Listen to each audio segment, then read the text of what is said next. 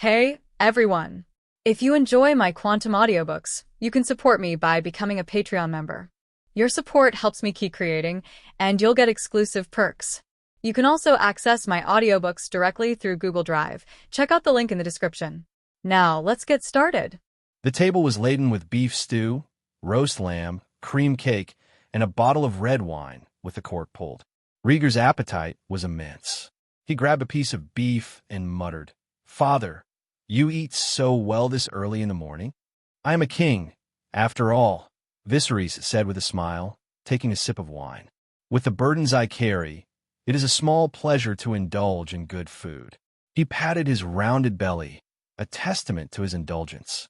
"You have a point," Rhaegar agreed, taking a large bite of food. Being king did have its perks, though he worried about his father's health with such a rich diet. As they ate, father and son chatted, enjoying their little gathering. Halfway through the meal, Rhaegar pulled out a list and handed it to his father, who had just finished his wine. "What's this?" Viserys leaned back in his chair and took the list. "It's my plan for improving King's Landing," Rhaegar explained. Intrigued, Viserys read the list. 1. Eliminate rats, deodorize, and seal complex secret passage entrances and exits in the Red Keep. 2. Repair and excavate King's Landing's sewers to facilitate proper sewage disposal. 3. Expand areas, repair public toilets, and hire septic workers and septic carts. 4. Organize Flea Bottom, take in a group of orphans, women, and children, and organize laborers for construction work. 5. Select land in the Crownlands and organize the poor to cultivate it, providing royal subsidies and tax relief. Viserys frowned at the first 3 items, his expression complicated. "Rhaegar, your plan is ambitious. Otto has been trying to clean up the streets of King's Landing, but his efforts have been ineffective and have drawn criticism from the common folk. And last night a wagon load of filth was thrown at him," Viserys added, grimacing at the memory. Rhaegar had anticipated his father's concern. "The key is sewers and public toilets. If we provide convenient facilities, people won't have to dump their waste in the streets." The concept of public toilets was foreign to Viserys. Rhaegar continued, "Public toilets were an idea I saw in a dream. They fit our needs perfectly. Much of Otto's failure stemmed from banning open defecation without providing an alternative. Building public toilets and hiring waste collectors would solve the problem. Though it seemed simple, it was a revolutionary proposal." Viserys considered it carefully. With public toilets, people would have a proper place to dispose of their waste. Anyone caught defecating in the streets could then be properly punished. "There's only one thing," Viserys thought. Viserys hesitated. "Repairing the sewers, public toilets, and hiring workers will cost a considerable amount of money. King's Landing had sewers, but they had long been neglected and were mostly clogged. Repairing the public toilets required funds for materials and labor. Hiring septic tank emptiers and haulers would further drain the treasury." Rhaegar pointed to the remaining 2 suggestions, his tone thoughtful. "We could hire laborers from Flea Bottom to do the work in exchange for food. People were dying of starvation and exposure every day in King's Landing.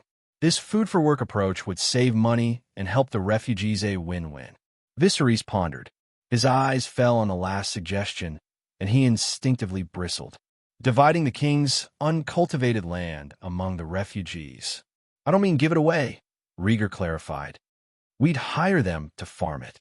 The crown would provide tools and food, and the refugees would become tenants directly under the crown, paying annual taxes." This proposal wasn't far from the typical lord and peasant relationship. The Crownlands had plenty of wasteland, and the Kingswood held untapped resources. Instead of letting it sit idle, turning it into productive farmland could stabilize tax revenue and eventually fill the royal coffers. Most importantly, it would alleviate overcrowding in King's Landing. Viserys fell into deep thought, weighing the feasibility of the 5 plans. The war for the Stepstones had drained resources, and the construction of the Prince's Palace was another financial drain. Adding sewer repairs, the construction of public toilets, and land reclamation would further drain the treasury, even if it was currently full. Rhaegar didn't press the issue.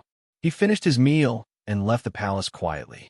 His father was the king, and it was his decision to implement the new policies or not.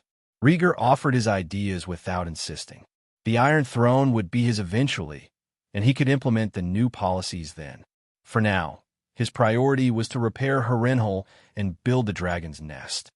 Dawn. Viserys emerged from his thoughts, feeling dazed and confused. He scanned the table. The servants had already cleared away the remains. At some point, Rhaegar had quietly left. "Eric," Viserys called, rubbing his tingling legs as he stood. Creak. The door opened, and Eric stood at attention. "Your Grace, what is your command?" Viserys folded the list and combed his hair with his fingers, speaking calmly. "Go to the dungeon. I want to see that white-eyed wolf."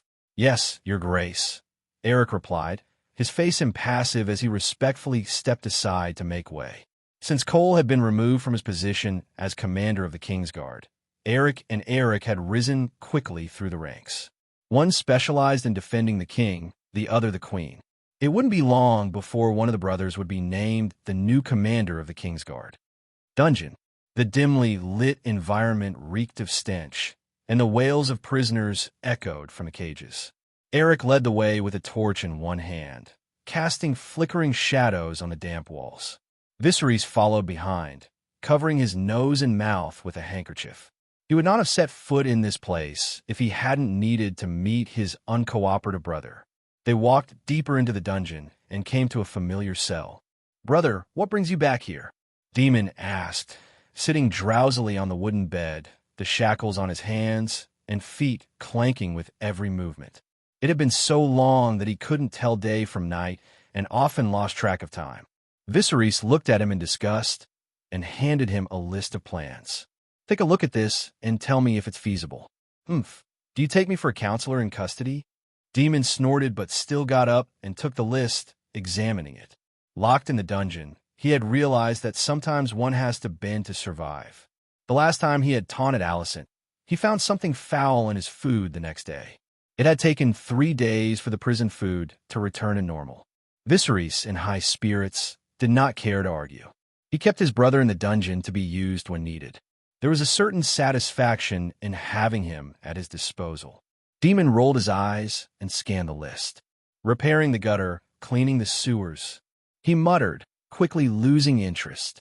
For him, these were trivial matters. After a long pause, Viserys asked, "What do you think?" "About what?" Daemon's head dropped, and his voice grew longer. "The new plan." Viserys snapped. "Answer me honestly, or you'll starve for another 3 days." Daemon stared at the list, surprised. "You know, my own brother eating shit in the dungeon. Do you think I don't know?" Viserys retorted sarcastically. "I don't care what Alicent said to you. Just don't mess with these crazy women." "Oh, you don't?" Daemon sighed, shaking his head. "What do you know? Just answer the question." Viserys was losing patience. Daemon shook the list and adopted a more serious tone. "It's all right. The sewers in King's Landing do need cleaning, and building public toilets is a good idea." When he had been the commander of the City Watch, he had both loved and loathed patrolling the streets. Apprehending criminals was thrilling, but the stench of King's Landing was unbearable. Every day, his boots stepped in a different kind of filth. Viserys nodded in satisfaction and continued. "What about the last 2 points? Employing civilians and encouraging the opening of land. Who came up with this plan?" Daemon asked, sidestepping the question. "Rhaegar's suggestion," Viserys replied honestly.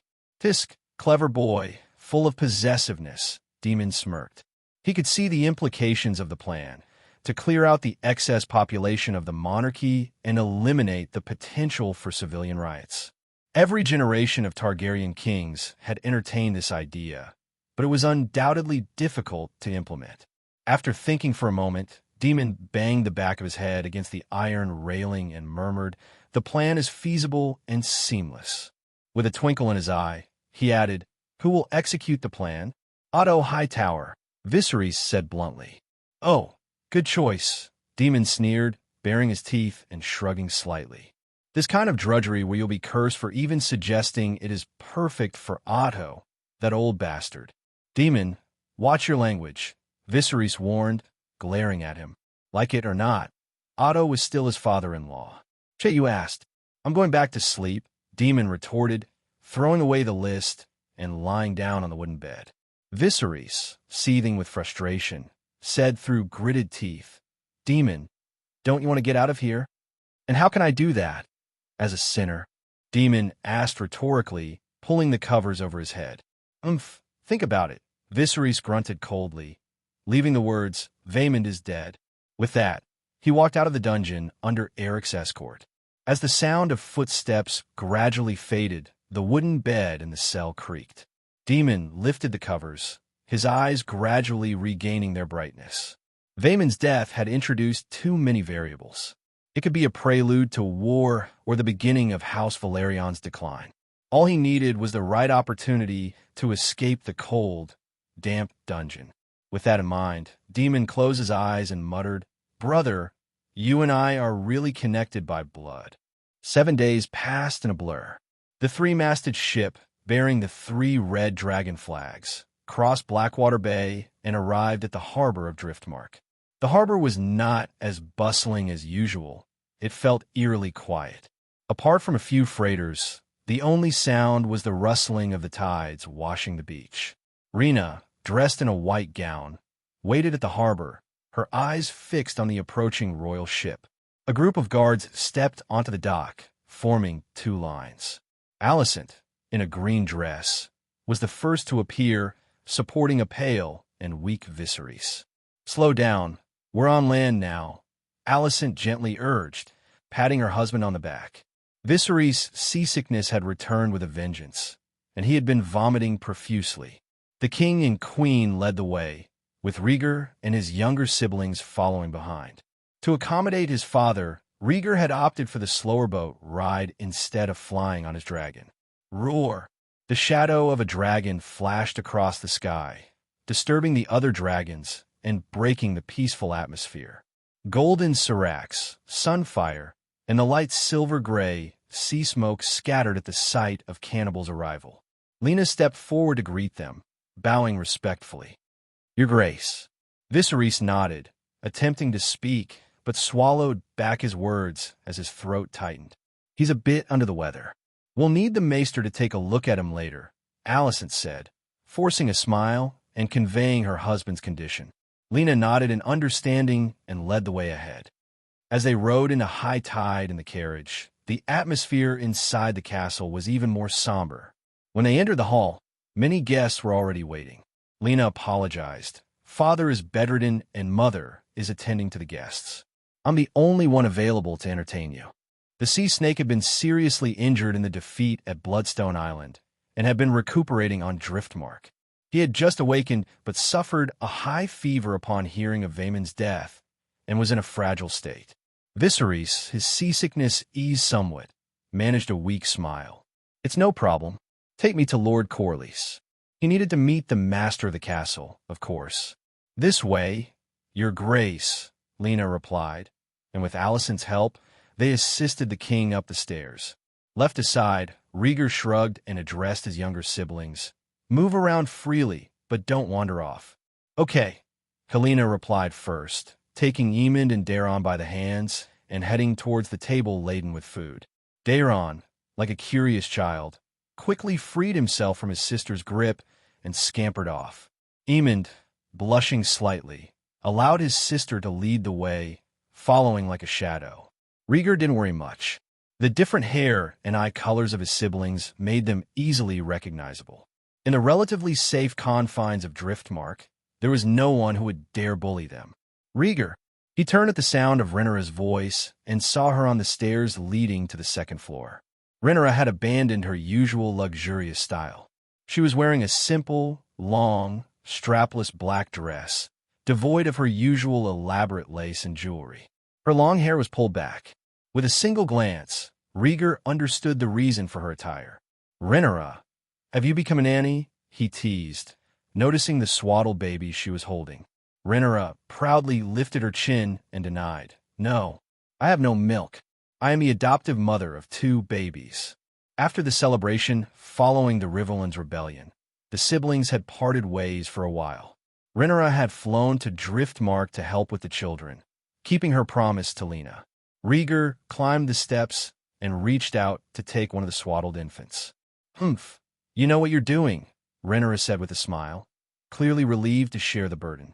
Rhaegar glanced down at the swaddled, dark-skinned baby girl, who squirmed and waved her tiny arms and legs. After a moment, he lost interest and leaned closer to Rhaenyra, whispering, "How is Lord Corlys?" "Don't be mean," Rhaenyra replied, nudging him. "Lord Corlys is fine, but Laenor cried so much I couldn't handle it." Laenor had gone to war with his uncle, survived the battle, but his uncle died from the aftermath. Realizing something was wrong had deeply shocked him. As Rhaenyra spoke, Rhaegar's eyes flickered with thought. Logically, if the Triarchy was targeting someone for assassination, it wouldn't have been Vaemond. Aegon and Laenor were more obvious choices. Yet, Vaemond was the one struck down. He couldn't make sense of it. Rhaenyra nudged him again and said quietly, "Don't dwell on it. The funeral is this afternoon." "Okay," Rhaegar replied, his thoughts coming back to the present. "Find a nurse to feed the baby." He walked up the stairs with a teasing smile. Afternoon. The sea breeze blew gently, and the tide washed over the reef. In the back garden of high tide, on a flat, sea-facing cliff, guests gathered around a solid wood coffin carved with a human figure in the center. Viserys and Alicent stood to the side with their children. Corlys, seated in a wheelchair with gauze around his neck, was pushed by Rhaenys, who was covered in a black veil. When the hour arrived, Corlys ignored the advice of Rhaenys and chose to bury his brother himself. In a dull, hoarse voice, he recited a eulogy.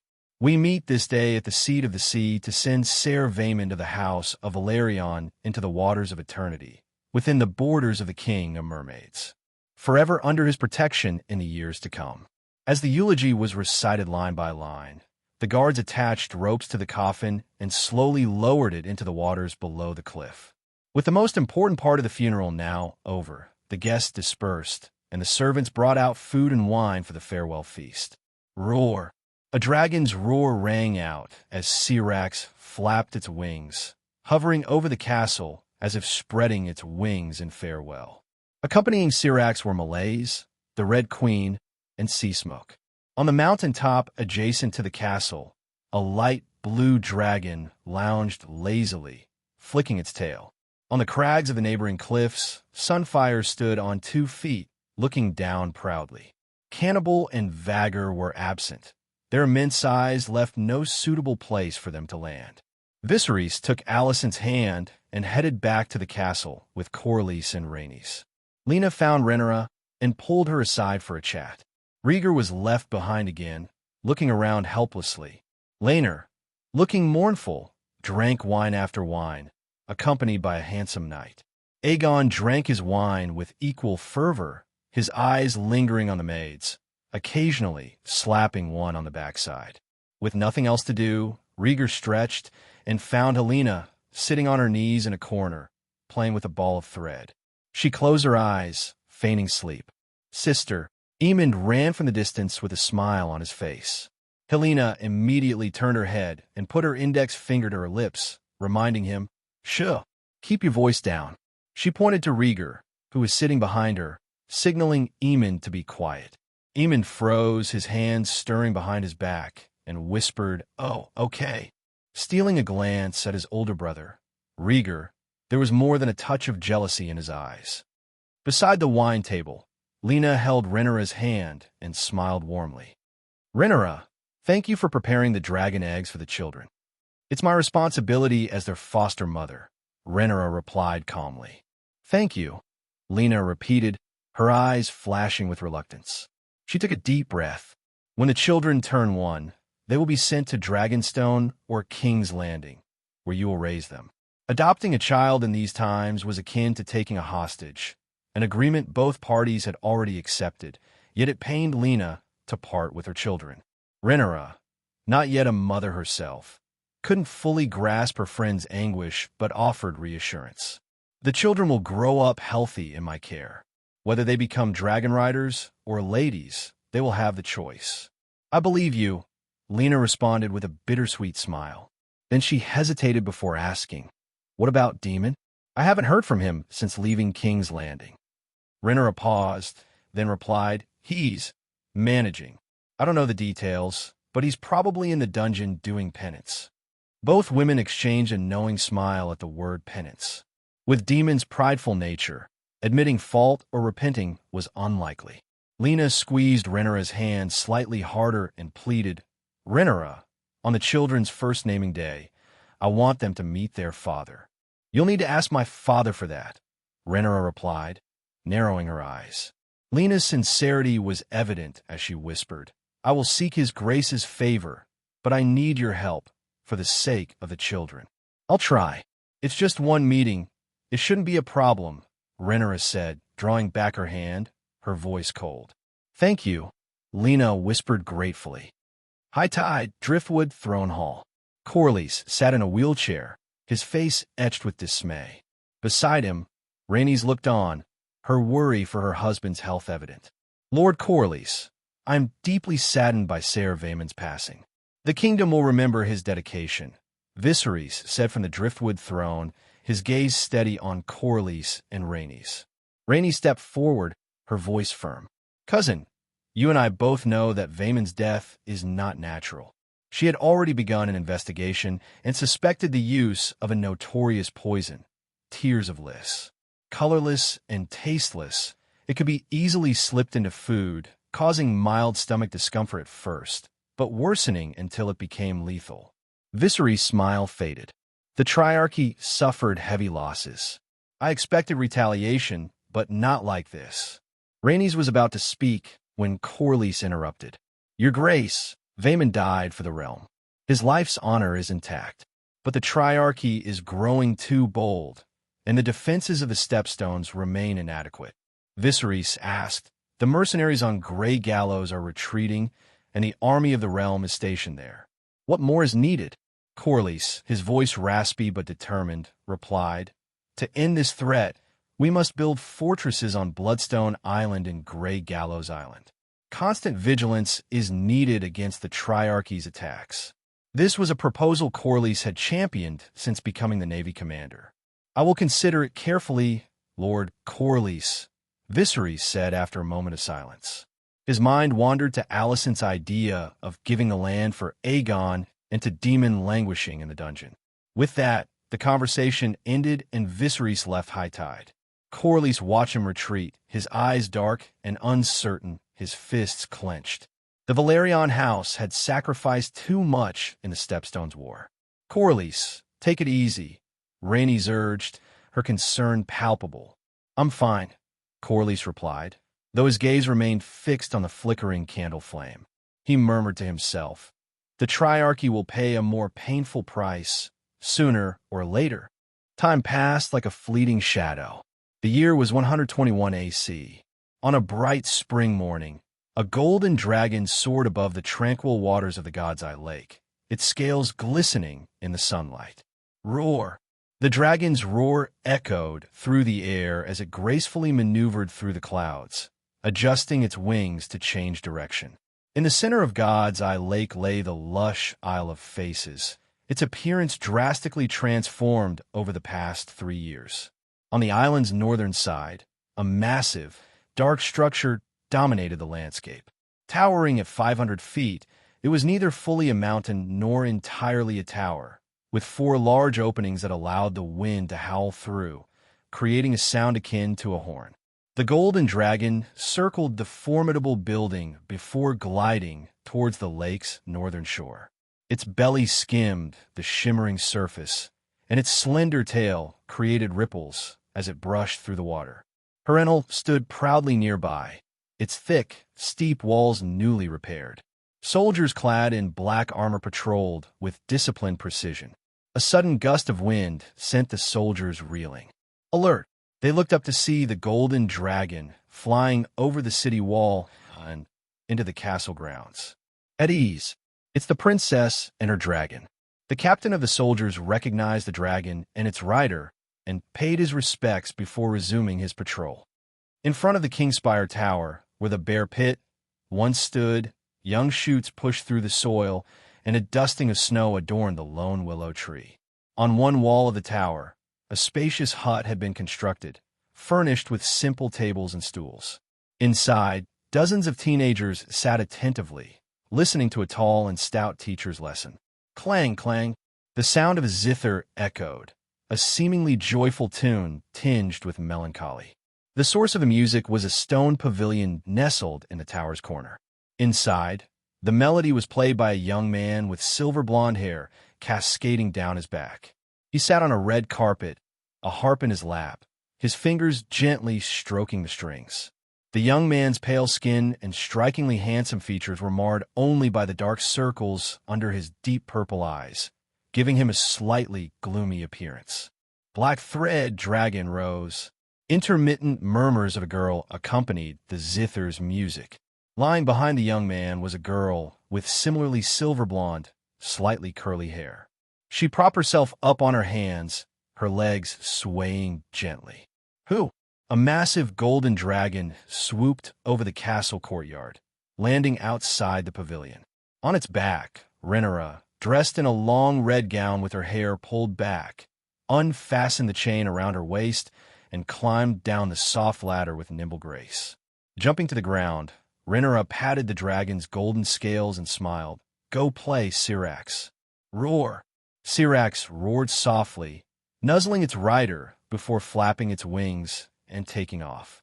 Above Harrenhal, two dragons, one black and one blue, circled slowly, chasing each other.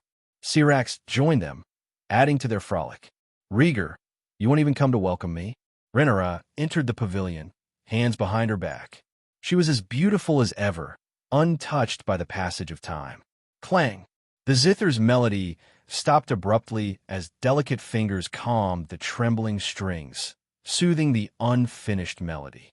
The young man lifted his head, his eyes gleaming with mischief as he looked at Rhaegar. You and I have a relationship that needs no formalities, sister, he said, deliberately emphasizing the last word. Rhaegar blushed and retorted, You don't even know how to make a proper gesture? Half a year ago, Rhaegar had chosen to follow family tradition, solidifying an agreement in the presence of their father, Viserys. While they typically addressed each other by name, in private, they acknowledged their familial bond. For Rhaegar to use the term now suggested he was up to something. Rhaegar, you just left the day before yesterday. Why are you back so soon? Rhaegar asked, a puzzled smile playing at the corners of his mouth. Rhaegar, now a foster mother to two girls and burdened with the affairs of King's Landing and Dragonstone, was always busy. Even if she came to Harrenhal to see him, it was never this frequent. Why else? I have a mission, of course, Rhaegar replied, exasperation in her voice. Rhaegar, you haven't been back to King's Landing in over 6 months. Father misses you very much. Rhaegar's smile faded as he lowered his head, idly stroking the strings of his zither, his interest in conversation waning. 3 years ago, after Vaemond Valerion's funeral, Rhaegar had returned to the capital, where Viserys frequently sought his company. They hadn't discussed monarchy reforms or the state of Harrenhal and the Dragon's Nest. Instead, they clashed over 2 proposals regarding the Stepstones, with Rhaegar firmly opposed to his father's plans. Their disagreements escalated into a heated argument, resulting in a rift between them. Rhaegar had left King's Landing for Harrenhal, dedicating himself to restoring the castle and constructing the new Dragon's Nest. Rhaegar, you've been away from King's Landing too long. The realm needs a visible savior, Rhaegar said, sitting beside him in the pavilion and gently trying to persuade him. In the 3 years since, Rhaegar had barely returned to the capital, and rumors of a rift between the king and his heir were circulating among the court's advisors. Rhaegar, are you afraid someone will seize power in my absence? Rhaegar asked, his expression unreadable. Though frustrated by his father's poor decisions, Rhaegar was not reckless. Despite his physical distance from King's Landing, his influence grew daily. From Harrenhal, he kept a watchful eye on Old Tully at River Run, using Tully as an intermediary to strengthen his ties with the lords of the Riverlands. House Blackwood was the first to pledge allegiance, followed by other Riverland nobles. In the Vale, his long association with Jane, House Royce, and House Grafton of Gulltown secured their unwavering support. Through the ever-expanding Mushroom Set caravan, He maintained strong personal relationships with the nobles of the Crownlands and the Riverlands. Rhaegar might not be visible in King's Landing, but his presence was felt throughout the Seven Kingdoms. Rhaenyra looked deeply into Rhaegar's eyes and sighed. In a few days, it will be your naming day. Father is organizing a family feast and asked me to tell you that you must attend. You know, I've never liked naming days since I was a child, Rhaegar muttered. Rhaenyra moved closer, her voice softer. Please go back. Father's been dreaming about you lately. Even Alicent has noticed. Clang. Rhaegar strummed the strings of his zither, producing an abrupt, discordant sound. He had no desire to attend a family feast. Away from King's Landing and its political turmoil, he relished the freedom of his own domain. After rebuilding Harrenhal Castle and adding a dragon's nest to the Isle of Faces, life was more than comfortable. Rhaenyra's face grew solemn, her initial softness giving way to firmness. Oh, what's wrong? Helena, startled by the sound, looked up blankly, her beautiful face framed by silver blonde hair. Rhaenyra turned towards her. At 12, Helena had already experienced her first period, though she still had the appearance of an innocent, wide-eyed girl. Her long, curly hair was tied into a bun, and she wore a goose-down dress that highlighted her slender figure, inherited from Alicent. She sat on the red carpet, surrounded by carved stone toys and woolen balls, clutching a green thread and a dragonstone carving. Rhaenyra sighed, shaking her head in resignation. Nothing, Helena. Carry on. Oh, okay. Helena nodded obediently, then looked up again, confusion evident in her eyes. Sister, didn't you leave the day before yesterday? I'm back, Rhaenyra replied, doubly annoyed. Since Rhaegar's ascension, Helena's behavior had become increasingly strange. Not only was she a prophet, but she also displayed a strange sense of disorientation. Helena simply said, "Oh," and lowered her head to play with the stone carving, minimizing her presence. She had been staying in Harrenhal for a few months, escaping the damp and cold winter climate of King's Landing. Here, she enjoyed the warmth and lack of restrictions. Splat! As they spoke, the dragonstone carving in Helena's hand slipped and struck a red rose. The rose toppled, its petals wilting and losing their luster. Helena, visibly upset, stared at the fallen carving, frustration etched on her face. With Helena momentarily silent, Rhaenyra resumed her plea. Rhaegar, this is your 16th name day. You must return to King's Landing with me. Her tone was firm, brooking no argument. In Westeros, a boy came of age at 16. Rhaegar, having reached that milestone, had to participate in the ceremony his father had arranged, whether he wanted to or not. Rhaegar looked at her, his eyes flickering with indecision.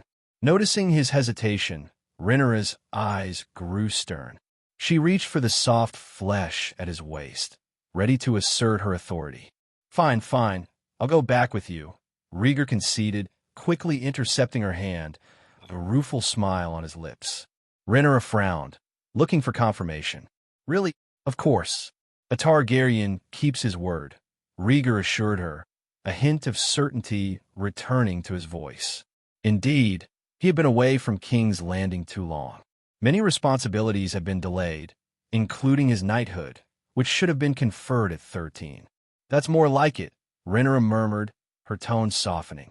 She took the harp from his hands and set it on a nearby stand. Rhaegar stretched, intending to stand and move. Sit down. You're not leaving just yet, Rhaenyra instructed, pulling him back into her arms and leaning close. 3 years had passed quickly, and Rhaegar had grown. His once youthful face had matured, his height had increased, and his body had developed solid muscles. He had become the kind of man whose slender appearance concealed a muscular frame. His handsome face was captivating, his deep eyes intense. Troubled by nightmares, he had taken up the harp under the guidance of a renowned teacher to calm his mind and soothe his nerves. What are your plans after the name day? Rhaenyra's voice was soft, her chin resting on his shoulder, her red lips close to his ear. The date was set. Rhaegar was an adult now, and momentous events loomed on the horizon. Father will probably arrange for us to tour the continent and visit various nobles, Rhaegar mused, inhaling the scent of her hair. Once I'm officially knighted, everything will fall into place. Knight, Kingspire Tower, Hall of 100 Hearths. The hall was cavernous and grand, with 34 hearths and a smooth stone floor. At a long table of solid wood, Rhaenyra, Helaena, and Rhaegar dined. Nibbling on unseasonal fruits, Rhaenyra glanced around and muttered, "Every time I come here, it feels so exaggerated." She kept her voice low, afraid the vastness of the hall would amplify it into an echo. Harrenhal, a massive castle, had taken Blackfyre over 40 years to build. The scale of its great hall alone was almost beyond comprehension. Records claimed that the Hall of 100 Hearths was large enough to house an army. Harrenhal stands out for its size and sturdiness. "You'll get used to it," Rhaegar said, smiling proudly. The castle's restoration had advanced rapidly with the use of black dragonstone. Aside from essential buildings, such as courtyards, bathhouses, and stables, the 5 towers were of paramount importance. After Balerion's burning, the towers had been twisted and deformed, their roofs scorched. Yet their walls remained thick, almost indestructible. The interiors were mostly intact, requiring only minor repairs. Rhaegar had the distorted exteriors stripped away and replaced with black dragonstone, creating new outer walls. The tops of the towers were restored to their original heights and levels, and decorated with stone dragon carvings in the style of the Sea Dragon Tower on Dragonstone Island. The Kingspire Tower featured carvings of cannibal, while the Widow's Tower, connected to it, was adorned with a likeness of Grey Ghost, a dragon that had moved from Dragonstone Island to Isle of Faces. The Wailing Tower, with its storeroom and vast cellar, bore the symbol of Syrax, representing fertility. The Tower of Dread, linked to a rebuilt sept, had its spire carved with Dreamfire, Helena's dragon. The Tower of Ghosts still had no dragon sculpture, as Aegon Sunfire was used to the last current generation of dragon masters of House Targaryen. With the completion of these towers, Harrenhal's style was transformed forever. Once dark and devastated, it had become the grandest castle in Westeros. To placate the faith, Rhaegar rebuilt the sept, cut down the burned weirwood trees, and replaced them with ornamental trees, a project that took a year and a half. Consequently, some sections of Harrenhal's walls remained unfinished, still being repaired with black dragonstone.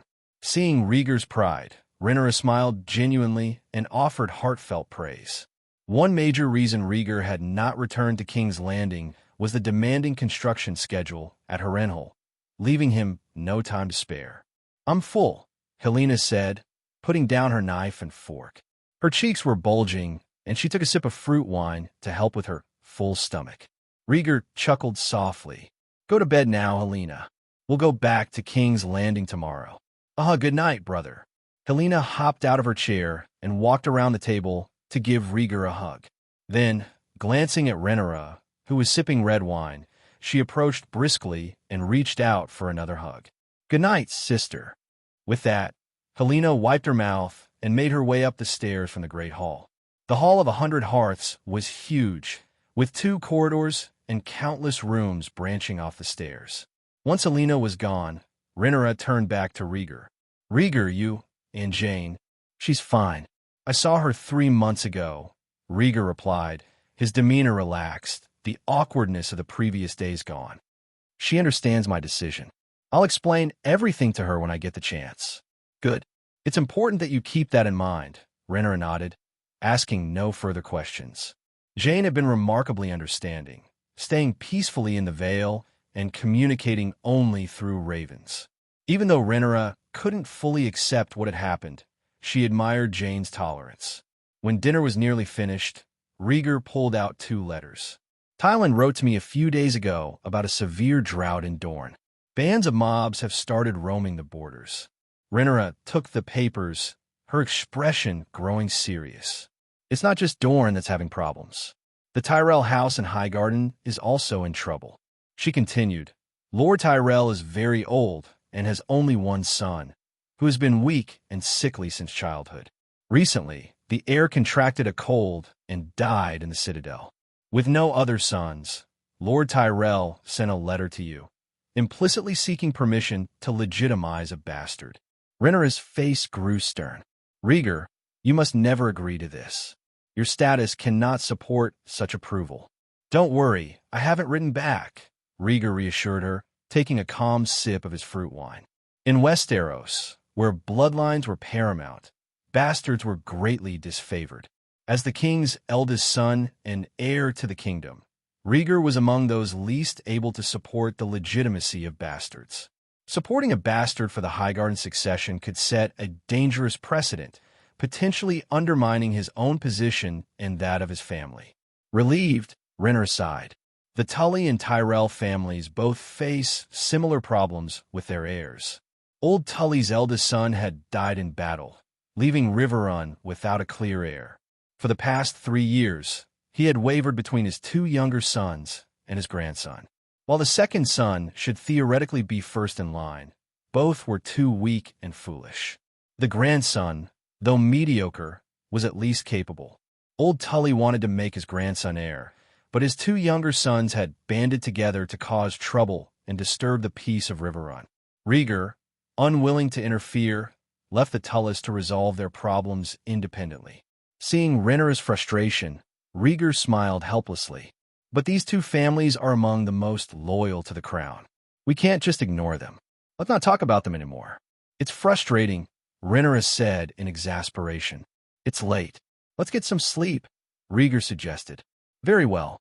Serve your queen and take me to bed, Rhaenyra replied playfully, opening her arms. Rhaegar laughed and rose to carry her. The next morning, Harrenhal Castle buzzed with activity as craftsmen worked on repairing the walls. Most of these workers had come from King's Landing, deployed by Maester Maynard of the Dragon Pit. The rest were slaves and natives of the Riverlands. Rhaegar estimated that about 1,000 craftsmen and their families, a total of 4,000 to 5,000 people, now lived within the castle. Fortunately, the vast expanse of Harrenhal easily accommodated them all. Suddenly, the air was filled with the thunderous roar of dragons, accompanied by fierce winds that swept over the castle walls. The craftsmen steadied themselves and looked up in awe. In the clear sky, a massive black dragon, as dark as charcoal, led the way, its wings casting a wide shadow over the land. Dreamfire, slightly smaller, flew alongside, carrying Helena, whose eyes sparkled with excitement as she soared through the clouds. The smallest of the trio, Syrax, followed, 3 times smaller than Cannibal and not yet an adult. The 3 dragons circled the vast expanse of God's Eye Lake before heading southeast in a less traveled direction. A few dozen miles from Harrenhal, they approached a large, unwalled village. From the sky, the village was a sprawling beehive of human activity. The houses were strange, with round stone walls and conical roofs of wooden beams that resembled large mushrooms with brown caps and gray stalks. This was Mushroom Village, a bustling market community. The village was a mix of free folk loyal to Rhaegar, slaves, and women and children taken in from Fleabottom. It thrived on trading regional specialties, leather goods, and handicrafts. Rhaegar had even acquired several fruit groves, and the slaves produced a popular, refreshing sweet fruit wine that sold well at the market. Mushroom Village had become a major trading hub, attracting merchants from the Riverlands, the Crownlands, and even as far as the Vale, the Reach, and the Stormlands. Each year, the wealth generated by the market grew exponentially. As the dragons flew overhead, the cannibal's eyes gleamed with superiority. With a powerful flap of its wings, it soared over the bustling village below, indifferent to the small gathering of people that seemed like mere bugs from its vantage point. The sun rose, casting its warm light over the land and melting away the winter chill. As a coastal city, King's Landing rarely saw snow, but the cold and damp climate was still harsh. Every winter, the alleys of Fleabottom were littered with the bodies of those who had succumbed to the cold and hunger. This winter, however, had been different. The king had heeded Prince Rhaegar's advice and given the homeless refugees land in the kingdom to farm. Prince Rhaegar himself had welcomed many women and children into the Riverlands, providing them with work and a means to survive. As a result, the people of King's Landing fared better than in previous winters. As the morning wore on, the temperature slowly rose. Roar! A muffled dragon roar echoed through King's Landing. The black dragon, Cannibal, circled above, its mouth spewing a trail of green dragon fire. People emerged from their homes, leaning against the walls to bask in the sun. When they heard the dragon's roar, they looked up in awe. The black dragon belongs to Prince Rhaegar. Prince Rhaegar has returned. The sight of Cannibal brought the image of the young prince to their minds and filled them with hope. In recent years, Prince Rhaegar and his dragon had rarely been seen in King's Landing, often staying in the Riverlands. Each appearance of the black dragon stirred the hearts of the people, who admired a prince who cared for the commoners. Roar! Cannibal completed 2 full circles over King's Landing, heralding the return of both dragon and rider. Following closely, Dreamfire and Syrax descended towards the dragon pit. At the gates of the dragon pit, the wiry maester Maynard awaited, his face lit with excitement. As Cannibal landed, Rhaegar dismounted and greeted him. "Prince, it's been a long time," Maynard said, joyfully limping forward. "Long time no see, Maynard," Rhaegar replied with a smile. "This time, I'll be staying in King's Landing for a while." "Excellent," Maynard said, clapping his hands with glee. Roar! A sharp dragon roar emanated from within the dragon pit. Rhaegar turned, peering into the dim interior where a scarlet hue flickered. "Can it fly?" Rhaegar asked, frowning slightly. Maynard shook his head regretfully. "It's quite a struggle. The improperly healed wounds keep tearing and reconnecting. It'll take at least 1.5 years before it can return to the sky." Rhaegar nodded, handing Cannibal over to the dragon keepers. Even in his absence, the dragon pit remained under his control, ensuring the safety and care of his dragons. Gulp gulp. Leaving the dragon pit in a carriage, Rhaegar passed through the crowded Silk Street on his way to the Red Keep. As they traveled, he lifted a corner of the curtain to observe the changes on the street. "What are you looking at?" Rhaenyra asked, sitting opposite him, her legs crossed beneath her black skirt. Rhaegar glanced back at her, catching a glimpse of her fair skin under the skirt. "King's Landing has really changed. It used to be full of rats crawling through filth. Now it's much cleaner." He continued to gaze out the window at the transformed city. "It's all because of you," Rhaenyra said with a proud smile. "1 year ago, I couldn't step outside without worrying about dirtying my boots.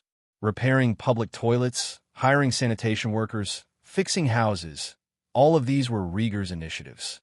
Rhaenyra was well aware of his contributions. Rhaegar shook his head modestly, though he couldn't help but smile. "Lord Otto deserves praise. He made the biggest sacrifices to fund these improvements." "Oomph, it's because you're full of cunning plans," Rhaenyra laughed, recalling the abuse and attacks Otto had endured over the past 2 years. Civilians had splashed filth on his courtyard gates and filled his grounds with dead rats and sparrows as threats. This had been Otto's dull and humiliating daily life. Helena, who had been dozing, roused herself and asked blankly, "What's wrong about grandfather?" "Nothing. We'll be back at the Red Keep soon." "Don't fall asleep," Rhaenyra said, patting her cheeks to stay awake. She couldn't hide her joy. Otto had endured 2 years of humiliation, and despite the success of his efforts over the past year, Rhaegar had claimed most of the credit. By gathering women and children and using them to shape public opinion, he had overshadowed Otto's achievements. Otto, hoping to finally receive recognition, had gone to the small council to apply for acknowledgement of his contributions. However, since the proposals had originally been Rhaegar's ideas, Otto's efforts went largely unrecognized, leaving him as the ultimate laborer without the desire to claim. Red Keep. The guard saw them approaching and promptly opened the gates. Rhaenyra took Rhaegar's hand and said softly, "We're home." Rhaegar nodded, quietly feeling the bumps of the carriage as it rolled forward.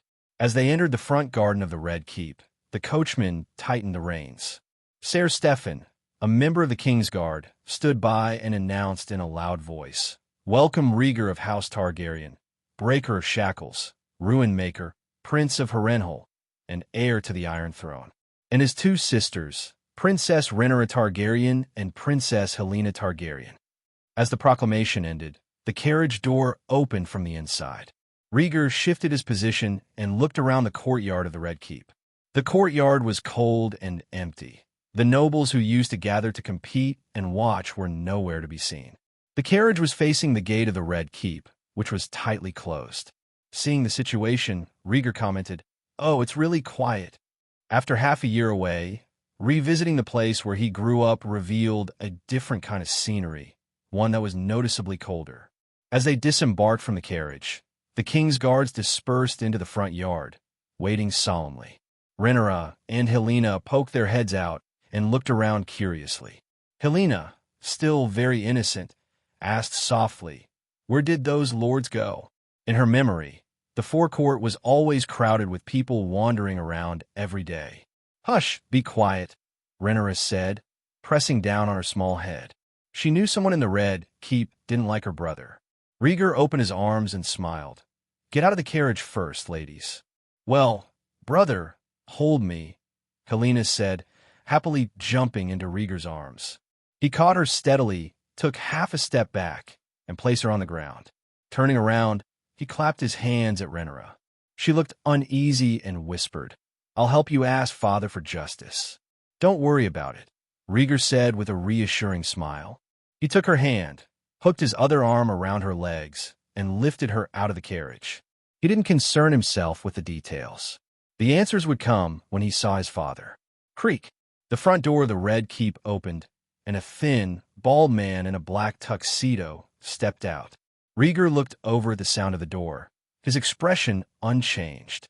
When the man saw the handsome and upright Rhaegar, his eyes lit up. He quickly walked down the steps to Rhaegar, extending his hand but then hesitating, afraid of being too forward. After a pause, he solemnly nodded and said in a deep voice, "Welcome back, Prince."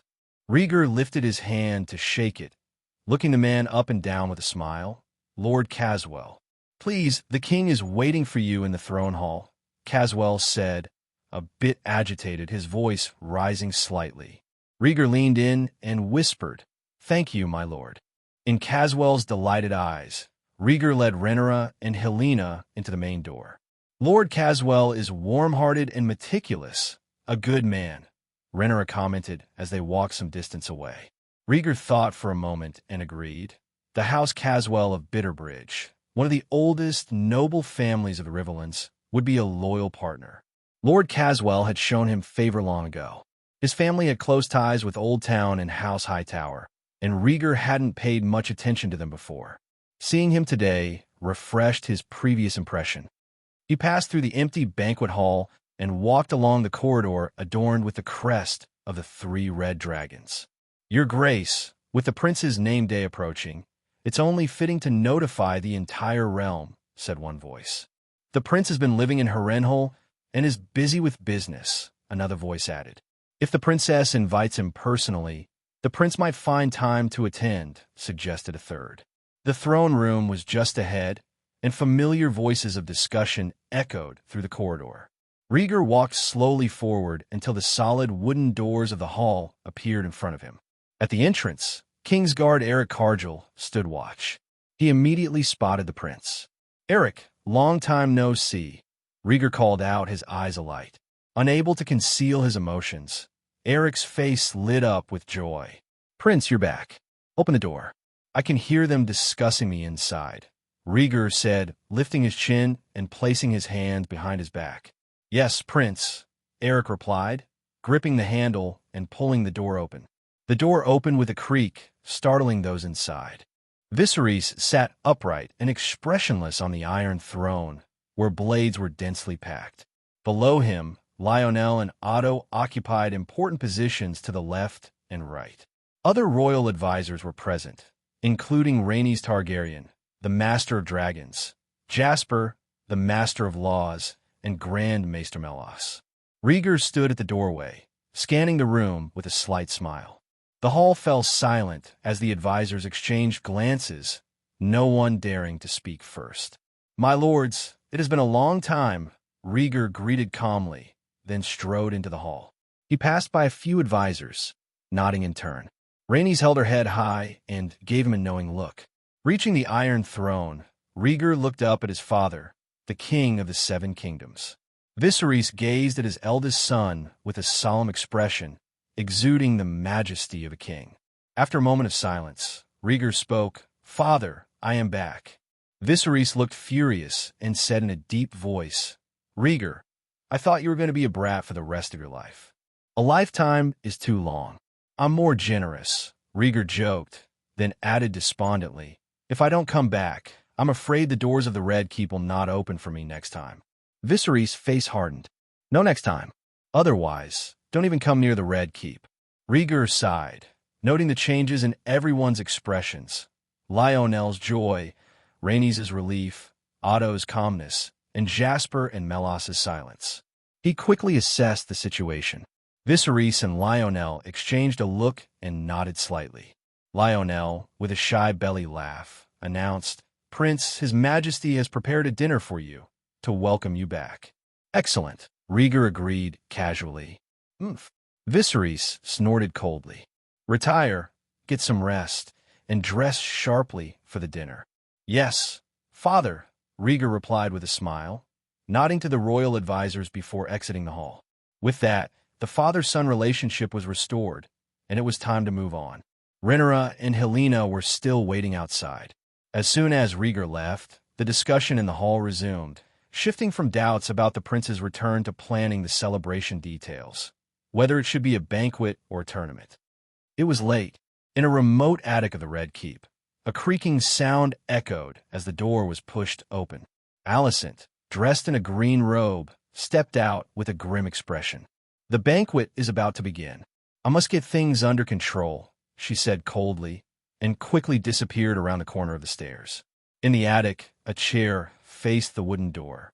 Laurie smiled and wiped the sweat from his brow with a handkerchief. News of the prince's return to King's Landing had spread like a storm through the Red Keep. Her Grace the Queen, unable to contain herself, had sought a way to reconcile. With that in mind, Laurie leaned back in his chair and muttered, "If you want something, you have to fight for it. Looking ahead and looking back is not a good idea." He shivered and closed his eyes, savoring the moment. In the prince's bedroom, the familiar layout and the warm fire burning in the fireplace created a cozy atmosphere. Rhaegar sat in front of the dressing table, small, delicate hands behind him combing his long hair. "Rhaenyra, a simple tie is fine. There's no need to tie it any other way," Rhaegar suggested softly, wincing as his hair roots ached from the tugging. "Oh, I'm sorry if I hurt you," Rhaenyra replied, easing the force on her hands. She pulled his long hair over her hand, tying it into a low ponytail with a thin rope. "Suit yourself. The feast is about to begin," Rhaegar sighed, giving up the struggle. He scooted back on the stool, resting the back of his head against a warm, soft patch. The temperature was just right, warmer than the fireplace. Rhaegar liked it so much that he turned his face sideways and rubbed it repeatedly. "Rhaegar, be honest," Rhaenyra scolded, reaching for his ear. "How are you going to meet people if you keep rubbing on me?" Just as Rhaenyra was about to change into her dress, a gale blew through King's Landing. Roar!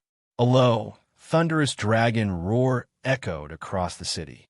A massive figure blocked the curved moon, casting a wide shadow over the land. A huge dragon with dark green scales flew from the direction of Blackwater Bay, soaring above King's Landing. Two figures were perched on its back, one seated in front of the other. In the banquet hall of the Red Keep, a grand dining table was set, and maids bustled about, serving various dishes and fruits. Viserys was the first to arrive. He signaled the maids to continue their work and took a seat alone at the table, waiting.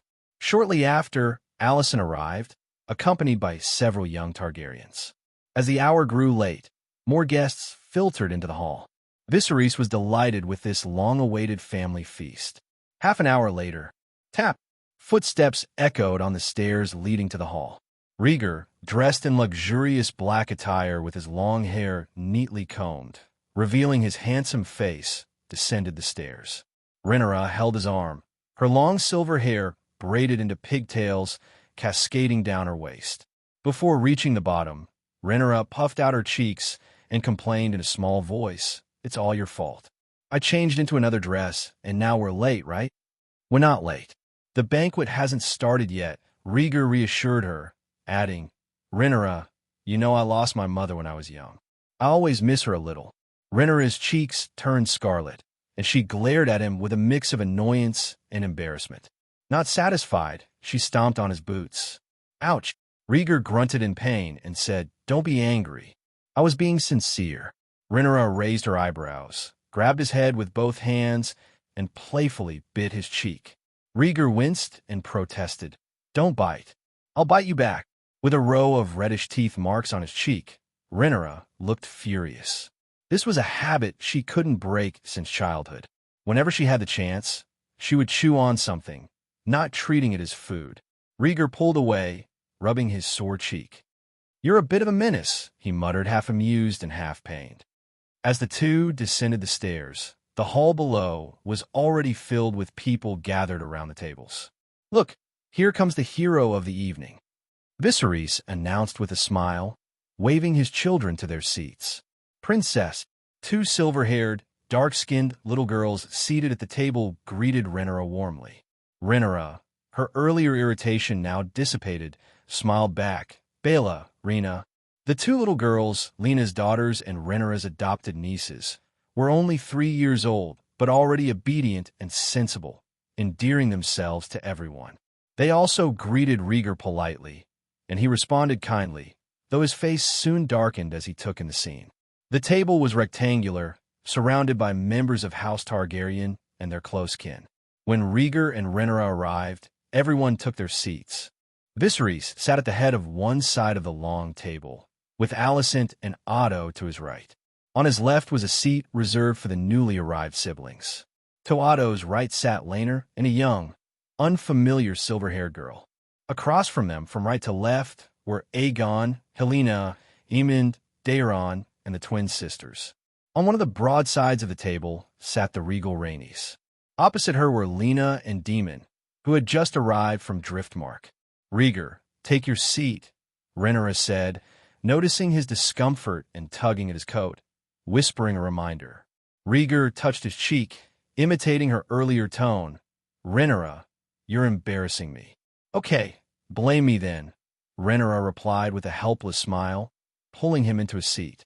Showing up with a visible bite mark did draw some curious glances, especially from Helaena and the other children. Seated, Rhaegar looked around the room and smiled without a word. Viserys raised his glass and was the first to speak. "My lords, you are all of dragon blood. Welcome to this family feast." As he spoke, he patted Rhaegar's shoulder. Rhaegar raised his glass in response, and the others followed suit. Viserys made a few complimentary remarks, clearly pleased, and repeatedly mentioned his eldest son's upcoming age coming. "Gentlemen, what do you think would be a suitable celebration for a great name day?" he asked, looking around expectantly. "Rhaegar has yet to be knighted, so perhaps a tournament could be organized," Rhaenys suggested. This idea had been discussed at the small council. Since the War for the Stepstones, King's Landing had hosted numerous banquets and royal hunts, but it had been a long time since they had held a tournament. "Not a bad idea, cousin," Viserys said approvingly, though his eyes lingered on Daemon, who was sipping his wine. "Daemon, what do you think?" The banquet was intended to ease the strained relations between Daemon and his nephews. Given the opportunity, Daemon hesitated before speaking. Daemon's eyes flashed slightly, his finger tapping his chin as he mused. "Cousin's words are very insightful." "I agree." "Oomph. I agree too," Aegon added from the corner of the table, his tone mocking. Daemon glanced at him with indifference. This foolish nephew was even more irritating than his great-nephew. Rhaegar chuckled softly, propping his chin up with both hands. His eyes gleamed with amusement as he watched the scene unfold. Daemon had spent 2 years in the dungeon, only to be released last year. Viserys had justified Daemon's release as an opportunity for him to make amends. Rhaegar didn't concern himself with Daemon's supposed faults. He doubted his uncle could ever truly challenge him. What he cared about were Daemon's merits and potential influence. 3 years ago, during one of their quarrels, Viserys had suggested making Daemon the commander of the Narrow Sea to maintain order in the Stepstones. Rhaegar had vehemently opposed this idea. In his view, the Stepstones, a strategic and wealth-gathering region constantly at war, should be firmly under royal control, not given to Daemon. He had countered his father's suggestion, only to be blindsided by an even more shocking proposal for Viserys. Viserys proposed granting Aegon the title of Prince of the Stepstones and incorporating the region into the territory of the Targaryen dynasty, with Daemon's duties in the Narrow Sea under his supervision. This proposal was met with near-unanimous opposition from the Red Keep, with Rhaegar leading the dissent. Aside from Aegon's questionable character, abilities, and personal desires, Rhaegar saw the division of the Stepstones as an attack on his own ambitions. Traditionally, only the Targaryen heir was given a significant title, such as Prince of Dragonstone. Granting such titles to other family members would not only dilute his own power, but also cause internal strife. The Targaryens were proud and often rebellious, rarely willing to be subordinate. Every generation since Jaehaerys, I had seen battles for the throne. Granting Aegon his own dominion would be akin to releasing a tiger back into the wild, allowing his ambitions to grow unchecked. If Aegon were given a title, would Aemond and Daeron demand the same? And what about their unpredictable Uncle Daemon? Should he, too, be granted lands? Where would these lands come from, and how would they affect the stability of the realm? Rhaegar mulled over these questions. As king and father, Viserys should have considered these implications too. Yet, despite the evident risks, Viserys seemed determined to divide the kingdom without any clear countermeasures in place. Rhaegar, what do you think of the tournament? Viserys asked, a smile on his face, determined to ignore the underlying tension between his sons and brother. Viserys knew his eldest son harbored resentment. He had made his adjustments accordingly. Daemon's 2 years in prison had been a harsh lesson. Granted, it relied on the premise that neither uncle nor nephew held grudges over their dragon-related skirmishes. Aegon hadn't been granted control of the entire Stepstones, only a piece of Bloodstone. He remained a prince without the elevated title. Moreover, the fortress on Bloodstone was still under construction, hardly resembling a castle. For the past 3 years, Aegon had served as a laborer in the defense of the Stepstones. When he occasionally returned to King's Landing, he often sought refuge in brothels, needing to be dragged out each time. For Viserys, he kept potential trouble to a minimum. He did not want to hinder his eldest son's future. His efforts, though not absolute, left Rhaegar seething but reluctantly accepting the current situation. Rhaegar planned to set strict rules to prevent future problems when the opportunity arose. Rhaegar's thoughts returned, and he agreed, "No problem. I was just thinking about the knighthood. He could earn a good reputation without having to flaunt his power." "Good, the matter is settled. Let's discuss the venue for the tournament later," Viserys said, considering the newly renovated Harrenhal Castle. He hadn't visited Harrenhal since his falling out with Rhaegar. Hosting the tournament, there would provide an opportunity to reconcile and escape King's Landing for a while. With the decision made, the dinner party began. Rhaenyra and Alicent sat to the left and right of Viserys, serving him food. Viserys beamed, enjoying the attention from his wife and daughter. Rhaegar, meanwhile, focused on his plate, occasionally glancing at Aegon and Daemon. Daemon, titled the Lord of the Narrow Sea, technically managed the entire region, but realistically only controlled the Stepstones. He had to fend off pirates and the Triarchy's reprisals, bearing significant responsibility but little power. Aegon's fiefdom on Bloodstone Island received limited treasury funding, leaving the castle unfinished. He remained under Daemon's command, tasked with various duties. Over time, Daemon's arrogance clashed with Aegon's laziness, souring their relationship. Daemon had once disciplined Aegon, deeply offending his nephew. Aegon feared Rhaegar, but not his uncle, who had been beaten by his elder brother. Aegon continually caused minor troubles, a constant irritation. Despite Daemon's authority, he couldn't fully control Aegon. Realizing Viserys primarily wanted the Stepstones' safety maintained, Daemon eventually relinquished his broader responsibilities as Lord of the Narrow Sea. He returned to Driftmark, where Lena awaited him. After 2 years without touching a woman, Daemon and Lena were fervently reunited. Rhaenyra sat on a chair, chatting with Lena and the silver-haired girl beside Laenor. She looked gentle, her voice soft, and every move exuded the calm demeanor of a young lady. Her intellectual beauty was fully emphasized, reflecting a mature woman's grace. "Celine, you and Laenor are newlyweds. Traveling is a good choice," Lena suggested with a hopeful smile. "I have quite a few friends in Pentos. You could go there for some fun." Celine, the silver-haired girl who appeared at the Targaryen family banquet, was the only daughter of Lord Bartimos Celtigar of Claw Isle.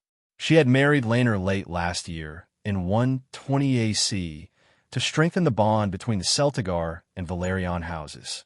Petite with a beautiful face and a few freckles adding to her charm, Celine smiled, albeit forcefully. "I'll discuss it with Laenor," she said, her knuckles whitening as she gripped her knife and fork. Turning to her husband, she asked in a low voice, "What do you think, Laenor?"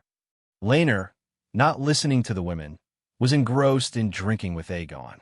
Only when Celine tugged at his sleeve did he turn with a self-assured smile. "Fine, whatever you say," he replied, then continued his drinking. For Laenor, paying outward respect to Celine was sufficient for his duties as a husband. Drinking with a brother was far more important. Celine pursed her lips, released her grip on his sleeve, and forced a slightly embarrassed smile at Lena and Rhaenyra. Lena's face went cold for a moment before she composed herself and sat down next to Celine. She hugged her gently and comforted her. "All men are like that. Everything will be fine." Lena understood her brother's behavior very well. It wasn't that he didn't appreciate Celine, but he lacked the concept of a wife. Rhaenyra, understanding, withdrew her smile. Laenor's preferences were no secret. He preferred the company of men to women. Celine leaned into Lena's embrace, her voice barely a whisper. "I'm still a virgin." Lena stroked her head, speaking candidly. "Don't worry, men are fickle. You're only 16. There's plenty of time. Rhaenyra and I were both past 20 before we lost our virginity." "Lena." Rhaenyra's voice rose slightly, her eyes widening. Talking about such matters in private was one thing, but it was unseemly at a banquet. Lena turned and said frankly, "Am I wrong?" Rhaenyra was speechless and moved back to her seat, deciding not to interact further. She wasn't married and felt she couldn't compare to Lena, who was a wife and mother. Lena, unfazed, continued to comfort Celine with her personal insights. She and Demon had been married for years, and she had seen it all. This was just a small scene. "Ah," Demon chuckled from the side, unable to hold back his laughter. He appreciated Lena's broad-mindedness, unrestrained by trivial conventions. She truly was the perfect match for him. Hearing his laughter, Rhaenyra rolled her eyes and returned to her seat next to Rhaegar. Since Demon's return to Driftmark, she had visited Lena only once. That visit had ended awkwardly when she stumbled upon Demon and Lena in an intimate moment on the balcony, with Aunt Rhaenys witnessing the scene alongside her. Since then, any communication with Lena was done through ravens and invitations. Rhaegar teased her. "Why are you back and not talking again?" His keen senses had picked up the women's conversation. Rhaenyra, feeling annoyed, threatened him through gritted teeth. "Don't push it, Rhaegar." Feigning surrender, Rhaegar raised his hands and said, "Fine, you're the queen, you're the boss." Rhaenyra hummed proudly and began helping him with his food. Suddenly, Rhaegar leaned closer and hooked his finger under her chin, directing her gaze across the table. "Look, Rhaenyra." She reluctantly turned her head, wondering what he was pointing out. There, in front of her, Aegon and Laenor were drinking happily. Rhaenyra scanned the scene, puzzled. "What am I supposed to see?" "Look below their waists," Rhaegar hinted mysteriously. Rhaenyra lowered her gaze, following the line of their shoulders, chest, abdomen, waist, and then she grabbed Rhaegar's arm, her mouth agape in surprise. Aegon and Laenor, leaning close with their shoulders touching, were groping each other under the table, smiles plastered on their faces. Rhaenyra quickly looked away, flustered. She wanted to ask how long this had been going on, but was too embarrassed to speak openly. Rhaegar's mouth curled into a sly smile, and he whispered, 3 years. He explained that after Vaemon's funeral, during an inspection visit to the Stepstones, He had landed his dragon on Bloodstone Island and unexpectedly found Aegon and Laenor in a compromising position on the grass. Cannibal's wings had created a gust of wind that scattered their clothes, leaving the two naked and exposed. Rhaenyra's eyes widened in shock. I can't believe it's been this long. They were stationed on the stepstones for years, without any women around. It was only natural they turned to each other, Rhaegar said, sharing his secret with ease. Aegon, ever the wanderer, was unbothered by boundaries, and Laenor had simply capitalized on their isolation. Rhaenyra covered her mouth, stifling a giggle. Among the nobility, such affairs were not unheard of, and she found humor in the situation rather than scandal. Rhaenyra laughed quietly, feeling like a young girl sharing a mischievous secret. When the twins turned one, they left Driftmark and moved to King's Landing or Dragonstone with Rhaenyra. Despite not having a deep bond with their birth mother, Lena, they still missed her. Baela, bold and outgoing, hugged Lena's thigh, tilting her face up. "Mother, did you have another baby?" she asked loudly enough for everyone to hear. The room fell silent, and all eyes turned to Lena. She paused, stroking Baela's silver hair, unsure how to respond. Rhaena, hugging Lena's other thigh, pressed her face against her mother's skirt. "Mother, father said you're going to give us a little brother," she said in a sticky, affectionate voice. Lena shot an annoyed glance at her innocent-looking husband. They had agreed to keep it a secret to avoid upsetting their daughters and Selene. Daemon shrugged casually. "The kids have a right to know," he said. Lena, frustrated but composed, took a deep breath and placed her hands on her daughters' heads. Addressing everyone, she announced, "I'm pregnant. The maester says it's been almost 2 months." A smile crept across her face, radiating a maternal glow. "Congratulations, Lena," Rhaenyra exclaimed, rising from her chair to embrace her friend. The others followed suit, offering their congratulations, especially Viserys, who clapped enthusiastically. "Good. The Targaryens will have another newborn," he beamed. Every new heir for House Targaryen was precious. "Thank you, brother," Daemon said with a chuckle, standing up despite Lena's irritated look. He lifted his wine glass in a toast. "Gentlemen, I am to have another child, a Targaryen heir." "Well, congratulations, Prince Daemon." Otto Hightower responded first, clapping his hands. He knew how to keep the atmosphere lively, especially with his daughter and grandchildren present. Viserys was overjoyed, raising his glass and drinking hurriedly, spilling wine down his front. Rhaegar also applauded, scanning the room. While his father and Rhaenyra's smiles were genuine, Otto, Alicent, and a few younger brothers were more perfunctory. Helena was in her own world, playing with grapes. Laenor and his wife's smiles were stiff, not heartfelt, and Aunt Rhaenys was silent, her expression stern. Rhaegar frowned slightly, sensing the tension. Out of the blue, Aegon asked, "Cousin, when will you and your sister-in-law have a child?" "Aegon!" Laenor's face darkened, and he nudged him. Aegon continued teasing, "You'll have to work harder. Lord Corlys has been waiting for a grandson to inherit Driftmark." Daemon chimed in playfully, "Yes, to have a pure Balerion with salt in his blood." Laenor blushed and put down his glass. "I've only been married less than a year. There will be plenty of opportunities," he said quietly. "Very well. A nice declaration," Aegon retorted, sarcasm. Despite their casual relationship, Aegon and Laenor had little to do with each other. Aegon had never been fond of House Balerion. Daemon leaned back in his chair, a smirk playing on his lips as he observed the unfolding drama. Laenor's chest heaved with anger, ready to retort. "Laenor, sit down and keep your wife company," Lena interjected, her voice commanding attention and diffusing the tension. Selene sat with her head bowed, fingers nervously twisting together, her eyes rimmed with redness. It wasn't that she didn't want children, her husband simply never gave her the chance. Selene was filled with regret. She should have insisted on annulling the marriage. At least then, she might have found happiness. Since marrying Laenor, she spent most of her time alone or witnessing him flirt with his personal knight. The very thought made her stomach churn. Laenor and Lena were close, often listening to their sister. Reluctantly, Laenor sat back down beside Selene, forcing a smile. Don't worry, we'll have a baby. Selene's eyes were numb with disappointment. Can you? Laenor's forced smile faltered as he took a long gulp of wine. The words stung. A man couldn't admit he couldn't perform, but he truly couldn't. Despite his efforts, he couldn't muster the desire to be with his wife. This filled him with guilt and made him avoid her even more. People tend to run from their flaws. The room fell into an awkward silence until Viserys broke it by introducing a new topic. Demon, you should cherish your wife. She's a treasure. Demon's slight conflicts with Lena hadn't gone unnoticed by Viserys. As it should be, Demon replied lightly. Rhaenyra, stroking Lena's flat belly, smiled. When the baby is born, what will you name it?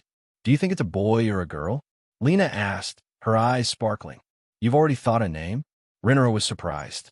Of course, I think about it all the time, Lena said, pressing Rhaenyra's hand. If it's a girl, we'll name her after you. What about a boy? Rhaenyra asked, intrigued. Lena turned to Rhaegar, who was eating his melon. A boy will be named Rhaegar. It's a good, strong name. Rhaegar, feeling the attention on him, humbly said, My name is quite common, not as noble as you say. Viserys' face darkened. Rhaegar, your mother chose that name before she died. Don't belittle it. Sorry, father. Rhaegar apologized immediately. Viserys, still annoyed, said to Lena, Use the name Rhaegar. I hope your child will be just as remarkable. Thank you, your grace, Lena said gratefully. Viserys waved it off, his affection for the name Rhaegar evident. It was the name his wife had called out on her deathbed. For her, he had foregone naming his eldest son after his father, Balerion Targaryen. The mood of the feast brightened after this exchange. Rhaenyra and Lena chatted a bit more before Rhaenyra returned to her seat, her eyes burning with a different intensity as she looked at Rhaegar. What's the matter? Rhaegar asked, feeling a shiver run down his spine. Rhaenyra shook her head and folded her hands on her belly. Rhaegar understood immediately and shook his head. Rhaenyra and he aren't even married yet. They cannot follow Lena's example. Rhaegar, be careful, Rhaenyra warned. I don't want to stain my dress or drink tea again. Rhaegar, hesitantly, said, I have a small fortune. I can afford dozens of dresses. The maester had advised against drinking too much moon tea, so it's usually just a matter of changing clothes or taking a shower. I don't care. I'm not accommodating you anymore, Rhaenyra said sternly. Rhaegar smiled helplessly. The feeling of impending trouble was not pleasant. Often, he couldn't do as he wished. Rhaenyra held the initiative. 3 days later, it was midday at the Dragon Pit. Rhaenyra and Rhaegar entered under the escort of the Dragon Keepers. Rhaegar's name day had already passed, and the recent family feast had doubled as a celebration. Now, Rhaegar was preparing to return to Harrenhal for the upcoming tournament. King Viserys had announced the tournament across the 7 kingdoms, inviting nobles from all corners to attend. Due to some nobles residing in remote areas, the event was scheduled for midsummer, half a year away, to ensure everyone had ample time to travel. Inside the dragon pit, Rhaegar immediately heard a sharp dragon roar, followed by Daemon's low voice. You are Carax's, a mighty dragon. Rhaegar continued walking, observing the dim interior of the dragon pit. Carax's, the blood WYRM, was prostrate on the ground, his snake-like neck stretching and his slender body twisting. One of his wings flapped normally while the other drooped, shackled and secured by a steel collar. During the last dragon battle on Driftmark Island, Carax's had suffered severe damage to one of his wings. After 2 years of recuperation on the rocks of Driftmark, his wing was repaired, but it was so distorted that it couldn't keep balance. Recently released from captivity, Daemon had been the first to visit his dragon and was disappointed by Carax's condition. Daemon had taken drastic measures, binding Carax's with chains and amputating the deformed part with an axe, then bandaging the wound. The dragon's roar during this procedure was said to be heard throughout Driftmark, nearly provoking the sleeping Vhagar. Daemon's methods, though extreme, were somewhat effective. Dragons are resilient and can heal over time. Carax's was silent for another year, but its wounds were mostly healed and its bone grafts were in good shape. In another year and a half, it would be able to fly again. As Rhaegar approached, he saw Daemon rubbing the scarlet scales of Caraxes. Daemon wasn't alone. His two daughters were with him. The introverted Rhaena clung to Daemon's coat, looking at Caraxes with a mix of fear and envy. Baela, bolder, circled around Caraxes' neck, observing intently. After a while, Baela asked, "Father, when will my sister and I's dragon eggs hatch?" She had a green egg, while her sister had a red egg with black spots. Neither showed signs of hatching. Daemon replied, "Don't be anxious. The dragon egg will choose its owner and the time of its birth." "When is that?" Baela looked puzzled. "I don't know," Daemon said flatly. "No," Baela exclaimed, surprised that her seemingly omnipotent father didn't have an answer. Daemon remained calm, murmuring, "Be patient. You are my daughters, and it is your destiny to become dragon riders. The probability of a dragon egg hatching is not high, especially when placed in a baby's cradle." This tradition, dating back to when Rhaenys placed egg for her brother Jaehaerys, had little success. Over the years, only Jaehaerys and Rhaenyra had successfully hatched eggs in their cradles. Daemon himself, his brother Viserys, their cousin Rhaenys, and many nieces and nephews, including Rhaegar, had failed. The dragon egg in the cradle tradition had become more of a symbolic blessing for future generations. Baela nodded earnestly. "All right, I'll go back and take good care of the dragon eggs." "Me too," Rhaena agreed, raising her hand. Rhaegar approached, deliberately deepening his footsteps to announce his arrival. Daemon turned his head at the sound, seeing his nephew and niece coming together. He glanced at them briefly before turning away, uninterested. Except for his brother Viserys, no one in House Targaryen paid him much heed, and he reciprocated the sentiment. Rhaenyra and Rhaegar exchanged a look, curiosity evident in their eyes. The tension between Daemon and Lena and Laenor had been palpable at the recent family banquet. Rhaenyra took the lead, asking, "Uncle, why aren't you with Lena?" Daemon frowned. "Pregnant women are moodier than dragons." Baela and Rhaena hurriedly greeted him, explaining, "Grandmother is with mother. They have something to discuss." After the Battle of the Stepstones, the kingdom was at peace. When the Sea Snake stepped down as commander of the Navy, Viserys had invited him to become TE Master of Ships. Sea Snake had declined, citing the need to recuperate, and stayed on Driftmark. Rhaenys, as the Master of Dragons, traveled between King's Landing and Driftmark, occasionally acting as godmother to several of her cousins. It was a demanding role, but she managed it to keep the Targaryens and Valerians united. Picking up on the subtext, Rhaenyra's eyes sparkled with curiosity. "Uncle, did you and Lena argue about the baby?" Daemon shook his head impatiently. "You're supposed to be heading back to the Riverlands. Hurry up and go." Rhaenyra tugged at Rhaegar's sleeve, winking. Daemon seemed anxious. Rhaegar's thoughts aligned quickly. He asked bluntly, "Lena wants to name the baby as Laenor's heir?" Daemon's hand, which was stroking Caraxes, paused. He turned his head, eyes cold. Rhaegar spread his hands, smiling. "Looks like I guessed right. Laenor couldn't have children, and the Balerion house needed an heir. Lena's child was the perfect candidate, possessing both Balerion and Targaryen blood." "You guessed wrong, but you're close," Daemon admitted, annoyed. He took his daughter's hands and said, "Corlys wants me to name one of my daughters, or Lena's unborn fourth child, as the heir to House Balerion. That doesn't seem harsh. Your child would legally inherit Driftmark," Rhaegar reasoned. Daemon's eyes narrowed. "Would you let your child give up their family name for a piece of territory?" The Targaryen and Valerion houses, both noble houses of ancient Valyria, have shared a deep bond throughout history. Together, they survived the doom of Valyria, but notable differences set them apart. The Targaryens possessed dragons, the rightful rulers of the skies, with the power to conquer the Seven Kingdoms. The Valerions, who claim salt in their blood, are revered as the lords of the tides. For centuries, these two houses have been intricately linked. Today, Sea Snake Corlys Balerion is married to Princess Rhaenys, and their children have taken command of dragons. However, The perceived weakness of King Viserys has led the Valerions to look down on the royal family. The emergence of Rhaegar Targaryen has shifted this dynamic. By establishing the dragon laws, he disqualified the next generation of Valerions from controlling dragons. Without dragons, the Valerions are diminished, no longer holding the unique power they once did. Daemon's children, pure Targaryens, are born with the bloodline and qualifications to command dragons.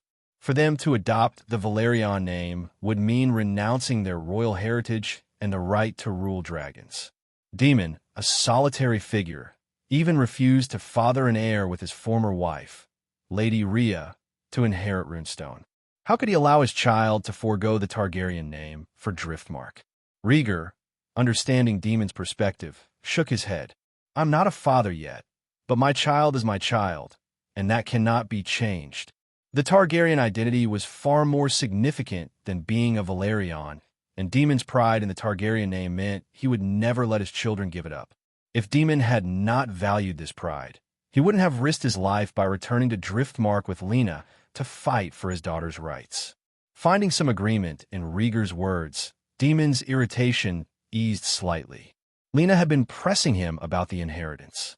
Corlys's offer wasn't unreasonable, but Daemon couldn't bring himself to agree. To him, it felt dishonorable for his children to change their name. With a sneer, Daemon expressed his contempt for Laenor. I pray that Laenor, that failure, can father a child so the sea snake can have a grandchild to inherit his legacy. If Laenor were capable, none of this would be an issue. Rhaegar laughed and shook his head. Laenor can't be with women. It's nearly impossible. If Laenor could fulfill this role, there wouldn't be so much trouble. Daemon's eyes flashed with disdain. Gender is just an illusion. It's the outer skin that matters. A real man should sleep with whomever he wants. Rhaegar was momentarily speechless, taken aback by Daemon's blunt philosophy. These words disrupted his understanding, and he quickly crushed the unsettling thoughts forming in his mind. Glancing at Rhaenyra, he hurriedly dispelled any improper notions. Daemon smirked and spoke in a patronizing tone. You should try different women more often. It's the only way to grow. He then glanced at Rhaenyra and added, no matter how good the main course is, any flavor can get boring. Rhaegar stepped in front of Rhaenyra, understanding the implication. He replied calmly, Uncle, everyone has different tastes and habits. You might be right, he continued. I used to dislike wine, but now I enjoy my own sweet fruit wine. However, I still long for the sweets I've loved since childhood. Rhaegar's voice was firm and sincere. The Targaryens were known for their deep desires, but that didn't mean there was no loyalty. He wasn't like his father and uncle, who frequented brothels. With that, he took Rhaenyra's hand and squeezed it gently. Rhaenyra lifted her chin and gave Daemon a cold look. She despised those who encouraged Rhaegar to stray. Whatever, Daemon scoffed. Enjoying the most abundant rights in the world while suppressing your nature is ridiculous. Rhaegar frowned at the accusation. Rhaenyra tugged his hand and said dismissively, Ignore him. Lena is pregnant and won't let him on the ship, so he's holding his fire. She knew Daemon's persuasive nature all too well. She had once been tempted by his mantra of sleep with whoever you want. In hindsight, it was an irresponsible notion. How can one be responsible for their family and loved ones if consumed by desire? Rhaegar nodded, deciding not to argue. Everyone has different tastes and habits. Daemon was Daemon, and he was himself. They were different people and didn't need to conform to each other's ways. The siblings walked hand in hand towards the dragon pit in search of their dragons. Daemon watched them go, his eyes glinting with stubbornness. He whispered, This is your nature, and this is what a Targaryen is. Harrenhal, a desolate ruin on the northern shore of Lake God's Eye, had seen better days. Now, its crumbling walls and steep hillside were the backdrop for a peculiar gathering. Hundreds of rough-hewn laborers clustered around several massive, thick iron cauldrons. The task was both strange and arduous. They removed stones and mud from the damaged walls and threw them into the cauldrons, mixing in dark, sticky dragon dung. Roar! A dragon's roar pierced the air as several large orange and white fireballs descended into the cauldrons. With a sizzle and a hiss, the materials within the cauldrons began to melt into a liquid form. Standing tall and imposing, the priest True recited incantations, urging the formation of black dragonstone. Moments later, the cauldrons contained a boiling, bubbling solution of blackstone. The workers hurriedly placed half-high stone jars beneath the cauldrons. Supported by 2 brackets, the cauldrons tilted, pouring the molten solution into the stone jars. Workers inserted flat loads into the arm-thick holes at either end of the jars, then carried them away to pour the solution onto the foundation of the demolished wall. Hundreds of workers worked in unison, and in less than half an hour, a towering section of wall over 10 meters long had taken shape. The workers dispersed, not out of laziness, but because of the demanding nature of their material supplier. Nearby, a light gray dragon lay at the base of the wall, its head drooping lazily, its tail flicking occasionally. A team of black armor guards arrived, leading several fat, strong goats. The goats walked slowly in front of the dragon, known as Grey Ghost, who lifted his eyelids, looked at them, and then opened his mouth to release a dragon fire. Bah! The goats screamed as they were incinerated, transforming into charred roasted meat. Grey Ghost stretched his neck, devoured them slowly, and burped, releasing a sulfuric scent into the air. Once Grey Ghost finished its meal, True ordered the laborers to prepare for the next round of dragonstone smelting. In the past, the powerful cannibal dragon had been used to melt dragonstone, but its fire was too intense, often injuring workers and destroying containers. Now, Grey Ghost was the primary dragon for this task, with Syrax and Dreamfire occasionally rotating in. Roar! A fierce wind stirred as a black dragon's shadow crossed the vast lake of God's Eye, soaring above Harrenhal. A golden dragon followed closely, both landing in the courtyard of the Kingspire and Widow's Towers. The Kingspire Tower. Rhaegar entered his castle, Kingspire Tower, with a relaxed air. Despite its grandeur, the castle lacked the solidity he desired. Still, he found the picturesque scenery, pleasant surroundings, and mild climate of Harrenhal far more comfortable than the foul-smelling gutters of King's Landing. As he entered the Hall of 100 Hearths, Tormund and Grey Worm approached, each carrying a white falcon on their shoulders. Prince Rhaegar. They greeted him respectfully. Rhaegar nodded. What is it? Tormund, his chief of intelligence, and Grey Worm, commander of the Harrenhal garrison, were his trusted confidants. Their presence signaled something important. Tormund gently coughed and produced 2 letters from his pocket, speaking softly, a letter from Highgarden and one from Riverrun. Rhaegar took the letters and began to read. Moments later, Rhaenyra, wearing a red strapless dress, approached with a curious look. What are you looking at? She asked. See for yourself, Rhaegar replied, handing her one of the letters. Rhaenyra took the letter and read it carefully. The elegant handwriting was unmistakably feminine, and the letter was filled with elaborate expressions of admiration for Rhaegar.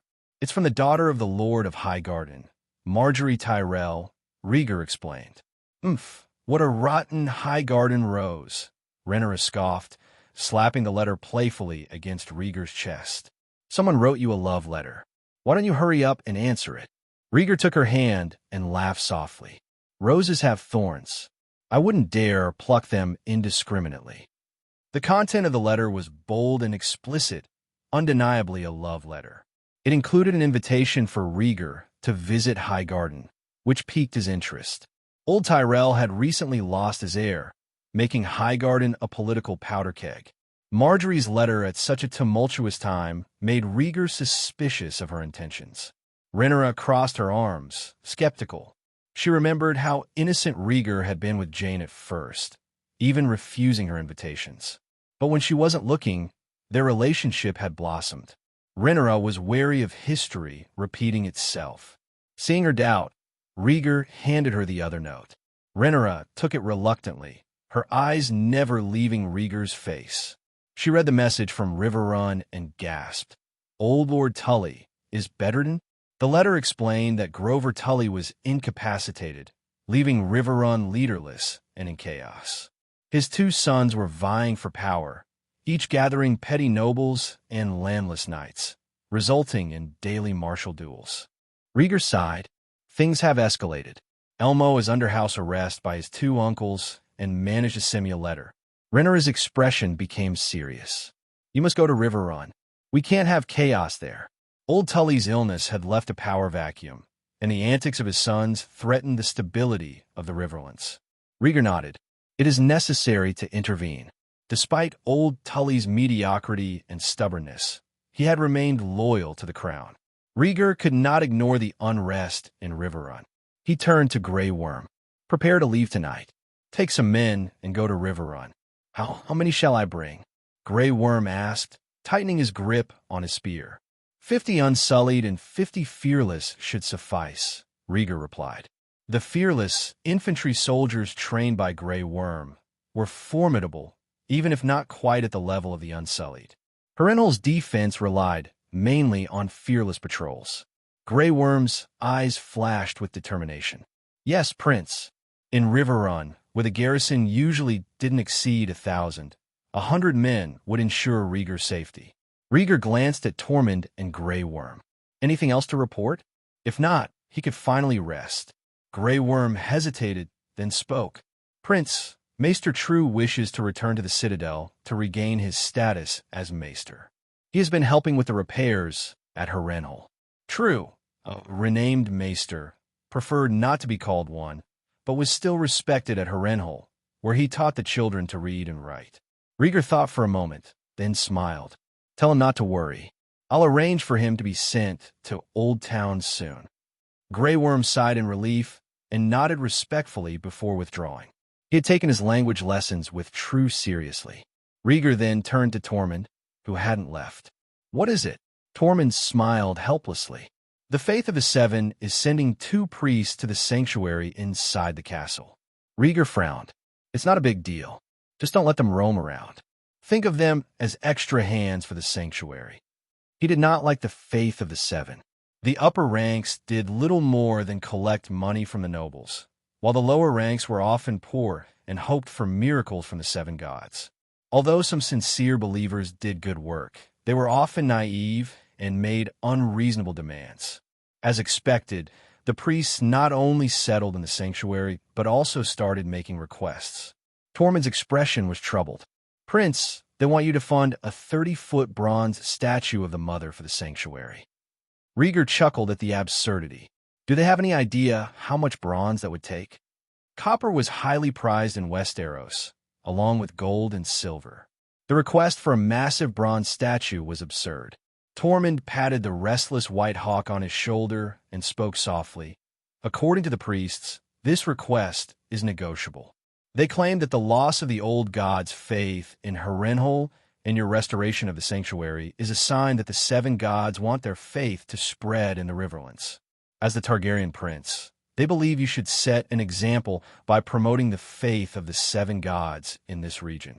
The Riverlands were ancient lands with many noble families still loyal to the old gods, their sacred weirwood trees standing as a testament to their beliefs. The Faith of the Seven had long sought to convert these families. Rhaegar smirked, recognizing the priest's ploy. After a brief pause, he said, Tell them that the Mother is indeed compassionate and holy. I will commission a 10-foot wooden statue for worship. They should not ask for more. His resources were tied up in maintaining his army, forging armor and weapons. There was no surplus to indulge the priest's grandiose plans. Tormund's eyes twinkled with understanding. I'll convey your message appropriately, Prince. The Faith of the Seven was a unique presence on the continent. They couldn't be fought or ignored, and their audacity in asking for funds was unmatched. To refuse would be to disrespect the 7 gods and invite judgment. 2 days later, Riverrun, Roar, Cannibal hovered over the city, surveying the tiny figures scurrying below. The soldiers on the walls quickly lowered the drawbridge, and the gates creaked open. Cannibal descended slowly, and Rhaegar dismounted from the dragon's back. He patted Cannibal's scales and said, Rest close by. Roar. Cannibal responded with a low growl, its green eyes sweeping over the people on the walls before it turned and took off. "Prince, you're here," Grey Worm greeted, leading a team out of the city. "Let's go in," Rhaegar commanded. "Yes, Prince," Grey Worm replied, positioning himself just behind Rhaegar and leading the soldiers in two lines as they entered the city. As they crossed the drawbridge, Rhaegar surveyed the garrison of Riverrun. The soldiers, heads bowed, guarded the walls. It was evident that Lord Tully's illness had severely affected the household. "Take me to see Lord Grover first," Rhaegar instructed. His primary concern was the old lord's health. Grover Tully needed to be alive to ensure a smooth transition of power. His premature death could complicate matters. Grey Worm led the way, pushing aside guards as they made their way to the main tower, seeking the lord's quarters. The absence of Grover's sons and Elmo was noticeable, and the usually lively city was eerily quiet. The main tower and walls of Riverrun were constructed from white stone. The lord's residence was in the lower level of the tower's attic. Rhaegar and his escort quickly arrived there. In front of an aged wooden door, two knights stood guard. Upon seeing Rhaegar, they quickly saluted. "Greetings, Prince." These were Grover Tully's loyal knights. Rhaegar raised a hand and said, "At ease. I have come to visit Lord Grover." One knight spoke softly. "Prince, the maesters are treating Lord Tully inside. Please keep the noise down to avoid disturbing his recovery." "Don't worry. I will just take a quick look," Rhaegar assured him, respecting the knight's concern. The knight saluted gratefully, and the other opened the door, stepping back silently. Leaving Grey Worm at the door, Rhaegar entered the room alone. As soon as he entered the room, the strong smell of medicine hit his nose. Rhaegar instinctively covered his nose and mouth, then walked in with measured steps, his eyes taking in the surroundings. Riverrun was not a large city, and the lord's residence reflected that modesty. The stone walls were decorated with various swords, stag heads, and candlesticks, giving the room a rustic charm. A round table of solid wood occupied the center, and a cozy goose feather cushion lay near the fireplace. A fire crackled in the hearth, the pine crackling as it burned. A middle-aged maester sat on the edge of the cushion, diligently recording the lord's condition with a goose quill. Low-grade fever, unconsciousness, regular bloodletting in half a bowl. Rhaegar approached quietly, his gaze fixed on Lord Grover Tully as he lay unconscious on the soft cushions. The old lord's face was pale, his eyes closed. A damp towel rested on his forehead, and a thick blanket covered his frail body. Rhaegar's presence startled the maester, who looked up in surprise. "Prince, when did you enter?" Rhaegar put a finger to his lips. "Hush, don't disturb the patient." The maester, looking somewhat embarrassed, replied, "Of course, Prince. The lord has been in a coma for several days now, and there is still no sign of improvement. Have you finished your examination?" Rhaegar asked. "Yes, Prince." "Then leave us." The maester bowed and left the room. Alone with the unconscious lord, Rhaegar sat down on the cushion beside him. He removed the damp towel from Grover's forehead, feeling its coldness. It was no longer suitable for use. Throwing it aside, Rhaegar spoke softly. "Old man, I advised you long ago to decide on a successor, but you hesitated. Grover Tully's heir was his grandson, Elmo Tully, but the old lord had stubbornly clung to the traditional succession laws of Westeros. According to Undull succession laws, if an heir's eldest son died, the line of succession would pass to the second son, bypassing the grandson. Elmo, as the eldest grandson, found himself third in line. Grover's two sons were seen as inept, yet the old lord couldn't bring himself to bypass them, causing endless strife and delay in naming Elmo as his successor. As if in response to Rhaegar's words, Grover's lips moved slightly, and he gasped a few times. Rhaegar leaned closer, hopeful for a moment, but the old lord soon fell silent again.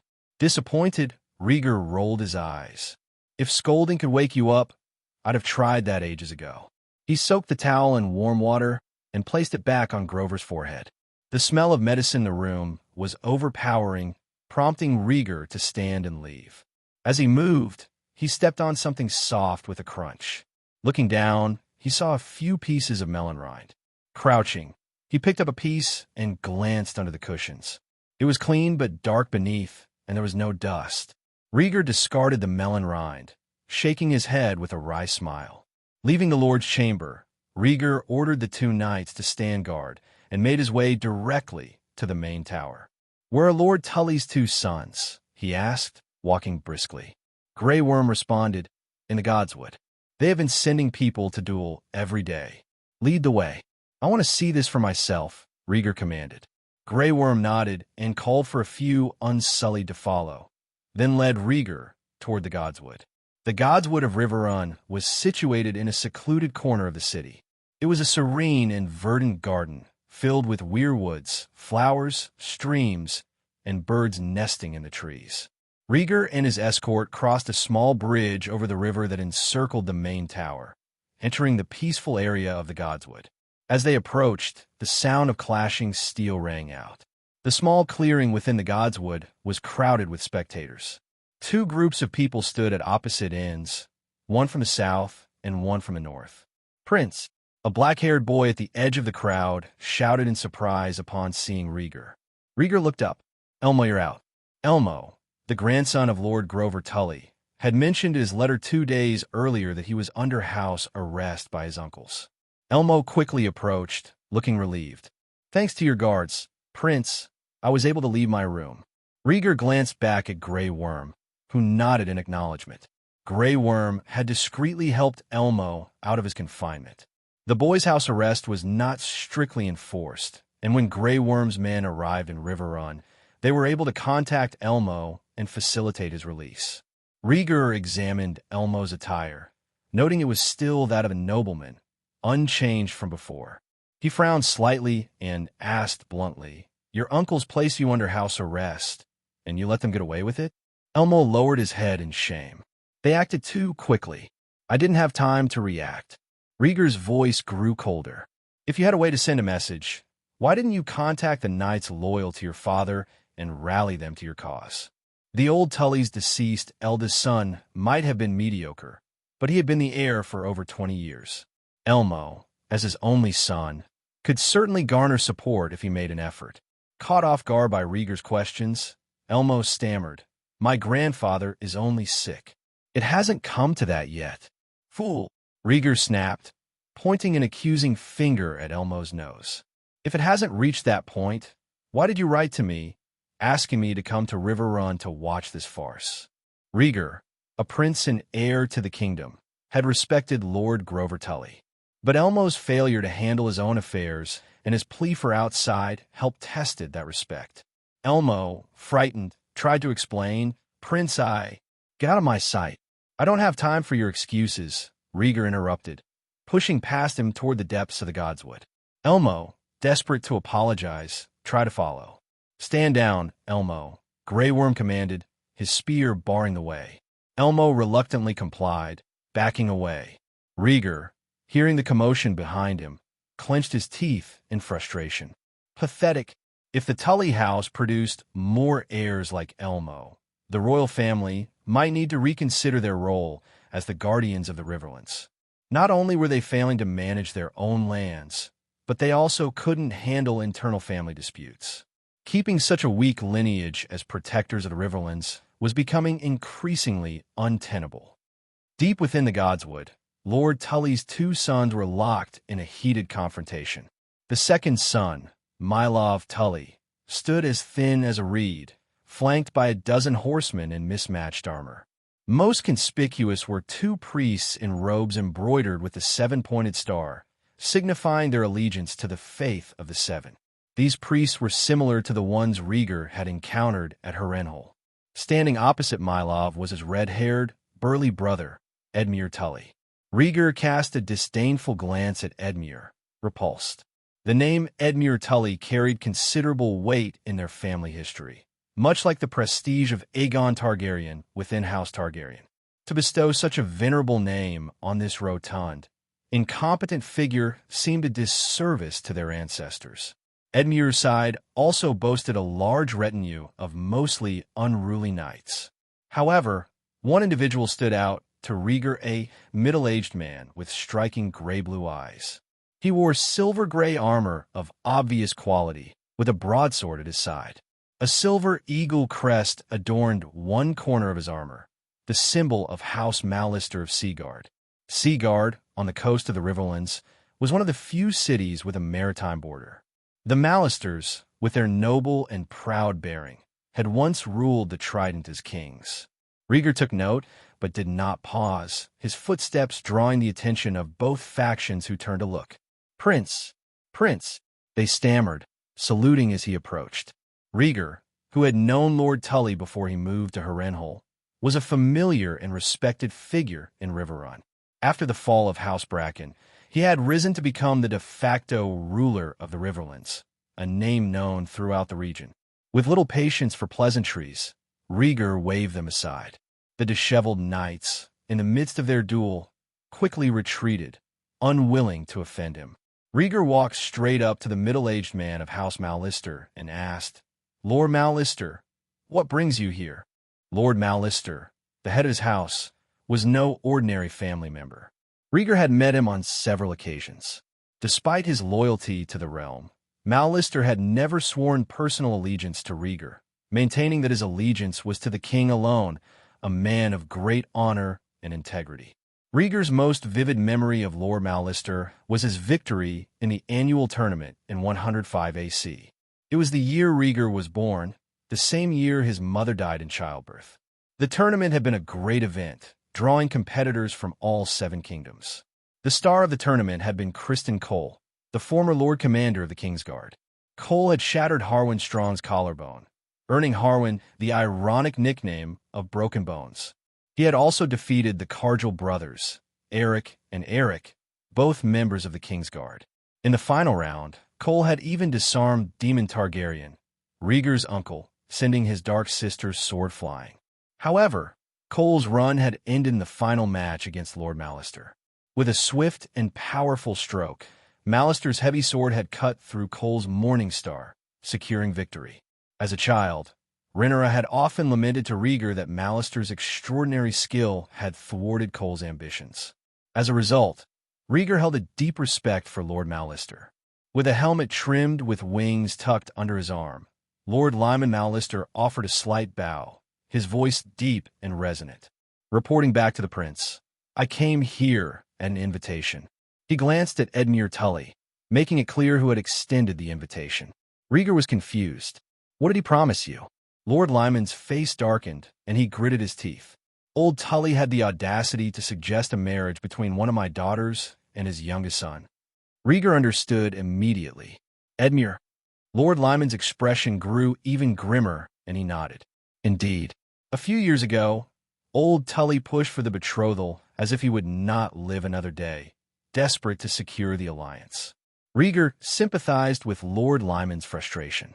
The Tully house motto, family, duty, honor, clearly placed family above all else. Even a failure like Edmure was used to cement noble bonds. Lord Lyman, Rhaegar asked cautiously, "How did you come to—" He couldn't bring himself to say Edmure's name for fear of adding to Lord Lyman's embarrassment. Lord Lyman's face grew so dark that it seemed ready to erupt. His teeth were clenched. That fool once had some redeeming qualities, and old Tully blinded me with his urgency. Considering old Tully's haste to secure the marriage, it seemed he had feared Lord Lyman would see through Edmure's facade. "Damn Grover," Lord Lyman muttered, his fists clenched as if ready to storm the keep and put an end to old Tully's deception. Rhaegar, seeing Lord Lyman's rage, quietly withdrew, feeling a pang of sympathy for the man. Old Tully had indeed been underhanded. After a brief exchange, Rhaegar turned his attention back to Tully's sons. "I came here as a guest. Continue your duels. Don't mind me." Mylov and Edmure exchanged uneasy glances, clearly taken aback. They knew of Rhaegar's arrival. The sight of a black dragon circling Riverrun Castle was impossible to miss. But fear had kept them hidden in the Godswood. Seeing their hesitation, Rhaegar's eyes hardened. "Fight! Do you need me to teach you?" Startled, the two brothers quickly moved, signaling their knights to take positions. They understood well the danger of incurring Rhaegar's wrath. 2.5 years earlier, a minor noble from the Riverlands had disrespected Rhaegar and denied him entry. That night, the noble's warehouse had mysteriously burned down, along with dozens of warhorses and a granary, resulting in a loss exceeding 1,000 gold dragons. This financial blow had left the once wealthy family deeply indebted. No one ever discovered who set the fire, but the message was clear to all the Riverlands nobles. When a prince visits, you open your gates and welcome him. This was no longer the era when local nobles could mock and refuse the royal family's requests with impunity. The two Tully brothers ordered their knights to resume the duel, their eyes never leaving Rhaegar's cold, unflinching expression. Moments later, one of the knights swung his long sword and pointed it at his opponent's throat, securing victory. The priests standing beside Mylov immediately clasped their hands in silent prayer. Rhaegar frowned, contemplating the involvement of the Faith of the Seven in this succession dispute. "Prince, those priests are Mylov's allies," Elmo whispered, approaching with trepidation. Rhaegar was skeptical. The contest for heirship should be based on individual merit. What use does Mylov have for the Faith of the Seven? Elmo clenched his teeth, his voice filled with anger. The priests have declared their support for Mylov's claim. They've even sent a raven to the main church in Old Town. They're waiting for my grandfather to die so they can back Mylov's ascension. He tightened his fists, muttering bitterly, "Those meddling priests." Succession was an internal matter of the Tully family. The Faith of the Seven had no right to interfere. It was likely that Mylov had promised the priests a large donation once he inherited Riverrun to persuade them to support his claim. As the conversation continued, the two contestants chose new opponents for the next duel. Mylov selected a tall knight armed with a long sword and shield. Edmure, his face grim, brought forth his father-in-law, Lord Lymond. Rhaegar watched in confusion. What is the purpose of these duels? The duels seemed disorganized, with knights just slashing at each other without clear rules or goals. Elmo sighed. They measure strength by the number of knight victories. Whoever wins more duels is considered superior. That's it. Rhaegar was incredulous. That's it, Elmo confirmed, his tone filled with helplessness. The two uncles, instead of using their power effectively, were staging meaningless duels to assert their dominance. What a pair of hopeless fools, Rhaegar muttered. Had he had their resources, he would have eliminated his rival and taken Riverrun after Old Tully's death. Instead, they engaged in this pointless show of force. The duel began. Lord Lymond attacked first, swinging his heavy sword with both hands and forcing his opponent to retreat. Seizing an opportunity, he found a gap in his opponent's armor and struck decisively. Poof! The tall knight's arm was severed at the shoulder, blood gushing from the wound. Next, Lord Lymond's eyes were cold and unfeeling, his sword resting against the ground. Mylov stared, wide-eyed, unable to believe that an old lord, nearing 50, could be so formidable. Lord Lymond was past his prime, with gray hair and sideburns and a face lined with wrinkles. Yet he fought with the vigor of a much younger man. Soon the next opponent stepped forward.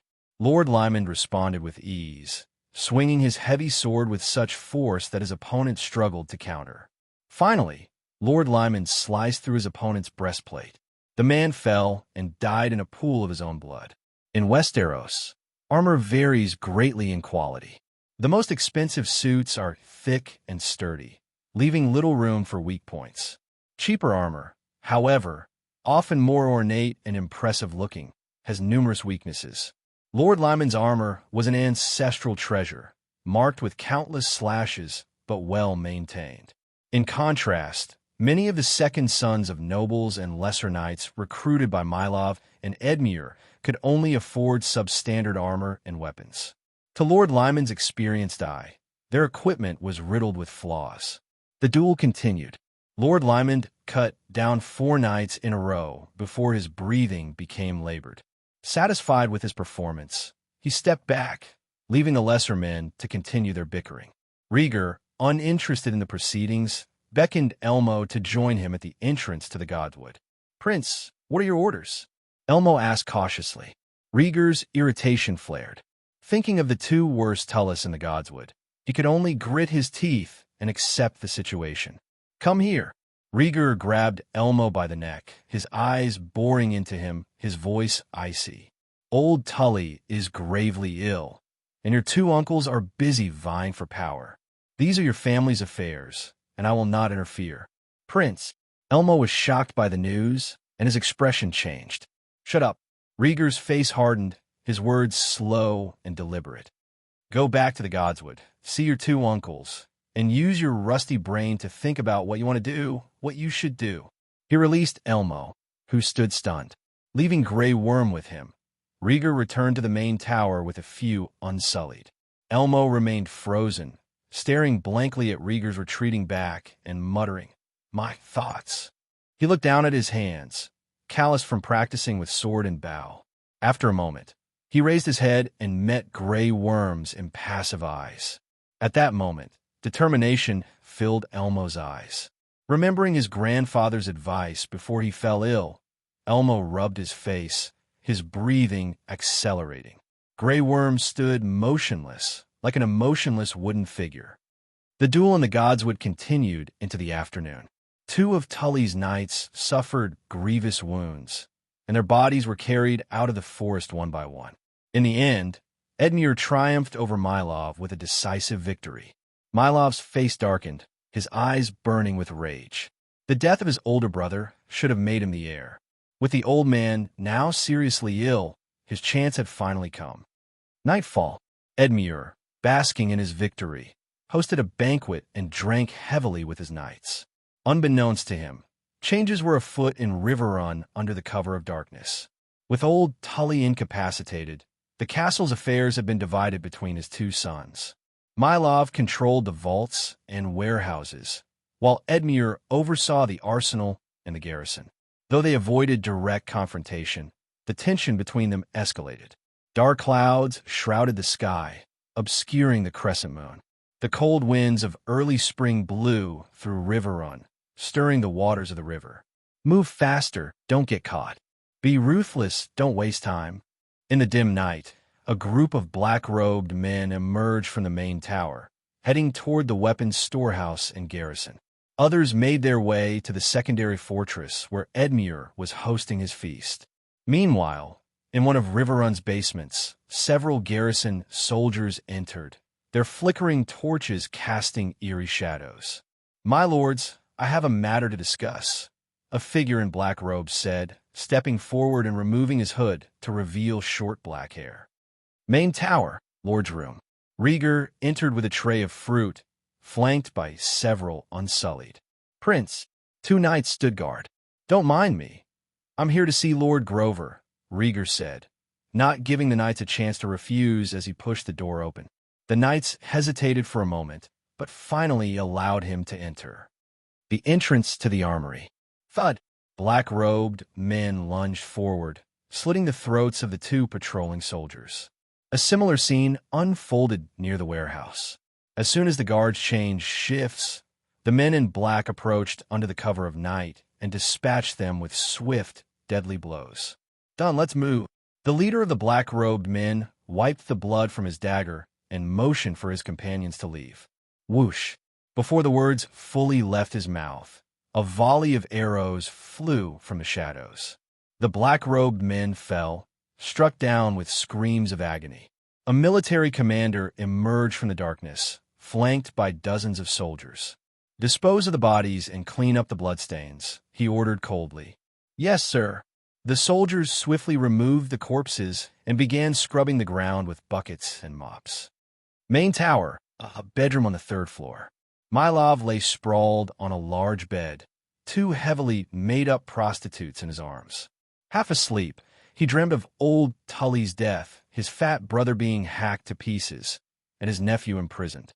He envisioned himself as the new Lord Tully, Lord Paramount of the Trident and Lord of Riverrun. Bang!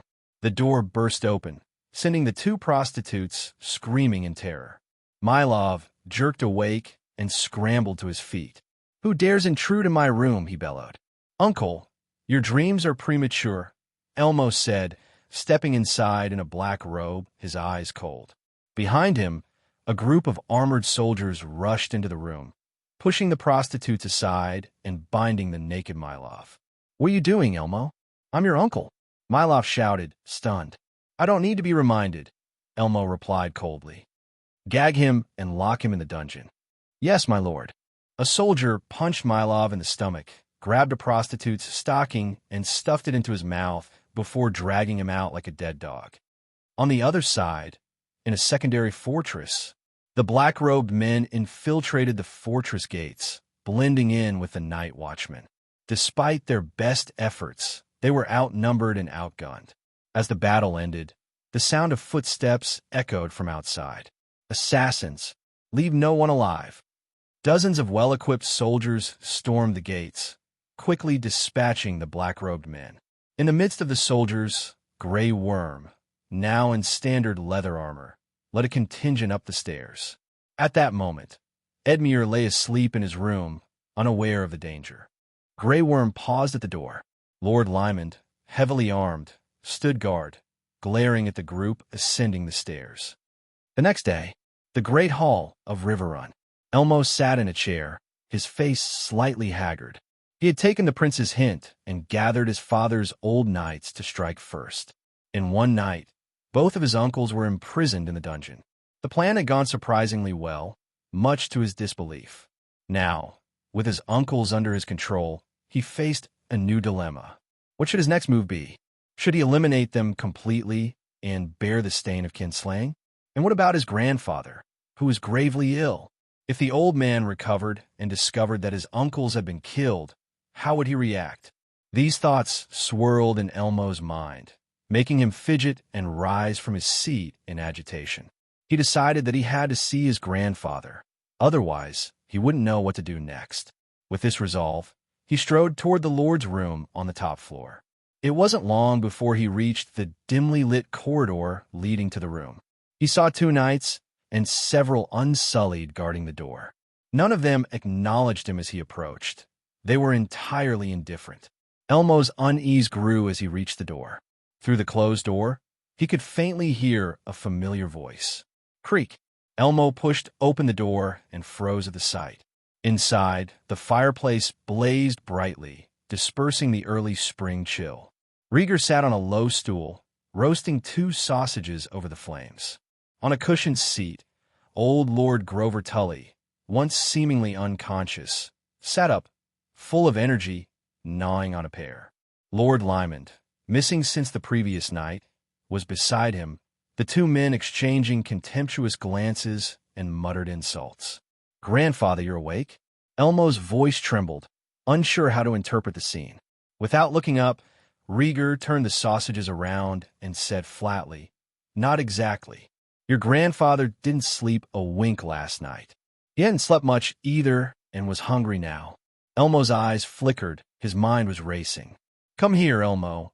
Old Tully beckoned, his voice low and hoarse, still betraying his illness.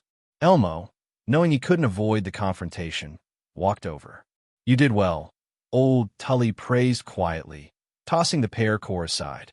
Elmo's head snapped up, his eyes shining with hope. Old Tully grinned. "You were quick on your feet, taking out your 2 uncles in one fell swoop. You have a bit of your grandfather's style." "Grandfather, did you pretend to be sick on purpose?" Elmo asked apprehensively. "I had a terrible headache a few days ago, but after some bloodletting, I felt better," old Tully explained. Elmo looked at Lord Lymond and whispered, "Did you invite Lord Lymond?" As far as he could remember, this lord always looked down on his uncles. Since Lord Lymond was staying with his grandfather, it was clear that there had to be an arrangement between the two. Lord Lymond, polishing his heavy sword, sneered. "In times of war, these young fools are not enough to invite me to support their cause." He sheathed his sword. "The Ironborn have been raiding the coastal villages. I came to Riverrun for supplies." All his life, he had considered honor as his life. How could he come to Riverrun as a fighter for a stupid son-in-law? However, old Tully repeatedly begged him to protect his heirs and not let them kill each other in public. Only then, at old Tully's urging, did he agree to a few duels. Elmo looked to his grandfather for confirmation, trusting him for the moment. Old Tully nodded, a dark expression clouding his face. With 2 sons and a grandson, he had his hands full. He had feigned a coma to see which of them might prove worthy, but none had met his expectations. Elmo had acted only after Rhaegar's prodding and had merely imprisoned his uncles, rather than eliminating them.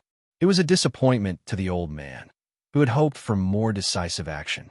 The sausages sizzled in the oil, sending bursts of flame and heat into the air. Rhaegar, unfazed by the heat, picked up a roasted sausage and took a bite. The meat was juicy and rich with spices, a comforting taste amidst his contemplation. He pulled out a letter with a roaring lion seal from his pocket, ignoring the Tully grandfather and grandson nearby. The letter was from Tywin Lannister, overseeing the construction of the prince's palace. Firstly, Tywin reported that the palace construction was about a third complete. Rhaegar had deliberately withheld the method of creating black dragonstone, viewing it as a crucial strategic asset too dangerous to risk in a populated area. The letter then shifted to Dorne. The arid, drought-prone desert was seeing a rise in vagrants near the Vulture's Roost, threatening the Prince's Pass.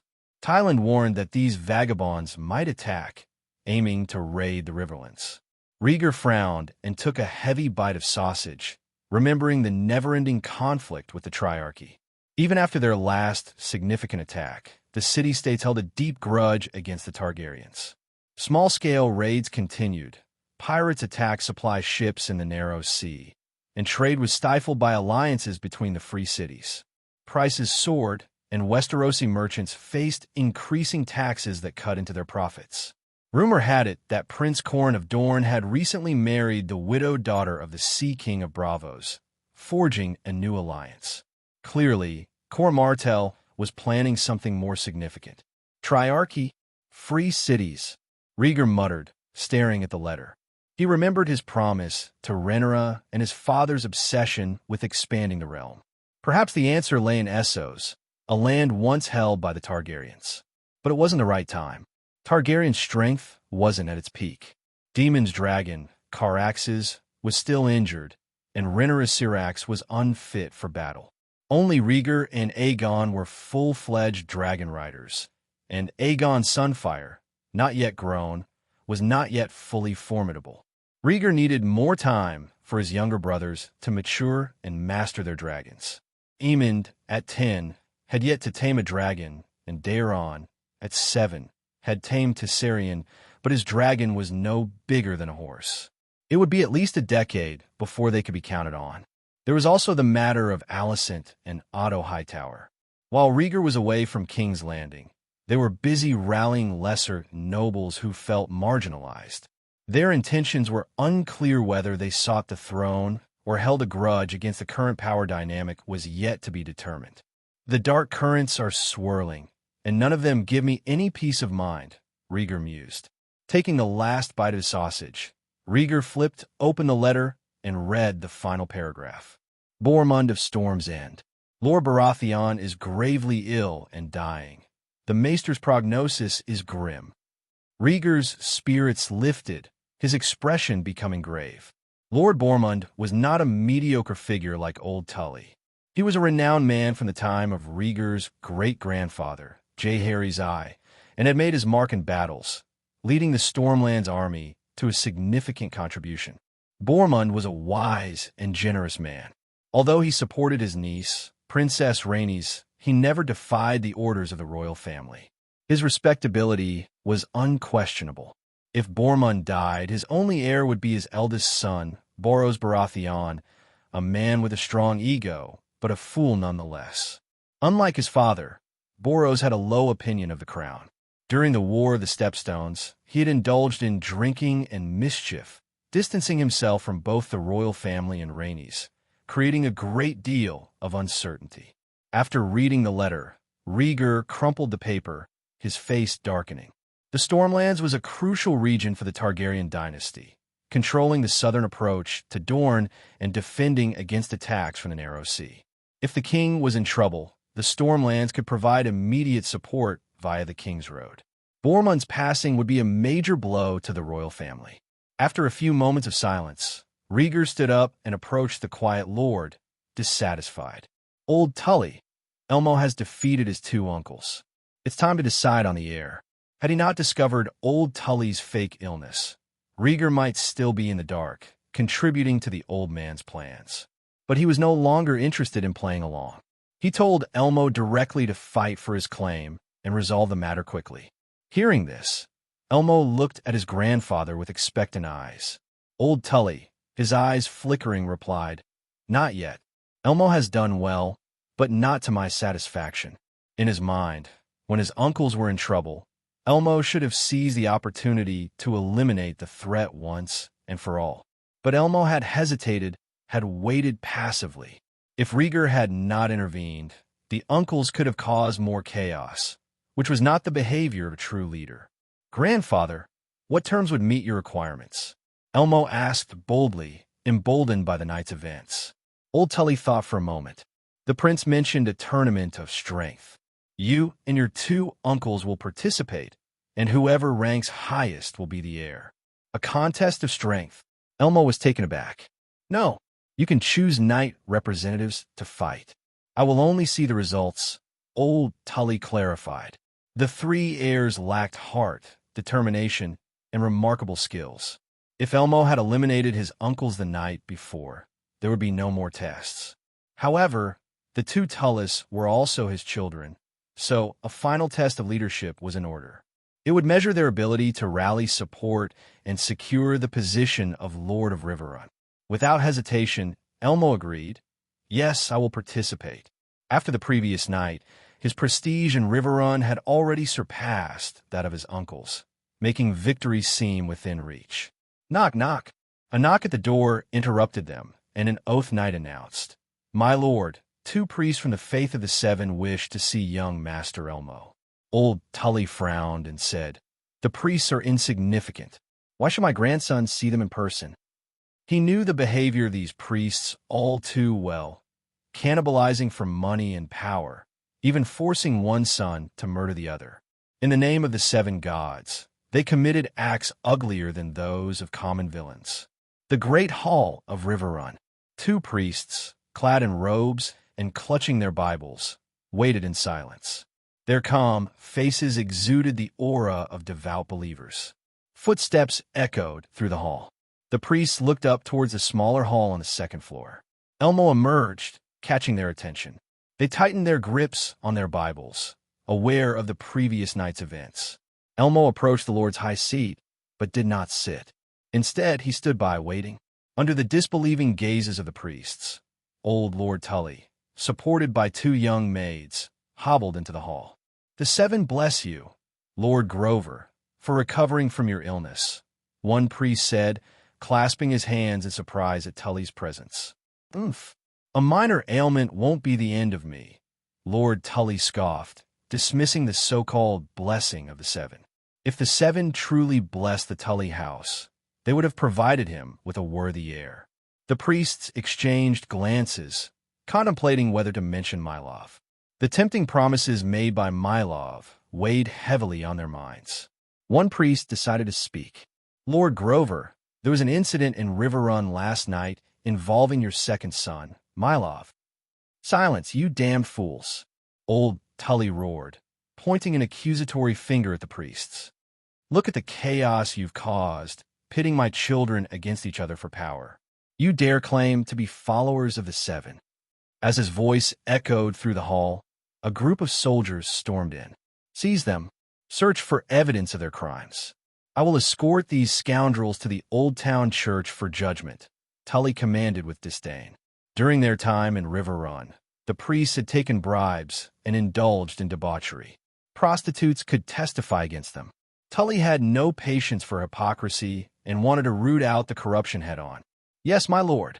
The soldiers, their faces grim, overpowered the priests, breaking their arms and legs on the spot. We are believers of the seven. You cannot do this to us. The Father will not forgive you." The priests' screams echoed as they were dragged away, their Bibles abandoned on the floor. Old Tully turned to Elmo. "This is how you deal with scoundrels who deceive and manipulate." The faith of the seven might be revered, but it had no place in the noble succession. The priest had crossed a line, and House Tully must respond decisively. Rhaegar and Lord Lymond emerged from the side hall, clapping in satisfaction. For the non-believing nobles, seeing the 7 divine churches dealt with so decisively was a rare and gratifying sight. Old Tully turned to Lord Lymond with a sneer. "Why are you still here? Haven't I given you enough money and provisions?" Lymond replied with a solemn expression. "The money and supplies are appreciated. I'll be leaving soon, but I must warn you. A powerful new house has emerged among the Ironborn, and they're causing trouble." "I know," scoffed old Tully, dismissing the concern with a wave of his hand. "No matter how powerful, they're still just pirates." Rhaegar stepped forward, his face cold. "Old Tully, there's trouble brewing in King's Landing. I must leave as well." The news of Bormund's impending death demanded his immediate return to make preparations. Old Tully, though surprised, didn't argue. "Thank you for your help, Prince. I'll have Elmo prepare a gift for your journey to Harrenhal." Rhaegar waved off the offer. "As you wish, but no need to trouble yourself." With that, he bid farewell to Lord Lymond and headed towards the stairs. "Prince, wait!" Old Tully shouted as Rhaegar began to descend. Rhaegar turned back, confused. Old Tully's face was conflicted, his grip on his walking stick tightening and loosening. "Do you remember the woman I spoke of? Alice Rivers." Rhaegar's brow furrowed as he remembered. Lord Lionel's bastard daughter? He remembered the green-eyed woman with ample breasts. Old Tully had once mentioned something peculiar about her, hinting at ulterior motives toward Lord Lionel. The only impression he had of Alice Rivers was when she secretly invaded his bed before he moved to Harrenhal. That day, he almost accidentally killed her, thinking she was an assassin, but at the time, Rhaegar was preoccupied with repairing Harrenhal and paid little attention to it. Old Tully leaned forward, his voice low. "She is not Lord Lionel's daughter. She was his nursemaid." "What?" Rhaegar was stunned, thinking he had heard wrong. Alice Rivers appeared to be in her early 30s, with flawless skin and a youthful face. How could she have been Lord Lionel's nursemaid? Lord Lionel was in his 40s, which meant that his nursemaid would be at least 60. If Alice Rivers was indeed his nursemaid, she would date back to the time of Rhaegar's great-grandfather, Jaehaerys I. Could she be some kind of old woman? Old Tully's expression was grave. "I learned from the old servants of the House of Strong that she nursed not only Lord Lionel, but also his 2 heirs. Her appearance has remained unnaturally youthful, seemingly around 30 years old, which is rumored to be the result of bathing in the blood of young girls. She is most likely an evil forest witch." Rhaegar sucked in a breath in horror. If this was true, he had almost been seduced by a woman as old as his grandmother. "7 hells. Thank the gods, I remained faithful," he muttered, feeling a wave of nausea as he remembered the woman's shameless sweet talk. Old Tully's face darkened, his voice heavy with concern. "This woman is dangerous, and I suspect she had ill intentions toward Lord Lionel." Rhaegar's eyes widened. "She disappeared 6 months ago?" Old Tully nodded. "Her whereabouts are unknown, but according to the servants of the Strong House, Alice Rivers was close to Larry Strong."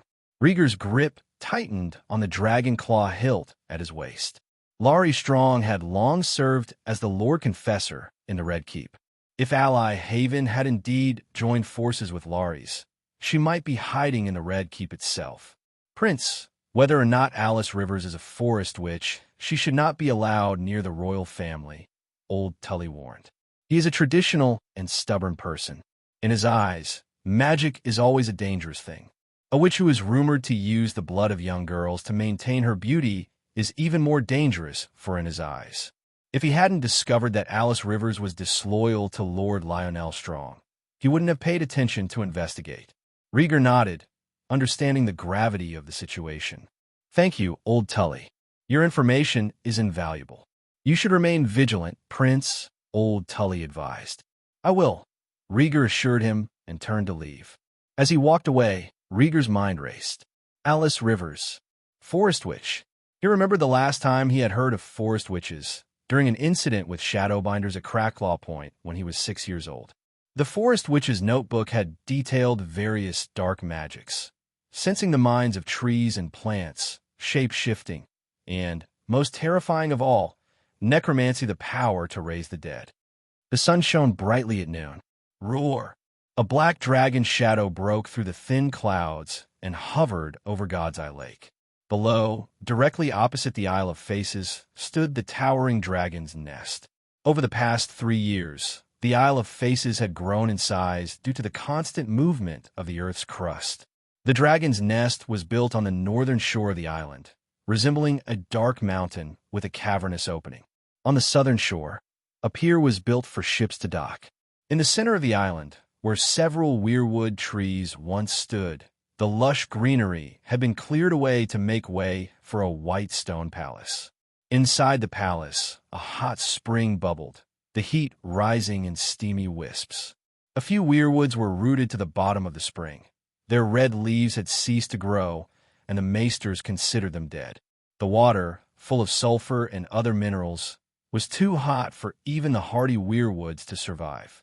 Rhaegar, naked, soaked himself in the bubbling hot spring. He had rested well the night before and sought the warmth of the spring to relax. With his eyes closed and his chest gently rising and falling, Rhaegar seemed to be asleep. Without realizing it, he drifted into a dream.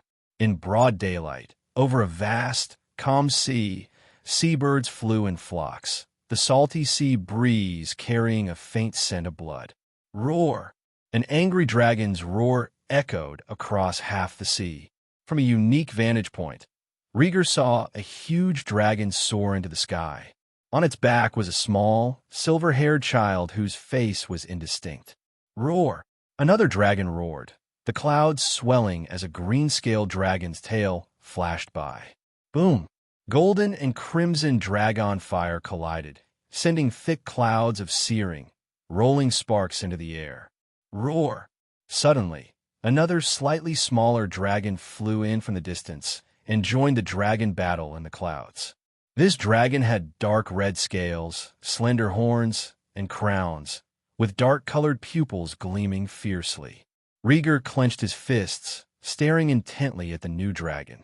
Its size was similar to the Red Queen Malays and the Bloodworm Caraxes, but Rhaegar was certain it was neither.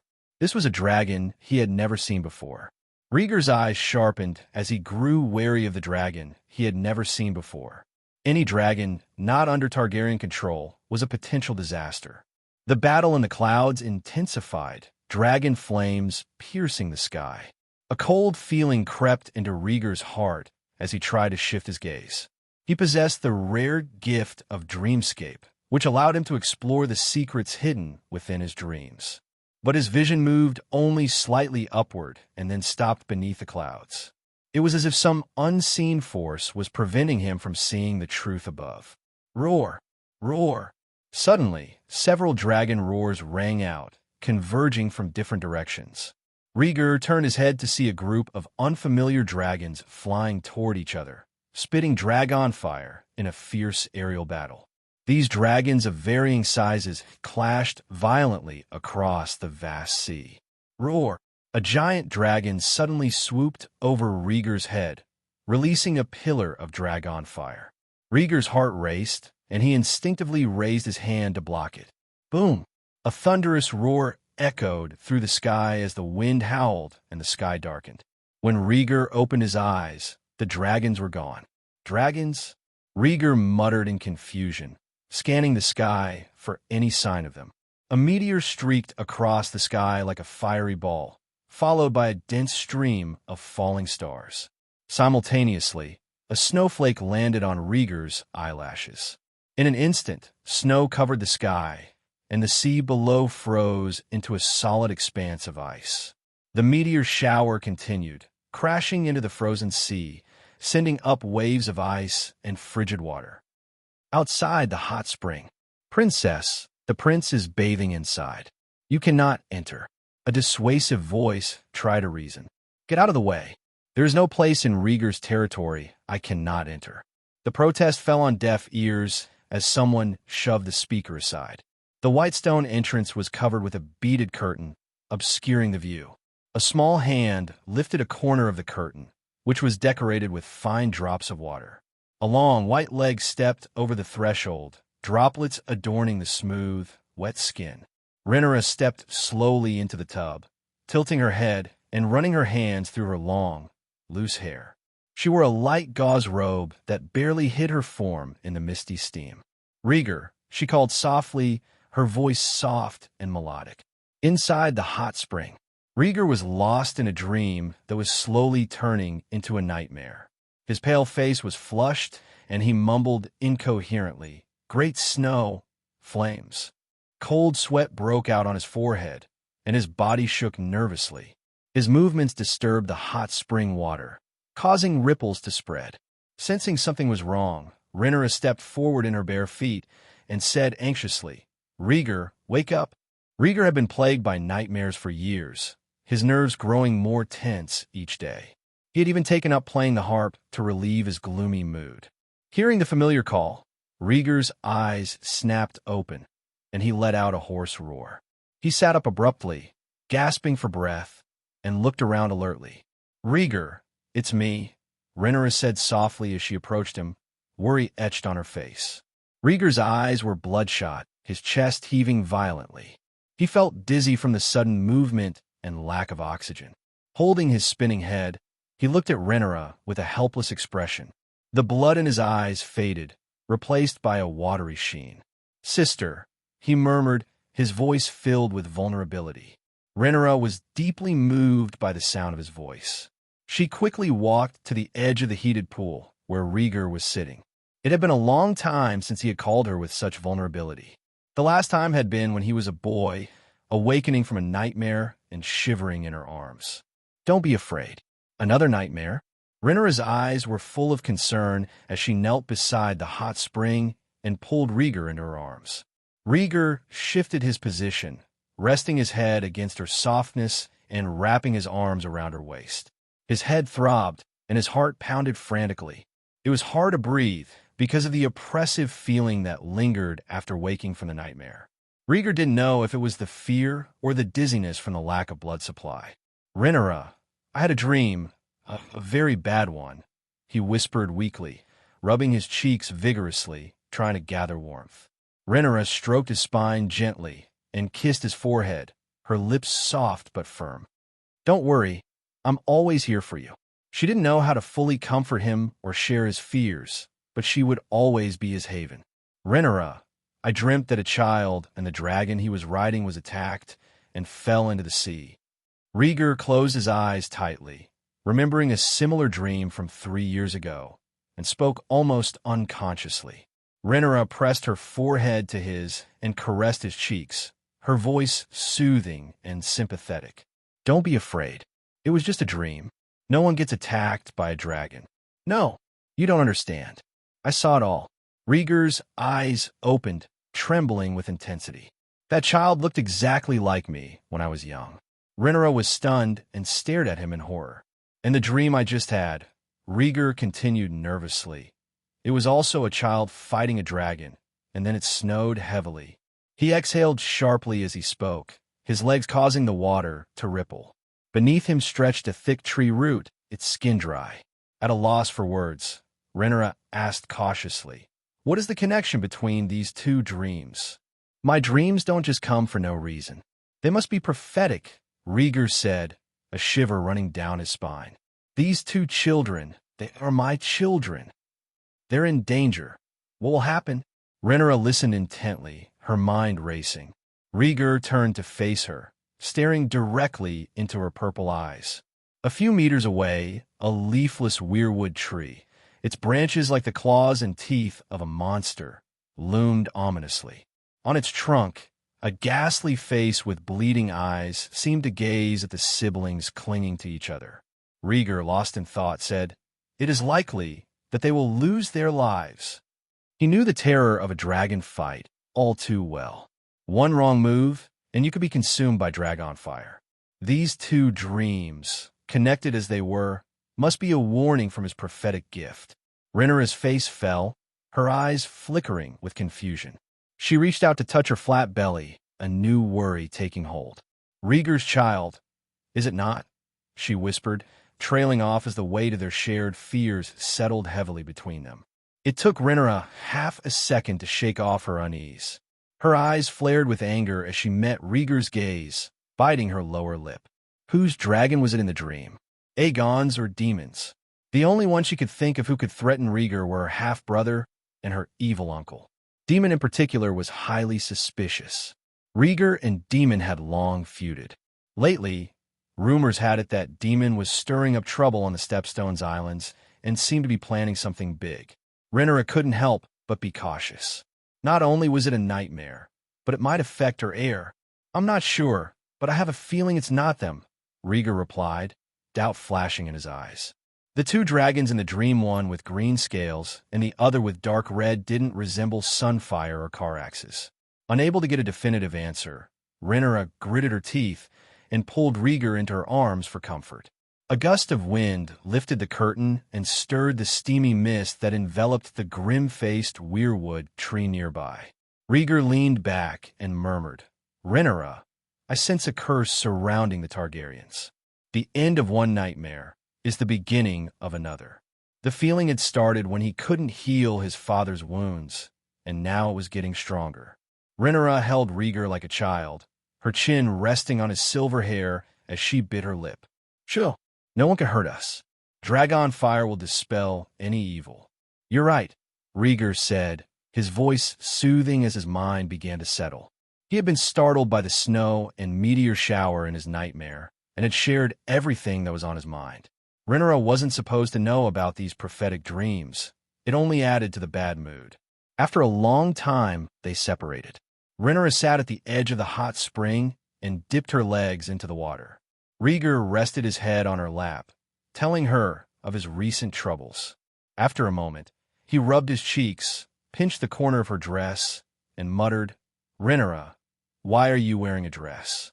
It's disrespectful to the hot springs. Go away and think of something pleasant," Rhaenyra retorted, sending a blank stare his way. "You occupied the Isle of Faces, and that green man, who boasts of being the island's guardian, blocked me from coming in. If it weren't for outsiders, she wouldn't have had to wear a dress." Under the dense fog, it quickly got wet and was not comfortable against her skin. Rhaegar laughed. "Don't be angry. Gal is quite capable. He's a very skillful mage, maester, and gardener." "Humph." Rhaenyra grunted softly, kicking the water hard. "Oh, Rhaenyra, now you're even kicking me," Rhaegar said pitifully, holding her thigh tightly and not letting go. Rhaenyra turned her head proudly, her cheeks flushed red. "Driftmark." The fire crackled softly, casting flickering light across the lavishly furnished room, perfumed with the sweet scent of burning incense wood. A round table and two chairs adorned the space beside the fireplace. Seated in one of the chairs, cloaked in a blanket, was the sea snake, his expression solemn, eyes cast downward, his long hair cascading over his shoulders. Though the physical wounds from 3 years prior had long since healed, the pain in his heart remained unhealed. The Triarchy continues their movements, trading goods and slaves in abundance, steadily amassing their strength. A magnetic, low voice sounded from across the room. The sea snake, without looking up, added another piece of firewood to the flames, watching them dance as he spoke in a deep tone. The dragon fire of the last war ignited the seeds of discord, fostering deep resentment among the 9 free-trading city-states towards the Targaryens and Valerions, or rather, against the dragons themselves. His companion chuckled playfully, but remained silent. As the sea snake extended his hand towards the warmth of the fire, he murmured, "More than a curse has been sown. An unprecedented opportunity presents itself. We must seize this moment, for it is an imminent transformation of the entire world, one that will shake it to its core." With a cold, calculated gaze, the sea snake turned his head towards the figure seated on the opposite side of the table, beside a wine cabinet adorned with bottles. There sat a man, legs crossed, a smirk gracing his lips. Under the flickering firelight, Daemon's ruggedly handsome face was illuminated. Arms folded, his eyes deep in contemplation, Daemon became lost in thought. As evening fell, 2 dragons soared from the Isle of Faces toward the moonlit Harrenhal castle. The gates of Harrenhal stood wide open, and a procession of wagons, loaded with goods and trunks, entered the castle in an orderly line. From above, Rhaegar watched the long line of loaded wagons being pulled into the courtyard. Cannibal landed gracefully, and Rhaegar dismounted to help an exhausted Rhaenyra down from her dragon. As they walked back to the Kingspire Tower, Rhaegar wondered aloud, did old Tully really send so many gifts? He knew old Tully's character well enough to find it surprising. The man was notoriously stingy and would not easily part with such a large sum. Of course not, Rhaenyra replied with a cold snort, her voice tinged with jealousy. It's a gift from your Highgarden Rose, 100 wagon loads of it. Margaret, Rhaegar frowned slightly, filtering out the bitterness in Rhaenyra's tone. Why would she send so much for no good reason? He had no plans to visit Highgarden and no intention of getting involved romantically. Receiving such a generous gift felt awkward. Rhaenyra leaned sullenly on Rhaegar's shoulder and murmured, "Why else? It's your irresistible charm." For years, noble women had coveted Rhaegar's attention, and Rhaenyra had long since grown indifferent to it. "Forget it," Rhaegar said, shaking his head. "Make sure you send a gift back, so we don't seem ungrateful." With that, he hoisted the weary Rhaenyra onto his back and left for the tower. Time flew by, and half a month had passed. In King's Landing, within the vast halls of the Dragon Pit, a young voice echoed persistently. "Stormcloud, can I touch you?" "Stormcloud, try this. It's better than lamb." The silver-haired, green-clad Aemond wore a hopeful smile, his eyes fixed nervously on the dragon just a few meters away. "Roar!" The young dragon, covered in bright silver scales, lay prostrate, its golden eyes staring indifferently at Aemond. The dragon's small claws gripped the stone floor as it listened to Aemond's attempts at communication. After 3 years of growth, Stormcloud had reached the size of a horse. Despite being a young dragon, Stormcloud had been kept in the dragon pit. Aemond, the only Targaryen without a dragon, frequently visited, hoping to bond with the creature. "Stormcloud, I brought you a goat," Aemond said, his voice steady despite his growing frustration. Ignoring Aemond's words, Stormcloud remained impassive. Determined, Aemond ordered the dragon keepers to bring in a goat. Bah! The goat, tied with a hemp rope, wiggled its fat body. Aemond took the twine and led the goat towards Stormcloud, speaking in High Balerion, "Stormcloud, Dracarys." The dragon, however, continued to creep towards its crypt, showing no interest in Aemond or the goat.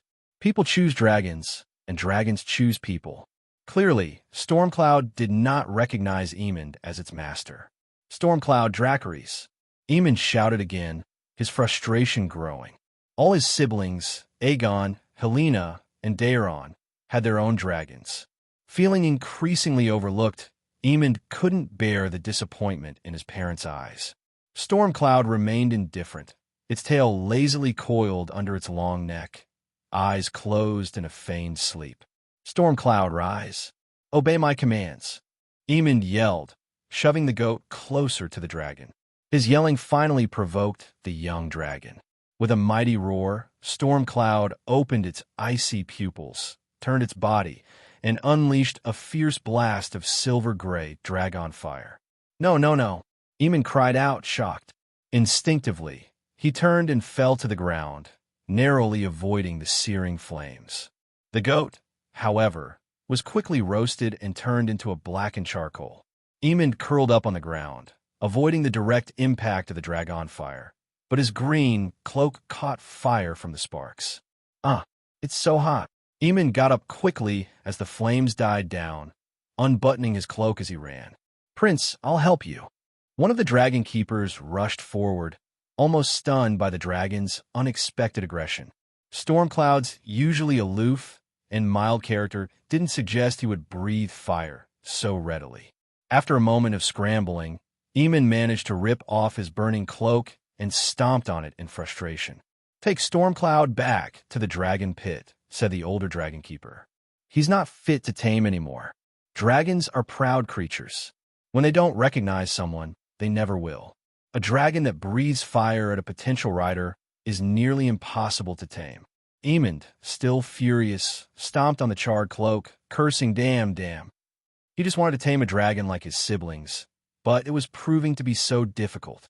I'll get it, Eamon muttered, gasping for breath, his eyes filled with frustration.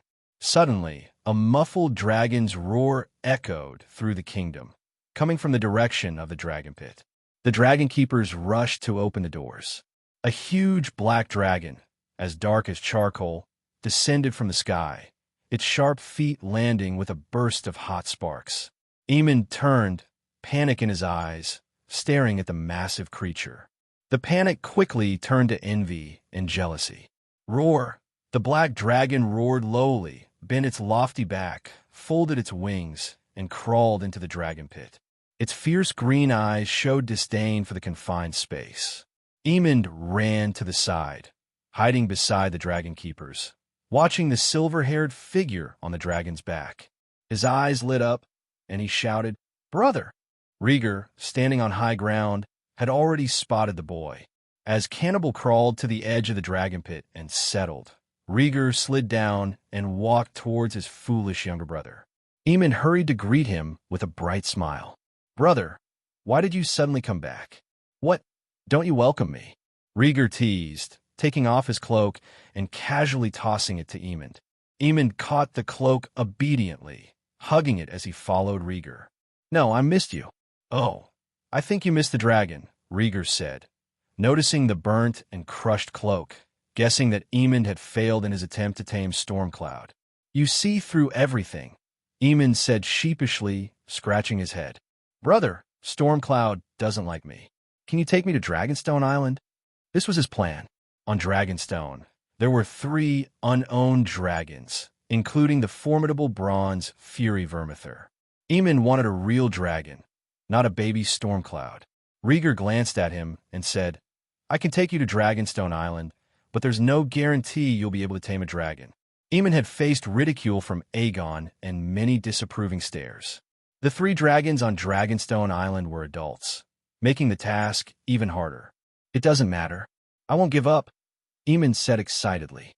At 10 years old, he could see things more clearly. Aegon, though his brother, was unreliable. If he wanted to succeed, he had to rely on Rhaegar. Red Keep Banquet Hall. Viserys was arranging the wine for the dinner, a smile on his face as he directed the servants to set up the place. The sound of high heels echoed menacingly. Viserys' smile froze as Alicent, dressed in a green gown, descended the stairs. Her curly hair trembled with each step, and her grim expression betrayed her foul mood. "Alicent, you should be with Aegon," Viserys began. Alicent's eyes, filled with sadness and anger, flashed as she retorted, "You are the one who should be with Aegon. You are his father." Viserys rubbed his forehead. "Aegon is a man, not as fragile as you think." "What do you mean, not as fragile as you think?" Alicent exclaimed angrily, nearly dancing with agitation. "It's all because of your good brother. He attacked Rhaegar before, and now he's injured Aegon. And you're just going to let him do it?" At that moment, Rhaegar and Rhaenyra entered the hall together, followed by a small entourage, Helaena, Aemond, and Daeron. Aegon wasn't there. Rumor had it he'd been beaten and was bedridden. Viserys glanced at the arriving children and tried to soothe his wife. "Daemon has changed. He is the Lord of the Narrow Sea and is responsible for the Stepstones. His responsibility is to wound Aegon, his own brother's child." Alicent would not relent, her voice rising. A few days ago, Aegon had returned to King's Landing by ship, bruised and swollen. The guards revealed that Daemon had beaten him on Bloodstone Island. Daemon had mobilized the garrison to attack the Triarchy's pirates, but Aegon had delayed the attack, allowing the pirates to escape. In a rage, Daemon had publicly beaten and humiliated Aegon. Alicent's children were her bottom line, and Daemon's actions had frayed her fragile nerves. She couldn't stop thinking about Aegon's physical and mental humiliation and demanded Daemon be held accountable. Viserys sighed helplessly, his head aching. Daemon had sent a letter explaining that Aegon's actions over the past year had undermined the defense of the Stepstones. Viserys had reconciled with his brother, believing Daemon was right to discipline Aegon. "Viserys, I have reason to suspect that Daemon is up to no good and harbors covetous desires for the Stepstones' army." Alicent's voice was serious, her eyes hard as she voiced her doubts about Demon. There were 3,000 troops stationed on the Stepstones, controlled by Aegon, Demon, and Cole. Cole had stepped down as commander of the Kingsguard and remained on the Stepstones to atone for his sins. All three were people Viserys trusted implicitly. Alicent, think about what you're saying. How could Demon covet the army of the Stepstones? Viserys was physically and mentally exhausted, confused by his wife's skepticism. Demon was his brother, the infamous Rogue Prince. His father-in-law was the head of House Balerion, Corlys Balerion, the wealthiest and most powerful lord in the Seven Kingdoms. Both he and his wife were esteemed dragon riders, commanding Caraxes and the largest dragon, Rhaegar. If Demon needed an army, he could simply call for one, and many in the Seven Kingdoms would rally to his side. Why would he covet a garrison of 3,000 men on the Stepstones? Alicent persisted. Demon has always been constrained by Aegon. If he didn't want to control the army, why did he send Aegon back to King's Landing injured? The conflict between Aegon and Demon went back a long way. It was hard to believe that Demon's sudden move was without ulterior motives. Alicent, enough. Viserys' voice was low and frustrated. Demon is my brother. He has the right to discipline his nephew who doesn't follow the rules. Don't suspect our family without sufficient evidence. It was an irrefutable fact that Aegon had made a mistake. There was no need for conspiracy theories. You will regret this, Viserys. Alicent flinched at the outburst, her eyes reddening as she cried out and turned away. No one understood Demon's nature better than she did. He was an unapologetic rogue, a wolf in sheep's clothing eager to take advantage of any weakness in the royal family. Viserys watched his wife's retreating back helplessly, reaching out to stop her, but then letting his hand fall. Forget it, let her calm down first, he muttered to himself. Aegon had been injured, and it was natural for Alicent, as his mother, to be angry. Viserys was trying to convince himself. Without Alicent, the hostess, and Aegon, who was bettered in recuperating from his injuries, the dinner party felt awkwardly cold. After a quick meal, the children dispersed. Alone with his mulled wine, Viserys forced a smile and wished each of them good night. Late at night, Rhaegar lay on his couch, pondering his father's quarrel with Alicent. Since his release from prison, Demon had kept a low profile in King's Landing. Besides the last family dinner, Rhaegar had seen little of him. Yet it was evident to everyone that Demon was not a man of honor. After losing his bid for the Iron Throne, he was bound to set his sights on something else. Knock, knock. A knock sounded on the door. Come in, Rhaegar called out casually. Creak. The wooden door opened, and Rhaenyra, wearing a loose nightgown, quietly walked in. Rhaegar's lips curled up involuntarily as he stretched his neck to take a look. Rhaenyra had been unusually clingy lately. Rhaegar, I just want to see Alicent. She's in her room, in tears, Rhaenyra whispered as she walked over to the bed and sat down. You're concerned about her? Rhaegar reached out, grasping her small, soft hand. Rhaenyra folded her legs together, her long hair cascading over her pink neck. She whispered, Alicent is actually pretty pitiable too. No one truly cares about her. She had grown up with only 3 friends, with Alicent being the closest. Despite their estrangement, a bond remained. After all these years, it was time to let go of old grudges. Rhaenyra was doing well, loved by others, and free from trivial worries. Alicent, on the other hand, bore a heavy burden and had never truly lived for herself. Rhaenyra felt a pang of sympathy. When you pity her, remember she's married to your father, and you have to call her stepmother, Rhaegar said flatly, dismissing the notion of sentimental ties. He wasn't like Rhaenyra, who had grown up surrounded by emotions and had developed a sentimental nature. He had no mother, rarely saw his father, and nightmares were his constant companion. Rhaenyra's love was what had drawn them close. He cared for nothing else, and the concept of friendship seemed irrelevant. In the 7 Kingdoms, no one his age was worthy of being his friend.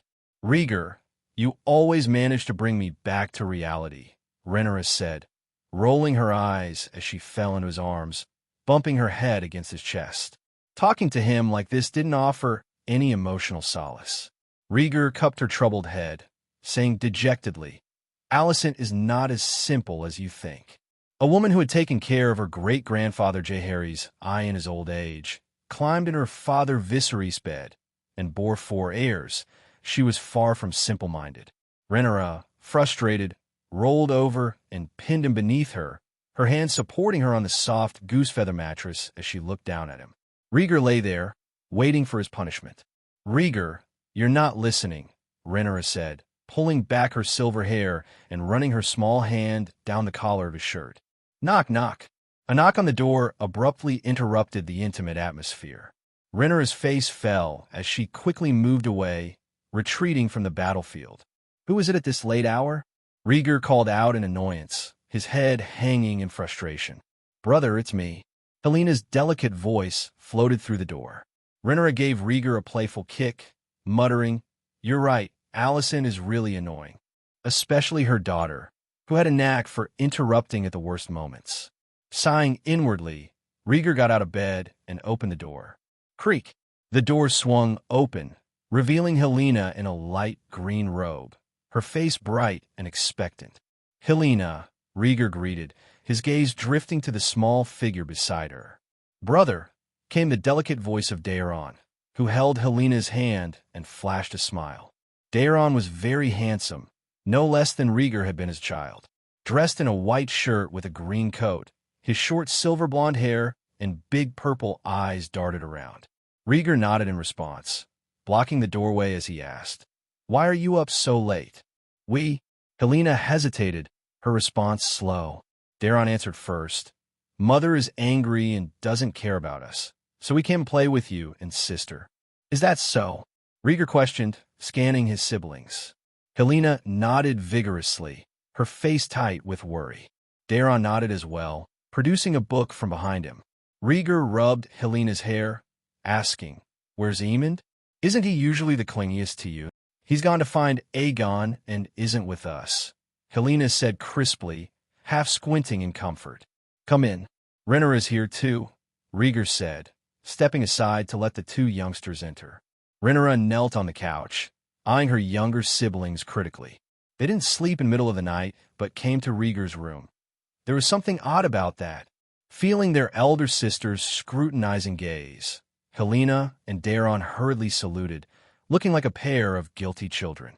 Rhaenyra waved her hand dismissively, slightly embarrassed by her intensity. "As if I'm that scary," she murmured to herself. Rhaegar sat on the bed and stared at Helena and Daeron with a serious expression. "All right, what's really going on at this late hour?" Helena and Daeron exchanged wide-eyed glances. Helena nudged Daeron. "You tell him." Daeron hesitated. Rhaegar noticed and focused his attention on Daeron, suspecting the younger sibling had instigated this visit. "Ahem, I found a book on the occult," Daeron finally admitted, holding up the book in his hands. "It talks about the connection between dragons and magic. I thought it was fascinating." He handed the book over, his eyes full of anticipation. Rhaegar shook his head with a chuckle, reaching out to take the book and flipping through it. He recognized it immediately, a collection of speculative tales about dragons and magic. According to the traditions of the Dothraki people of the Great Grass Sea of Essos, there were originally 2 moons in the sky, and one of them got too close to the sun and suffered a heat explosion, giving birth to countless dragons. Magic is like a tidal wave, sometimes surging, sometimes falling silent. Magic disappears from public view, but the Citadel and the Alchemy Guild have magical glass candles that allow them to observe the existence of magic. Rhaegar smiled nostalgically. He had read this same book when he was young and had been equally captivated by its imaginative tales. "How is it? Isn't it wonderful?" Daeron stood on his tiptoes, pointing to a passage in the book. "Glass candles to observe real magic." Daeron was fascinated by dragons and magic, especially given his own young cobalt blue dragon, Tessarion. Rhaegar handed the book back and asked, "How do you think dragons came to be, and what is magic?" "I don't know," Daeron admitted, shaking his head. "Don't dwell on this book. It will pique your interest but won't provide real answers," Rhaegar advised, nodding at the book in Daeron's hands. He then reached into his space bracelet and produced 2 ancient books. Wow, this is magic. Darren's eyes widened in awe as he watched the silver-gray patterned space bracelet reveal the ancient tomes. Rhaegar smiled and handed the books to Daeron. These are ancient books from another powerful Dragonlord family. They're more suited for your studies. These were books from the long-lost Balerion family, which Rhaegar had found in his space bracelet when he was 6. They chronicled a different history of Dragonlords and were among his most treasured possessions. Daeron held the books as if they were the most precious things in the world. Brother, do you really know magic? Not know it, but I can tap into it, Rhaegar corrected, speaking seriously. Every Targaryen has magic in their blood. The difference is that I've figured out some of its mysteries. Where's the magic? Daeron frowned, extending his small hand in eager anticipation. He didn't see any magic, nor did he feel any different from an ordinary person. Rhaegar mirrored his gesture, holding out his own hand. You are a Targaryen, he said seriously. Remember, blood and fire come from the same source. As he spoke, a wisp of flame flickered into existence on his palm. Fire! Daeron exclaimed in shock, his eyes wide with amazement. Rhaenyra and Helaena remained much calmer, watching patiently. They had witnessed Rhaegar's extraordinary powers before. Flames were just one of his abilities. Rhaegar gently shook his hand, making the flame dance. Grow up quickly, he said. When you can help share the burden, I'll consider passing this power on to the family. Though his words were directed at Daeron, they seemed to echo his own thoughts. The family was strong, but fragmented, and none of them were reliable enough for him to share his secrets. Be it pyromancy, blood magic, or runic knowledge. If things continued this way, he might have to wait for his own heir to carry on the legacy. Daeron stared at the flames, longing etched on his face. Can I really learn this kind of fire magic? It's hard to say, but there's always something you can learn, Rhaegar replied, extinguishing the flame. Daeron, determined, clutched the ancient book tightly. I can definitely do it, he declared. Remembering something, he turned to leave. I'll go back to read the book and finish the ancient one you gave me first. Rhaegar didn't stop him, watching Darren's small figure exit the room. This youngest brother, apart from his talent for taming dragons, also showed a remarkable determination to learn.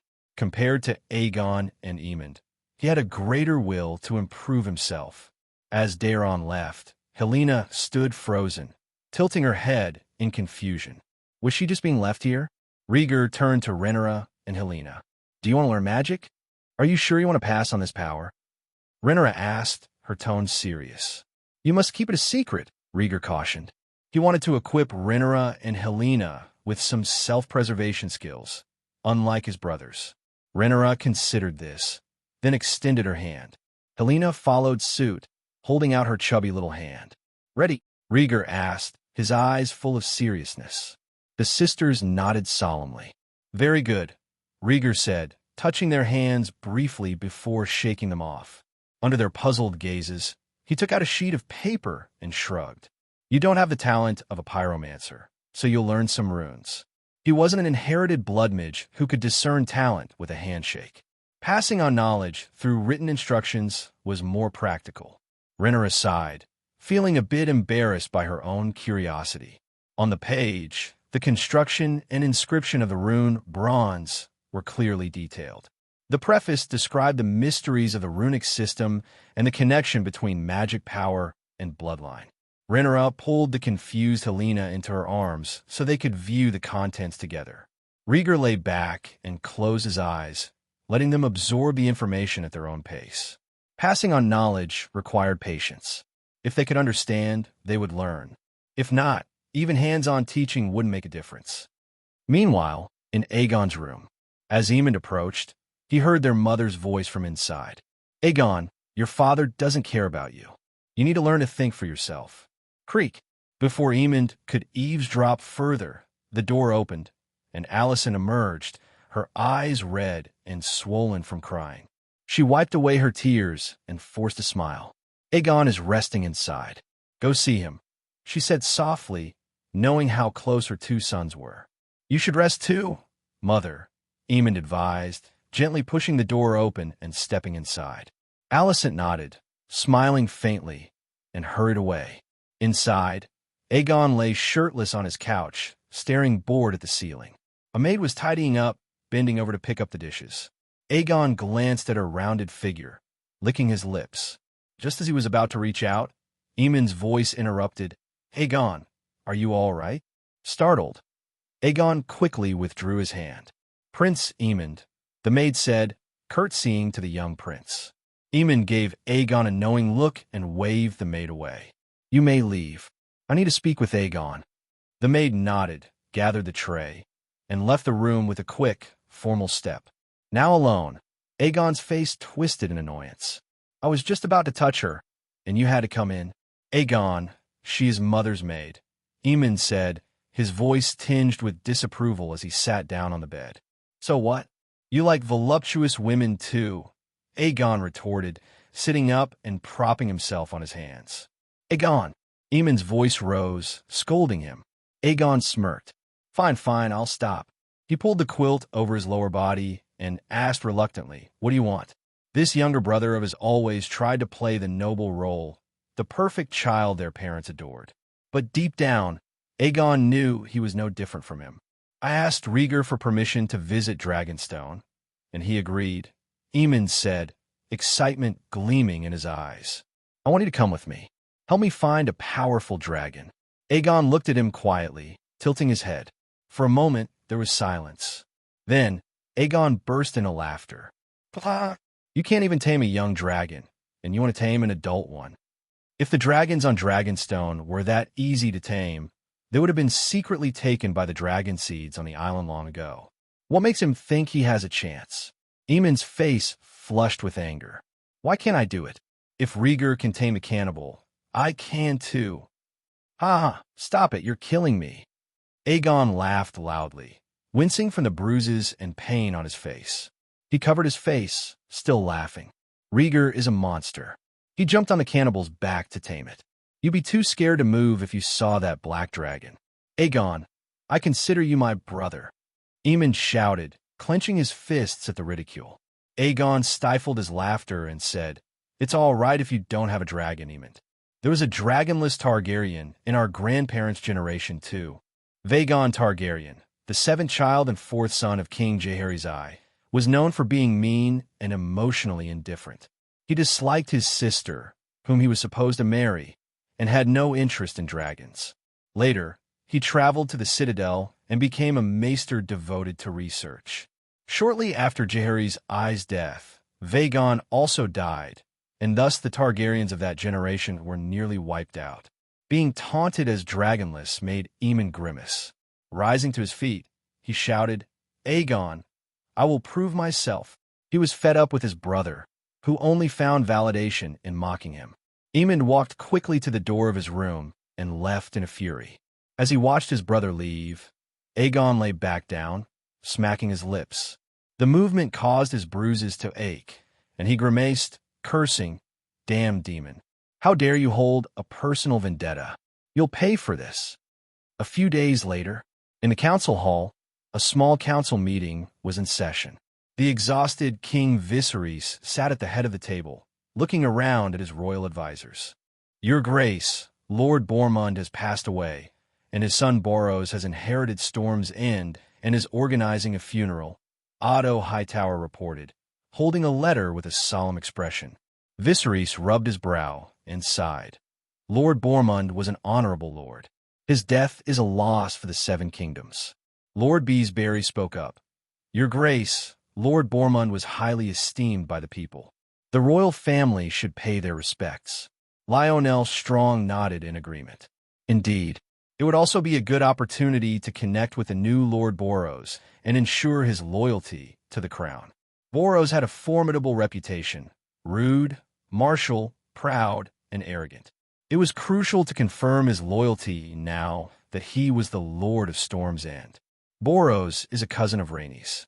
He will be a loyal Targaryen ally," Viserys said, trusting yet clearly reluctant to travel to Storm's End for the funeral. His health had been declining, and any journey, whether by King's Road or by sea, would be taxing. Lionel, detecting the king's reluctance, insisted. "Your Grace, Lord Bormund was once married to a Targaryen.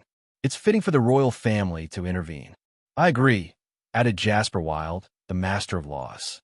With the end of the war for the Stepstones, the kingdom's control over the Narrow Sea had strengthened, and relations with the Baratheon house had become more frequent. The Baratheons' attitude towards the royal family had shifted from respect to a more indifferent stance, which was concerning. Several advisors supported the idea, but Viserys remained hesitant. After a moment of thought, he looked towards his eldest son. Sensing his father's silent plea, Rhaegar spoke up, "Father, I will go to Storm's End on behalf of the royal family." He had anticipated Lord Bormund's demise and was keen to gauge Borro's loyalty. As the heir, his presence would be significant. Viserys' eyes brightened, pleased with his son's offer. At this moment, Otto Hightower knocked on the table, suggesting, "Why don't we have Prince Rhaegar lead several princes and princesses to Storm's End? It would show the royal family's respect for Lord Bormund." All of them. Viserys hesitated. Otto's eyes were calculating. Storm's End is not far from Bloodstone Island. Prince Aegon needs to address his recent mistakes and should return to his fief to oversee it. Additionally, the other princes and princesses seldom venture outside the kingdom.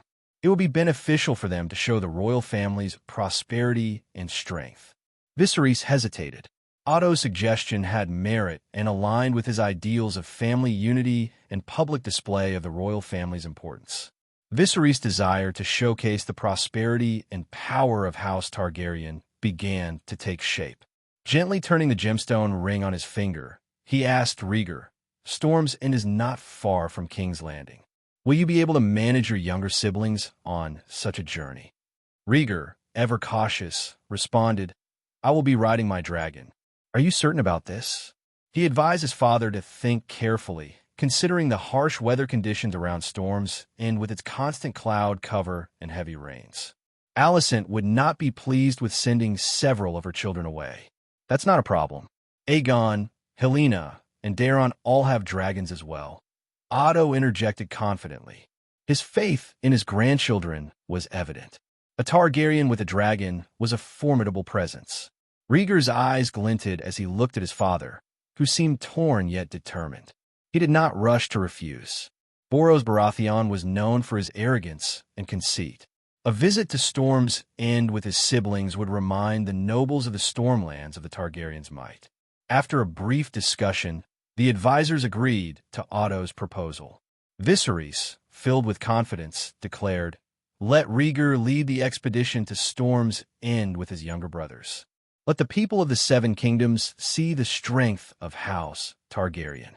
His old dragon had died, but his children were all dragon riders. It was time to show the world this heritage. Rhaegar nodded in agreement, mentally planning the details of the journey.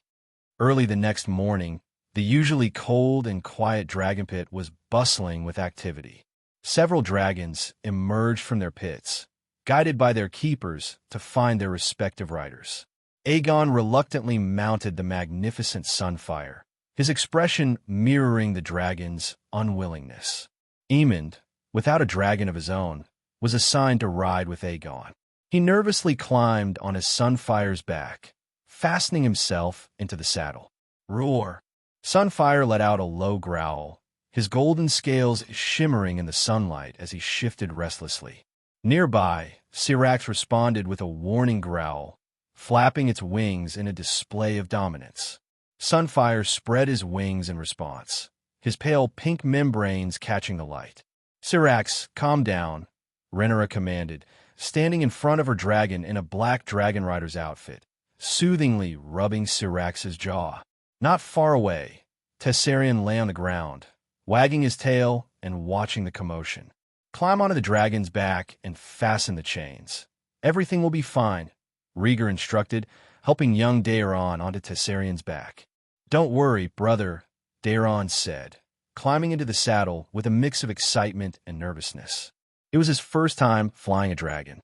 "Roar!" Tessarion growled softly, getting to his feet and looking back at his new rider. Daeron took a deep breath. "Tessarion, carry me into the sky." With a powerful flap of his wings, Tessarion created a fierce wind, blowing dust in all directions. Rhaegar stepped back, signaling the dragon keepers to clear the area. Tessarion fly. Daeron shouted, gripping the saddle tightly. Tessarion roared, stomping his feet before launching into the air, quickly exiting the dragon pit and soaring into the sunlight. Not bad for a 7-year-old, Rhaegar muttered, his blood boiling with excitement. Climbing on a cannibal's back, he looked around at his siblings and shouted, "Let's go, everyone!" Cannibal roared and took off first, his massive wings propelling him into the sky. Helena's Dreamfire followed, a light blue dragon matching the pace with a roar. Sunfire and Syrax spread their wings and joined the ascent, determined not to be left behind. 5 dragons carrying 6 Targaryens flew over King's Landing, heading towards Blackwater Bay, a magnificent display of Targaryen power and unity. Afternoon. Several dragon shadows crossed the narrow sea, reaching the region of Storm's End. Rhaegar led the way on Cannibal, plunging into the heavy clouds of gloom and mist, feeling the cool, moist air. Aegon urged Sunfire to speed up, ignoring Aemon's terrified screams as they disappeared into the clouds. Syrax and Dreamfire flew steadily, with the smaller Tessarion trailing far behind. It was Darren's first time riding a dragon, and his sisters stayed close to watch over him. At Storm's End Castle. Storm's End Castle, a legendary fortress built on the edge of the sea, had withstood thousands of years of wind and rain. Upon hearing of Lord Bormund's death, nobles from across the Stormlands had gathered to pay their respects. A carriage crossed the narrow bridge of Storm's End Castle, entering amidst the wind and rain. The sky was cloudy and the air humid, adding to the somber atmosphere of the funeral. Rumble. Rain poured down, accompanied by continuous lightning and thunder, drenching every guest who stepped out of their carriages. Roar. Suddenly, a dragon's roar, thunderous and echoing, filled the sky, sending gusts of wind towards Storm's End. Look, it's a dragon. Several dragons.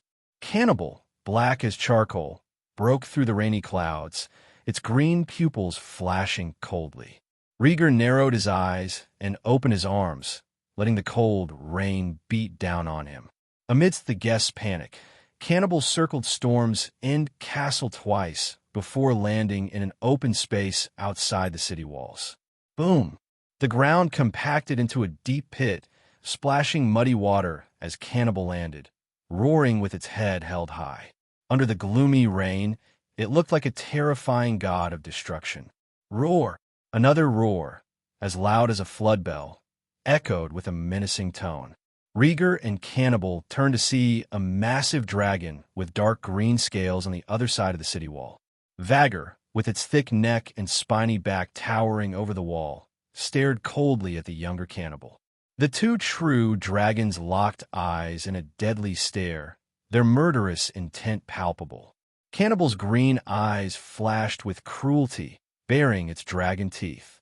Despite growing larger, it refrained from attacking. Vhagar, though enormous and imposing, showed signs of age with cloudy pupils and a stiff, heavy body. Cannibal, it is not our enemy, Rhaegar said coldly, sensing the dragon's agitation and curbing its bloodlust. Cannibal had grown significantly, its spine towering over the 100-foot wall and wings covering a vast area, but Rhaegar knew Vhagar was not to be fought. The old dragon had once belonged to his grandfather, Balerion. Lena was wise and intelligent, unlikely to ride Vhagar into battle. Letting the first-generation dragon live out its final days in peace was a more honorable choice. Sunfire broke through the rolling clouds, carrying Aegon and Aemond around Storm's End Castle. Its roar echoed arrogantly across the sky. At a glance, Aemond spotted Vhagar confronting Cannibal and quickly looked away. It's Vhagar, the biggest dragon in the world. Aemond nudged Aegon excitedly. He had only seen Vhagar a handful of times, and this close encounter was awe-inspiring. Quiet, I'm landing, Aegon muttered impatiently, guiding Sunfire to the courtyard of Storm's End Castle. With Vhagar and Cannibal dominating one side of the wall, the other dragons kept their distance. Storm's End had limited space, and the courtyard was the only area left to house the dragons. Rhaegar dismounted, stepping on the wet black scales of Cannibal. He walked to the top of the dragon's head and soothed it gently. "Stay here, wait for me." Cannibal let out a low growl, flicking its tail and planting its wings in the muddy ground. Dragons, being highly territorial, felt the urge to fight when facing an equal. "Good, I'll be back soon," Rhaegar reassured, rubbing Cannibal's rough horns before sliding down its neck through the rain. By the time he reached the courtyard, Dreamfire and the other dragons had also landed with their riders. Princess. The guards of Storm's End Castle hurried to greet them, holding up canopies. The arrival of several dragons was a significant event, and they dared not show any disrespect. Rhaegar's long hair was drenched, and water droplets covered his pale face, but he smiled nonetheless. He walked up to the soaked Rhaenyra, gently twisting the wet hair on the side of her face, and teased, "The rain can't dull the beauty of a lady." Rhaenyra wrung out her long hair, patted down the water on her dragon's suit, and glared at him playfully. Rhaegar accepted the glare with a grin, pulling out 2 cloaks and draping them over his sisters. "Thank you, brother," Helena said, clutching the cloak tightly. Her small face was pale from the cold, and she managed a faint smile. "Prince, please come inside. The lady has prepared a room for you," a modestly dressed butler urged as he opened the castle door. Rhaegar looked at his younger siblings and led the way. "Let's go inside. No more wind and rain." "Good," Daeron agreed, patting Tessarion and ordering the guards to hold a canopy over him. Dragons hated water and were especially restless in the rain. Tessarion, still a young dragon, was more agitated than the others. Rhaegar rubbed his youngest brother's head and asked, "How was your first time riding a dragon?" "It was amazing," Daeron replied, jumping up and down with joy. Aemond watched the scene, clenching his fists. Just before entering the castle, he glanced back at the massive Vhagar, his eyes full of longing and expectation. As they walked into the castle, the stone halls appeared empty, lit only by a few bonfires. Stepping onto the soft carpet, Rhaegar noticed 2 women approaching with their servants. "Cousin, come wipe off the rain before you catch a cold," Lena said, draped in a blanket. She handed out towels and shawls with the help of the servants. Beside her stood a mature woman with black curly hair and a beautiful face. She spoke courteously. "It is an honor to welcome all the princes and princesses to Storm's End." Rhaegar, who had never seen this lady before, looked at Rhaenyra inquiringly. Tightening her cloak, Rhaenyra replied regretfully, "We are here to pay our respects to the late Lord Bormund, Lady Elenda." Elenda responded mildly, "I have seen the sincerity of the Targaryens. Please, prepare to take a warm bath to avoid catching a cold." "Thank you, my lady," Rhaenyra said, expressing her gratitude and quietly informing Rhaegar of Elenda's identity. Elenda Cairn, born into the House Cairn of Nightsong, a region in the Dornish Marches, had married Boros Baratheon. She wasn't well known in her early years, but now she was the Lady of Storm's End.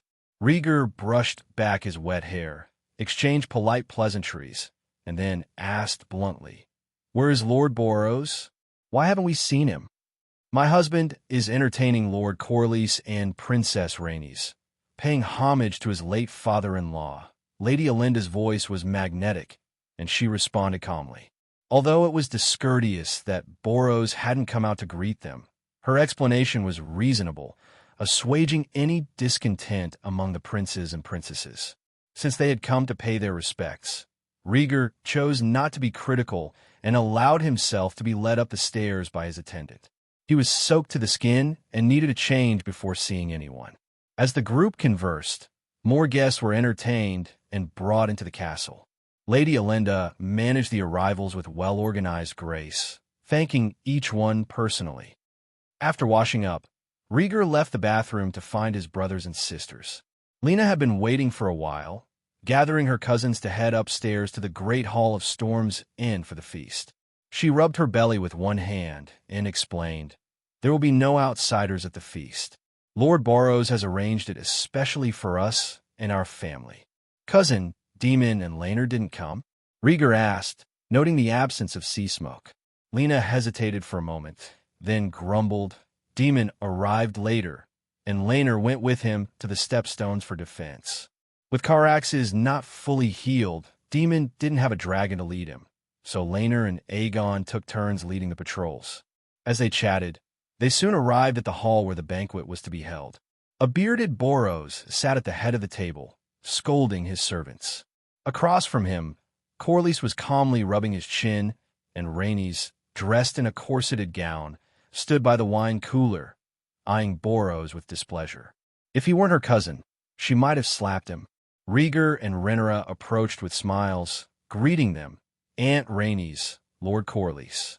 Seeing her nephews and nieces, Rhaenys lifted her smile and held a bottle of fine wine as she stepped forward. I didn't expect you all to be here. What a pleasant surprise. Lord Bormund's contributions were so significant that Father emphasized our presence here, Rhaegar said warmly, offering a hug to his enthusiastic aunt.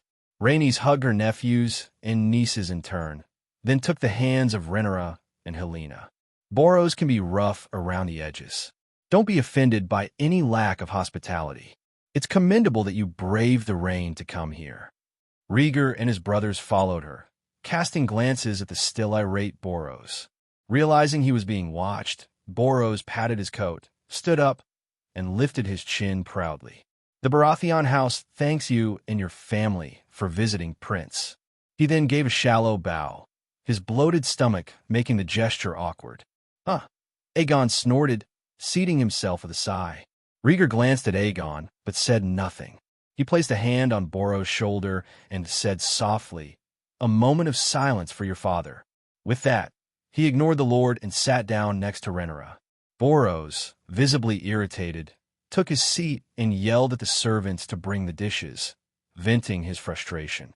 The grief of his father's death, combined with the excitement of newfound power, left him struggling to control his emotions. The feast was about to begin when Lady Olinda arrived, apologizing. "I just greeted House Dondarrion of Blackhaven. I hope I'm not late." "No, please sit down," Rhaenys replied, tasting the red wine and sharing it with her husband and two nieces. The feast officially began. Rhaenyra enjoyed the carefully selected dishes, smiled at Corlys, and casually said, "Lord Corlys, I heard you recently made a significant deal with the Prince of Pentos." Corlys, his demeanor unchanged, forked a steak and replied indifferently, "The spices and wine from Pentos are quite good. I've been to Pentos. The local customs are fascinating," Rhaegar said, implying more, but choosing to drop the topic. The sea snake had been quiet for 3 years, but his increasing contacts with the free cities warranted attention. Corlys didn't respond directly, instead chatting with Boros about some strange tales. The banquet felt a bit chilly, but Lady Olinda and Lena did their best to entertain the ladies. Aegon ignored the conversations, gulping his wine and thinking to himself, "Demon didn't show up. Otherwise, I'd have made him look bad." Despite being bested by his uncle before, Aegon didn't believe he couldn't win. He felt that Demon's initial attack had caught him off guard, preventing him from fighting back effectively. Bloodstone Island. The sky was dark, with clouds rolling in, heavy with moisture, foreshadowing an impending storm. On the azure sea, a warship sailed toward the strait leading to the disputed lands. Several cargo ships, flying the flag of the Triarchy, moved steadily through the waterway. A deep horn sounded from a remote island watchtower, its call spreading across the sea for miles. "What's going on? Increase the alert." The mercenaries on the cargo ships sprang into action, emerging from the cabins and taking up defensive positions. Roar! A sharp dragon roar pierced the air as a light gray dragon swooped down, unleashing a torrent of dragon fire. Boom! The dragon's flames struck a cargo ship, snapping its mast and igniting a fierce blaze, sending mercenaries sprawling in chaos. "It's a dragon! Retreat!" the mercenary leader shouted, his face pale with shock. He had never imagined a dragon would attack them. As the cargo ships attempted to turn and flee, a warship approached from the distant sea, its mast flying the 3-headed red dragon banner. Demon, clad in black armor, his expression as cold as the stormy weather, eyed the cargo ships intently. With a swift motion, he drew his long sword and ordered the archers to ready their bows. "Attack! Leave no one alive!" Swish, swish, swish. Arrows flew, their flaming tips raining down on the cargo ships like deadly fireflies. Screams filled the air as the ships erupted in flames, and the mercenaries fell into disarray. Roar! Laenor rode back on his dragon, sea smoke, shouting Dracarys. A fierce sea battle erupted. The warships closed in, their ramming horns smashing through the hulls of the cargo ships. Chains were thrown to hold the ships together. Daemon, wearing a helmet adorned with dragon wings, leaped onto the cargo ship with the agility of a predator. He cut down mercenaries with ruthless efficiency, his eyes cold and unyielding. The battle was long, but finally it ended. The soldiers cleared the battlefield and threw the bodies of the mercenaries into the sea to feed the fish. "Please, my lord, I am only a merchant." One of the merchants begged for mercy on his knees, but was quickly silenced with a slash to the neck, dying with a look of despair. Daemon removed his helmet, leaned back against the railing, and received a letter from his adjutant. After reading it carefully, he grinned and stomped on the corpse beneath him with satisfaction. The letter bore the Volantis crest in wax. Casually tearing the paper, Daemon strode to the cabin and kicked open the door. "Ah, don't kill me."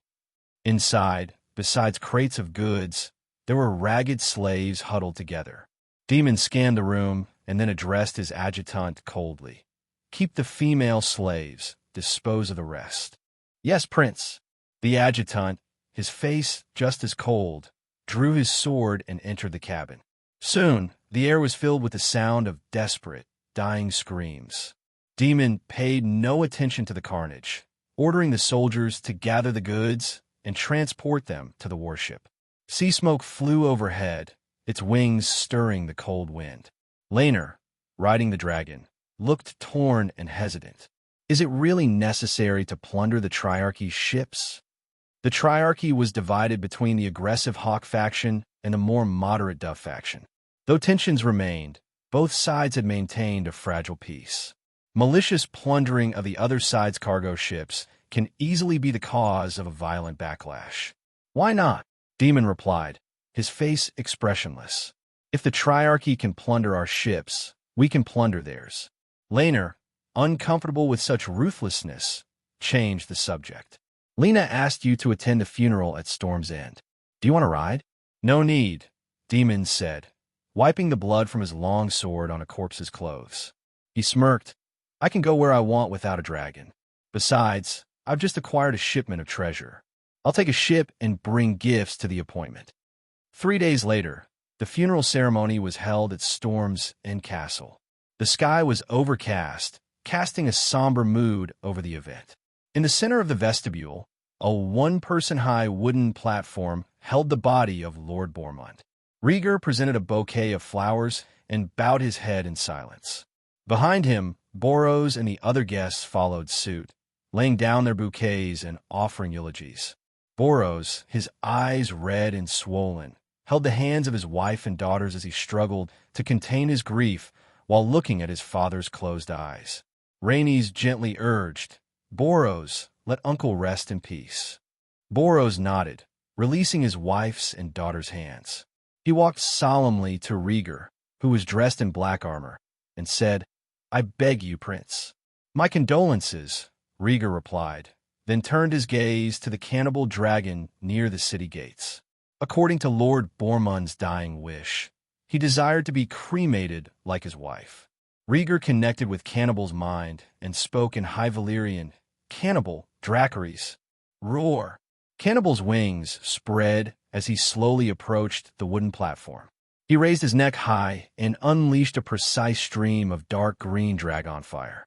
The flames engulfed the remains rapidly, the dry wood fueling the intense blaze. The fire consumed the body, leaving only ashes behind. Roar! Roar! Cannibal's roar was joined by those of other dragons, including Dreamfire and Syrax, their cries echoing throughout Storm's End Castle. The guests lifted their heads and recited eulogies reverently. The vestibule was filled with the sight and sound of several massive dragons, each with different scales and colors, their roars resonating deeply with the mourners. The ruling power of House Targaryen was felt by all in attendance. Halfway through the funeral, a guest arrived late. Daemon docked at Storm's End Castle on a three-masted sailing ship, bringing with him a considerable cargo of goods. A grief-stricken Boros ignored the arrival and sent his wife, Lady Alinda, and their two daughters to greet Daemon. As Daemon entered the castle's forecourt, the cremation pyre blazed brightly, casting an eerie glow against the gloomy sky. At the sight of the visitor, Aegon, visibly irritated, wrinkled his face and shouted, "Daemon, how dare you appear before me?" He lunged forward, fist raised to strike. His sudden action stunned everyone present. "Aegon!" Aemond exclaimed, shocked by his brother's impulsiveness. Aegon, however, saw only Daemon's hateful figure. Daemon, with a playful glint in his eyes, waited for his nephew to approach. Aegon's punch missed, leaving him open. "Fool!" Daemon sneered, yanking Aegon's arm and driving a knee in his chest. Aegon's face turned pale as he staggered, feeling his heart momentarily stop. Daemon followed with a slap that sent Aegon sprawling onto the patio floor, silver hair disheveled. "Daemon, stop it!" Lena cried out in shock, remembering the queen's hatred from the last time Daemon had taught Aegon a lesson. The crowd finally reacted. Rhaenyra watched in disbelief, her eyes wide with confusion. "Aegon, how dare you? That's Daemon. If you want to challenge him, you need to weigh your own strength first." Daemon heard Lena's cry and paused, mockingly kicking Aegon with the tip of his foot. "My dear nephew, do you think you're your brother, mimicking his disrespectful words to me? Daemon, you bastard!" Aegon groaned in pain, curling up on the ground. Daemon's face darkened. He crouched down, yanking Aegon's collar and gripping his jaw. "That bastard has been looking for trouble ever since he took office as commander of the Narrow Sea. I've tolerated him long enough. Daemon, think about what you're doing and stop," Lena pleaded, rushing over with her belly in her hands. She pushed her angry husband away, fearing the consequences. Daemon took 2 steps back, looked at Aegon with contempt, and sneered. He started it. "It is my duty to teach my disobedient nephew a lesson." At this point, no one could remain passive. Boros stepped forward, his sadness replaced by anger. "Daemon, this is my father's funeral. Show some respect." Daemon ignored the wailing Aegon and walked towards the pyre with a straight face. Passing his servant, he took a bouquet of flowers and threw it into the flames, clasping his hands to recite the eulogy. At least he had the decency to do so.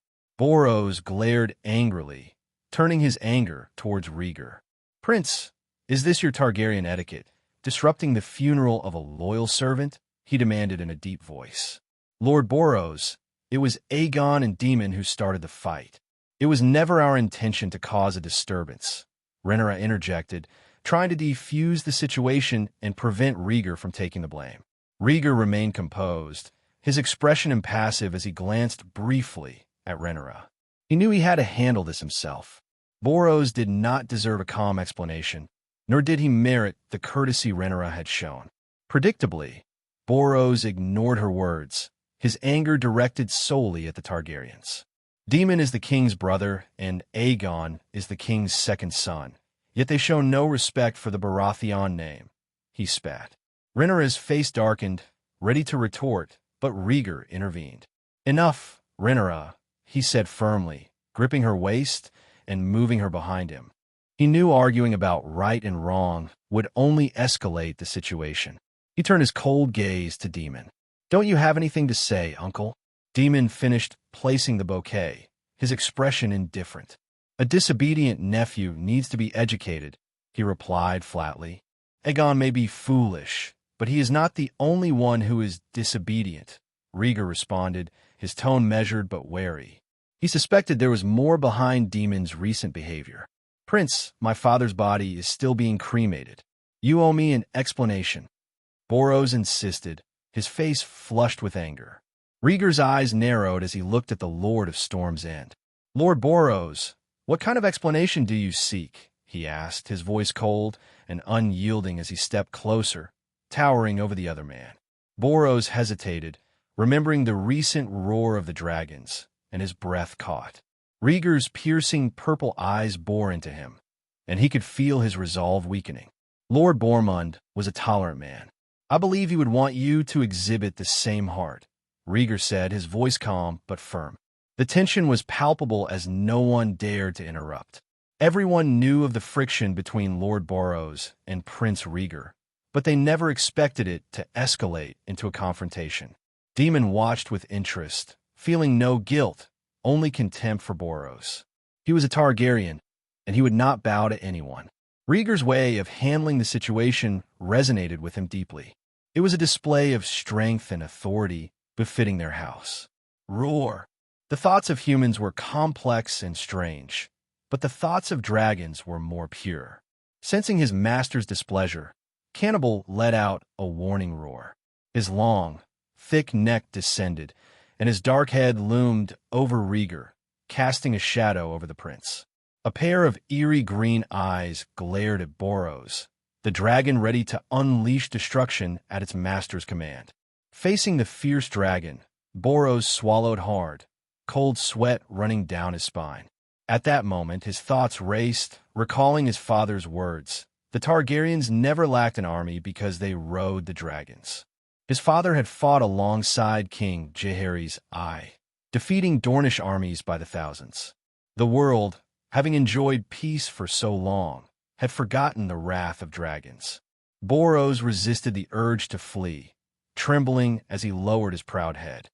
Prince, this is merely a small incident. It will not affect the generations-long friendship between the Targaryens and the Baratheons, he said, his voice shaky. He yielded. The status of a lord did not permit him to act recklessly and publicly challenge a Targaryen heir. Rhaegar remained silent, hands folded in front of his belly, staring as if he hadn't heard Boros. The cannibal grinned, revealing sharp teeth, its breathing synchronized with its master's. Seeing the dragon's bared fangs, Boros's heart raced. He hastily added, Prince, the funeral is over, and a sumptuous feast awaits in the castle. He was at a loss for words, unsure how to beg for mercy. Seeing his dilemma, Rhaenys broke away from her husband's grasp and interceded. Rhaegar, Boros is as generous as his father. Don't misjudge him. First, Aegon and Daemon fought. Now Boros was being targeted by a dragon. The rapid turn of events left most people's heads spinning. The atmosphere had soured, and the air felt tense and cold. Boros, hearing his cousin's voice, felt a glimmer of hope and moved towards it. But Rhaegar's voice stopped him in his tracks. Lord Boros, where are you going? Boros froze, not daring to move. Rhaegar exhaled deeply, his voice softening. I apologize to you and your late father for the ill-advised actions of my brother and uncle. I hope you won't be offended. They did not mean to disturb. Rhaegar's sincere apology shifted the blame away from Aegon and Daemon. Boros, eager to end the confrontation, responded quickly. No matter, the feast is about to begin. Let us move to the castle. He had lost face in front of all his bannermen and wanted to leave the scene as soon as possible. As you wish, my lord, Rhaegar replied, his demeanor returning to its usual gentle and elegant state. The desired deterrent had been achieved. Boros forced a smile, unable to face his bannermen, and walked back to the castle under the watchful eyes of his guards. Gentlemen, let us go as well, Lady Olinda said, embarrassed, leading the way back to the castle with her two daughters, trying to maintain the guests' mood. Her husband's character flaws and moodiness often led him into situations without an easy escape. Soon, the guests, having witnessed enough excitement, dispersed with their own thoughts. The courtyard was left to the Targaryen members. Daemon took Lena's hand, gently stroking her slightly bulging belly, feeling the new life within. Rhaegar glanced at him, not in the mood for conversation. Daemon's arrogance and unwillingness to heed advice was a constant source of tension. Aemond and Daeron helped Aegon to his feet and stood beside Rhaegar. Unlike the strained relations with Aunt Rhaenys and Lord Corlys, or the animosity with Uncle Demon, Rhaegar offered them a sense of security. The massive black dragon was a clear deterrent to anyone who dared to offend him. Demon, don't think I don't know what you're up to. I won't let you get away with it. Aegon spat despite his battered appearance, glaring at Demon with anger. Humiliated by his opponent, Aegon's pride burned. If Rhaegar could defeat Demon, then so could he. Aegon, you should shut up, Rhaegar said coldly. He despised stupidity, and his brother epitomized it. Demon is the guilty one. Aegon retorted defiantly. Demon raised an eyebrow, his gaze darkening, but someone else acted first. With a sudden movement, Rhaegar grabbed Aegon by the neck and lifted him like a rag doll. Aegon, if you want to throw tantrums, do it back at the Red Keep. Don't cause trouble here, he said icily. He turned his head towards Demon, pointing sharply. Uncle, that goes for you too. I'm done cleaning up after everyone. This wasn't a place for reckless behavior. Their every action reflected on the Targaryen honor. Rhaegar would not tolerate his family tarnishing their legacy. Demon sensed the warning in his nephew's eyes.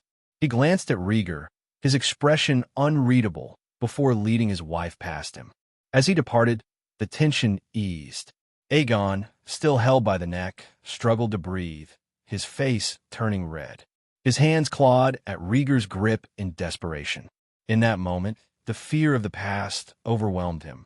Seeing Aegon's distress, Rhaenyra rushed forward. Rhaegar, let go of Aegon. He can't breathe, she pleaded, her voice laced with anxiety. I'm just trying to teach him a lesson, Rhaegar said, releasing his grip and feeling a surge of relief from his anger. Aegon collapsed to the ground, clutching his throat and coughing violently, tears streaming from his eyes.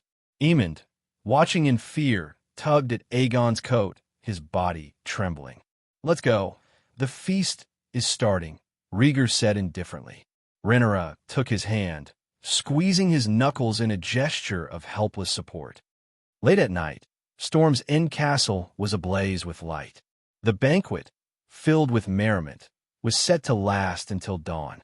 Around the table, members of the Targaryen and Balerion families' houses. Thanks to the efforts of a few of the women, the atmosphere was congenial, filled with laughter and toasts.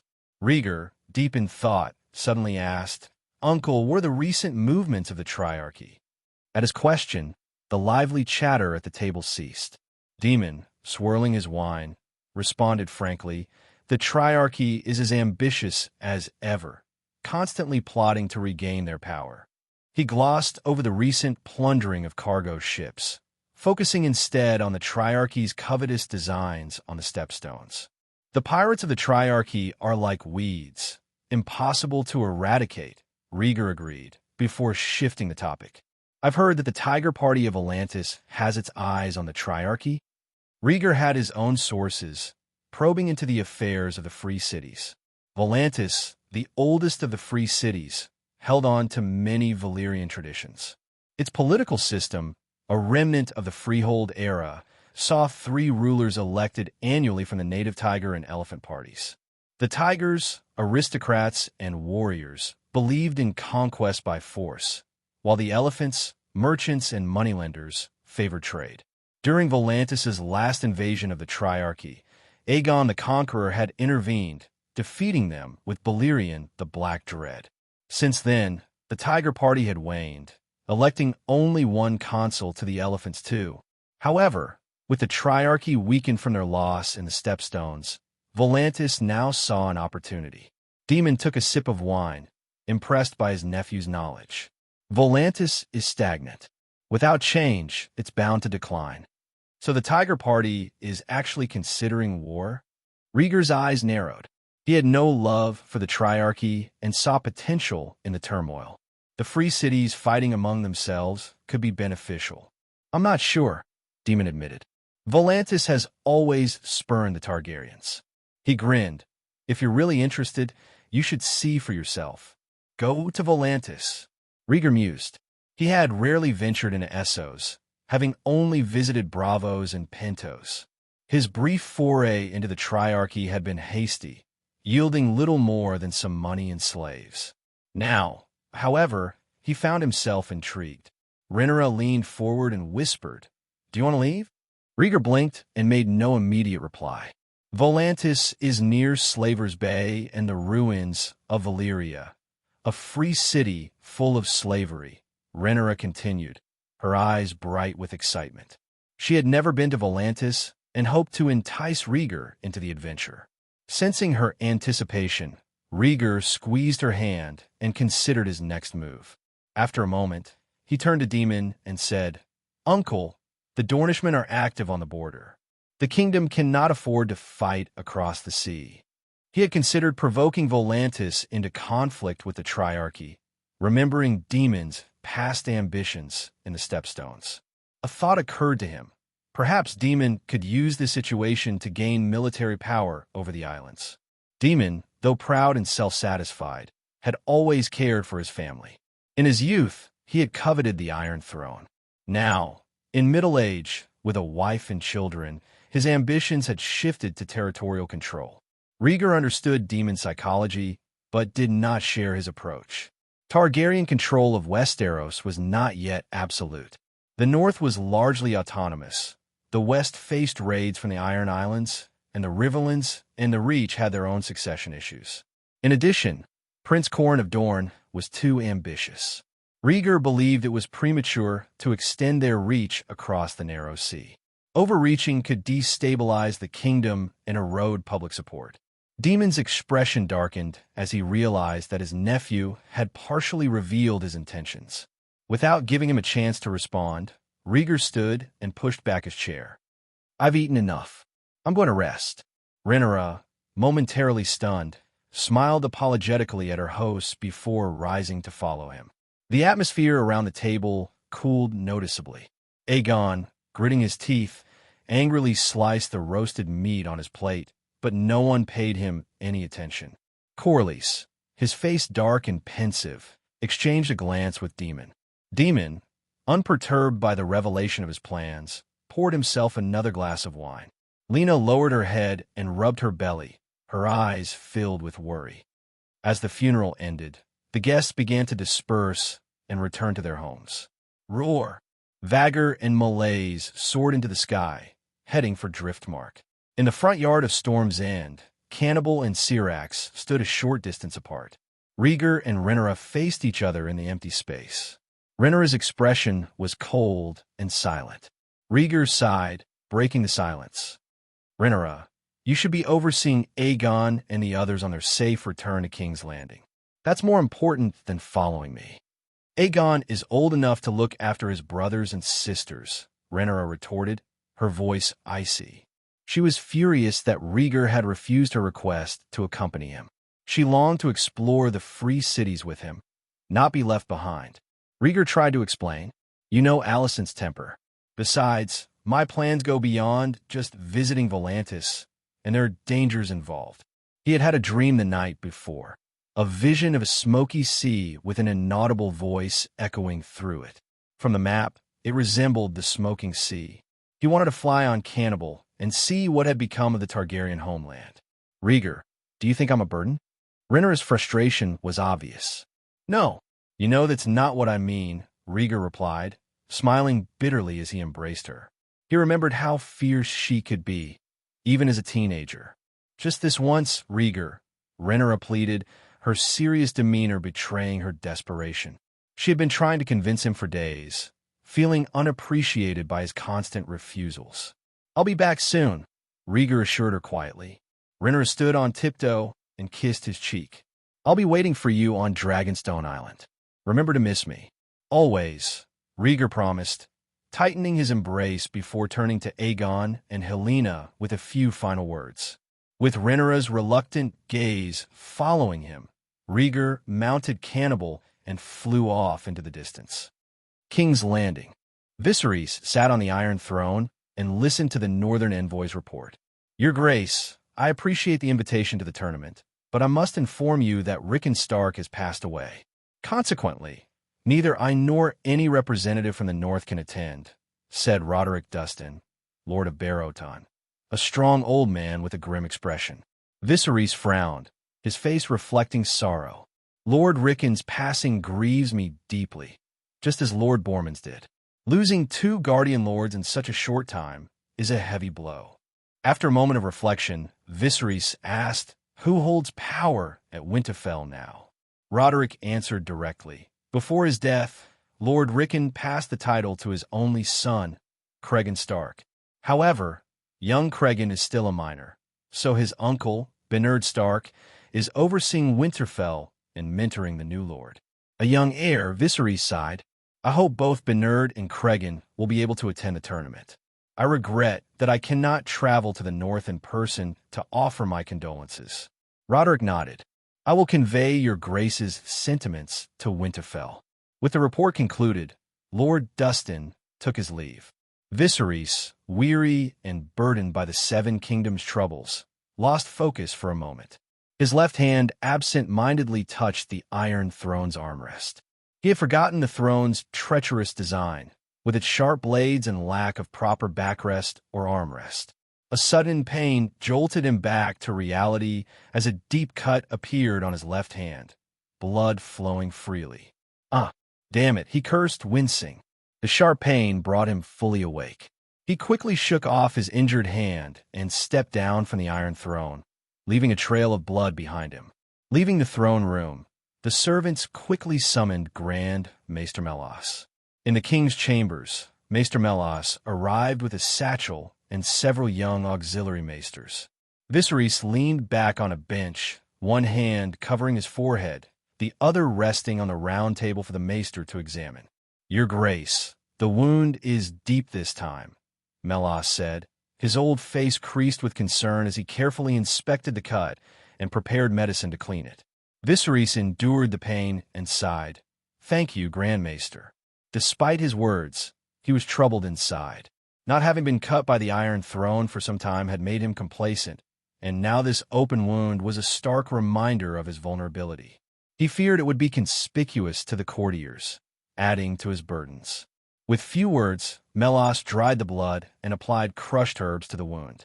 "Grand Maester, the bandages you requested," an assistant said, handing him a roll of sterilized bandages.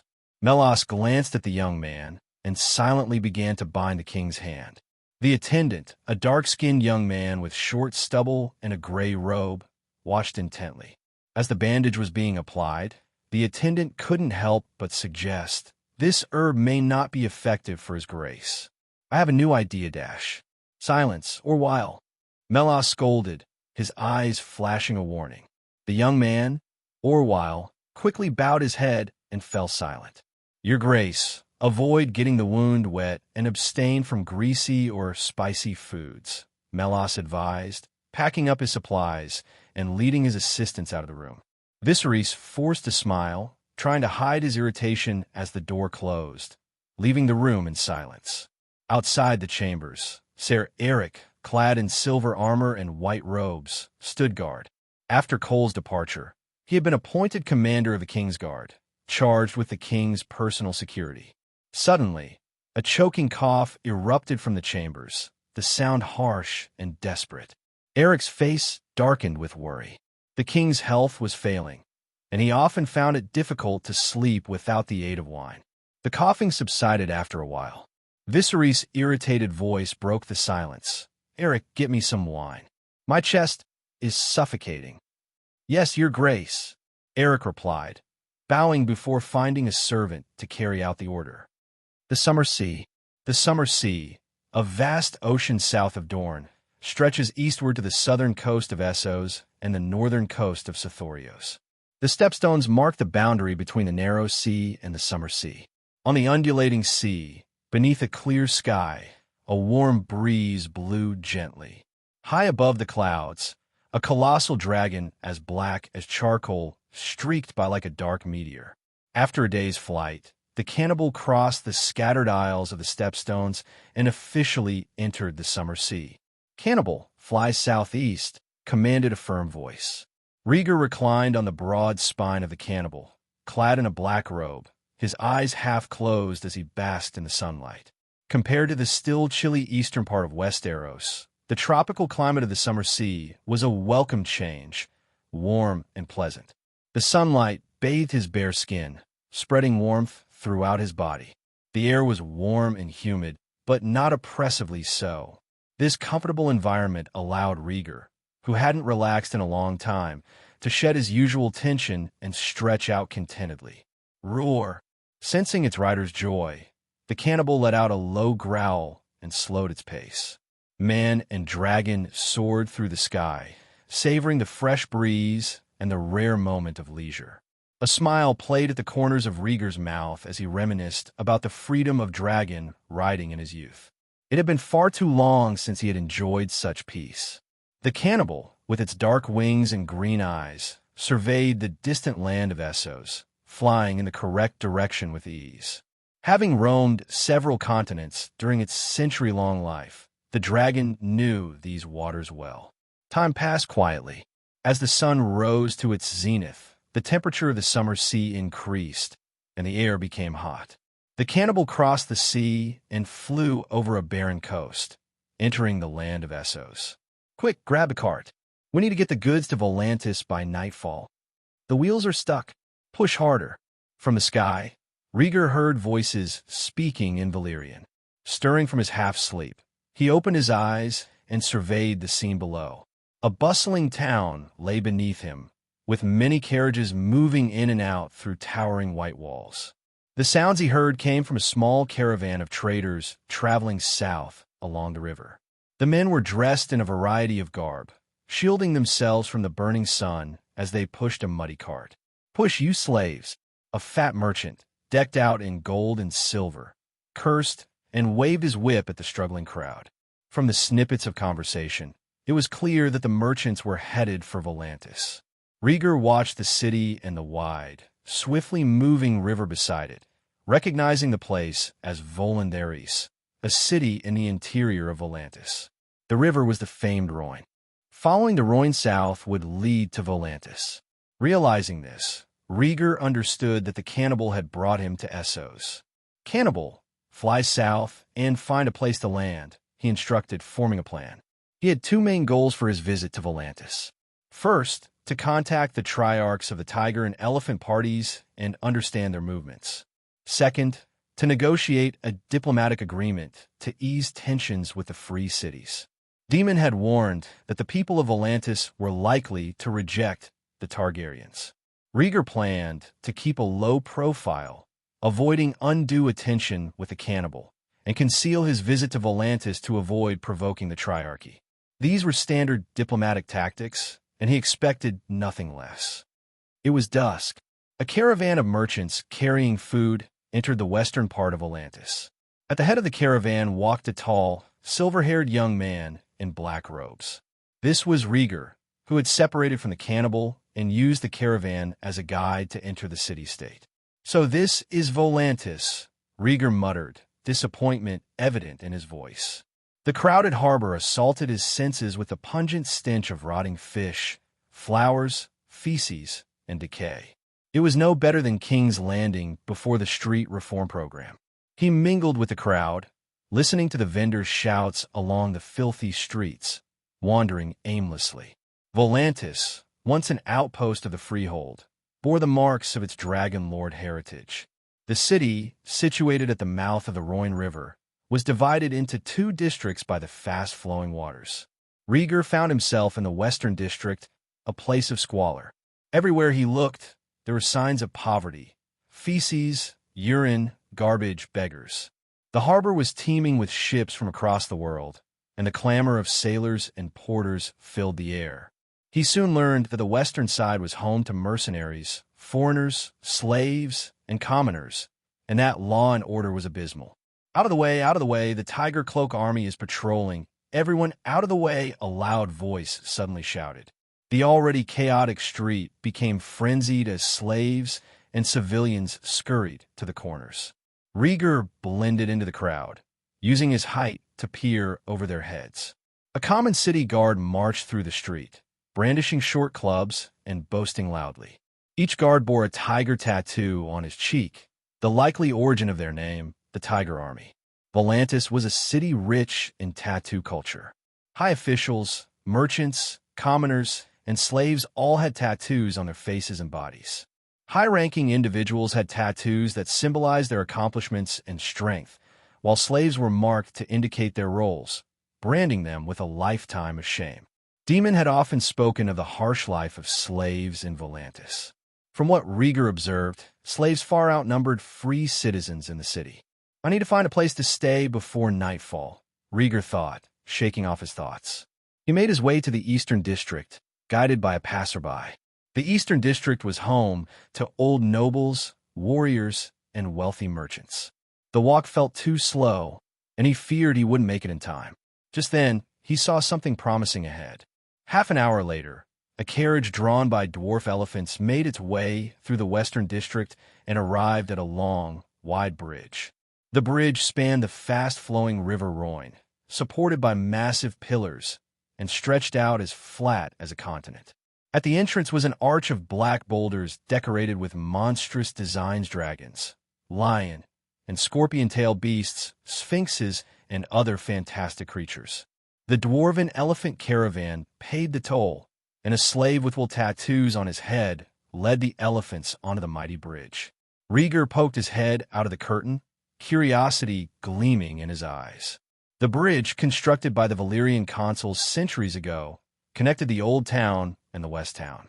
Seeing this impressive structure for the first time, Rhaegar was captivated by its scale. The bridge was wide enough for 2 carriages to pass each other comfortably. It's not as grand as Harrenhal, but it's one of the 9 wonders of the world, Rhaegar mused, his tone serious. Comparing it to his own giant castle, he found himself pondering the significance of the long bridge. Westeros boasted many legendary structures: House Aaron's Eyrie, House Baratheon's Storm's End, House Lannister's Casterly Rock, and the Great Wall that had stood for thousands of years, protecting the realm from the cold threats of the north. Each of these wonders, Rhaegar thought, was more majestic than this long bridge. The sun was setting.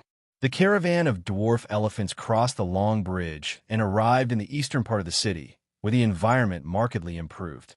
The carriage slave bowed humbly, his voice rough. "My lord, there's a black wall ahead. I can't go any further." "Understood," Rhaegar replied. He lifted the curtain and stepped down from the carriage, casually tossing 2 gold dragons to the slave. "Thank you, my lord," the slave said, bowing even lower as he hastily accepted the coins. Westeros and Volantis had different coinage systems. Westeros used gold dragons, silver stags, copper stars, and copper pennies, while Volantis minted gold coins with engraved images and accepted coins from various lands. As Rhaegar walked forward, he saw by the moonlight that the area was dotted with flower gardens, statues, and fountains. Most of these fountains, however, were dry or filled with stagnant water, and the air still carried a nauseating odor. It was getting late. Rhaegar decided not to rush to find the city triarchs. Securing a place to stay first was the best course of action. Soon, he spotted a towering building surrounded by parked carriages. It was a 4-story structure made of stone, a real monstrosity. "The merchant's house," Rhaegar read aloud, grinning. "Found a place to stay." The next day, within the black walls of the East City District, the streets were neat and orderly. Wealthy residents reclined on sedan chairs carried by slaves, accompanied by dainty slave girls. Everything exuded a sense of natural corruption. At the entrance of the Tiger Party's residence, a black-robed figure stood and knocked on the closed door. A slave hurriedly opened it and respectfully welcomed the visitor inside. The mansion's interior boasted a 3-story pavilion with carved beams and intricate paintings. Rhaegar sat on a velvet stool, indifferently observing female slaves playing in the courtyard fountain. Before long, a tall, robust man entered the pavilion, flanked by 2 slave girls. "Ha ha! Welcome, Prince of House Targaryen. It is truly an honor to have you in my humble abode," the man exclaimed, arms spread wide. Rhaegar turned and replied politely, "Lord Malakwo, please forgive my unannounced visit." Maintaining his noble demeanor, Rhaegar exuded elegance and grace. Malakwo Maegor, with his rough face and bushy beard, responded boldly, "I was a good friend of your uncle. You, of the great Dragonlord bloodline, are always welcome here." As a member of Volantis's old nobility, Malakwo believed deeply in the importance of bloodlines. Most Volantines prided themselves on their Balerion descent. The Targaryens, as the last Dragonlord family, held an undisputed noble lineage. After exchanging pleasantries, Rhaegar got to the point, inquiring about the Tiger Party's views on the Triarchy and their relationship with Daemon. Malakwo did not mince words. He explained that the Triarchy was in a weakened state, and the long-suppressed old aristocracy of Volantis saw an opportunity to reassert themselves. However, the Tiger Party was not the sole ruling faction.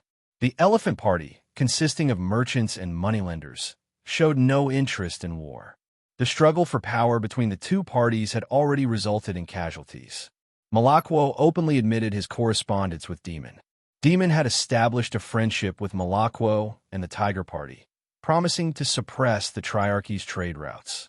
Even without explicit details, Rhaegar understood the implications. If the Tiger Party gained the upper hand, they would likely form a stronger alliance with Daemon. After a lengthy discussion, Malakwo ordered a sumptuous meal. Rhaegar accepted the invitation, and the two dined together, solidifying their newfound friendship. As the meal ended, Malakwo's eyes gleamed with purpose. "Prince, why not stay in my residence for a while? I will treat you with the utmost courtesy."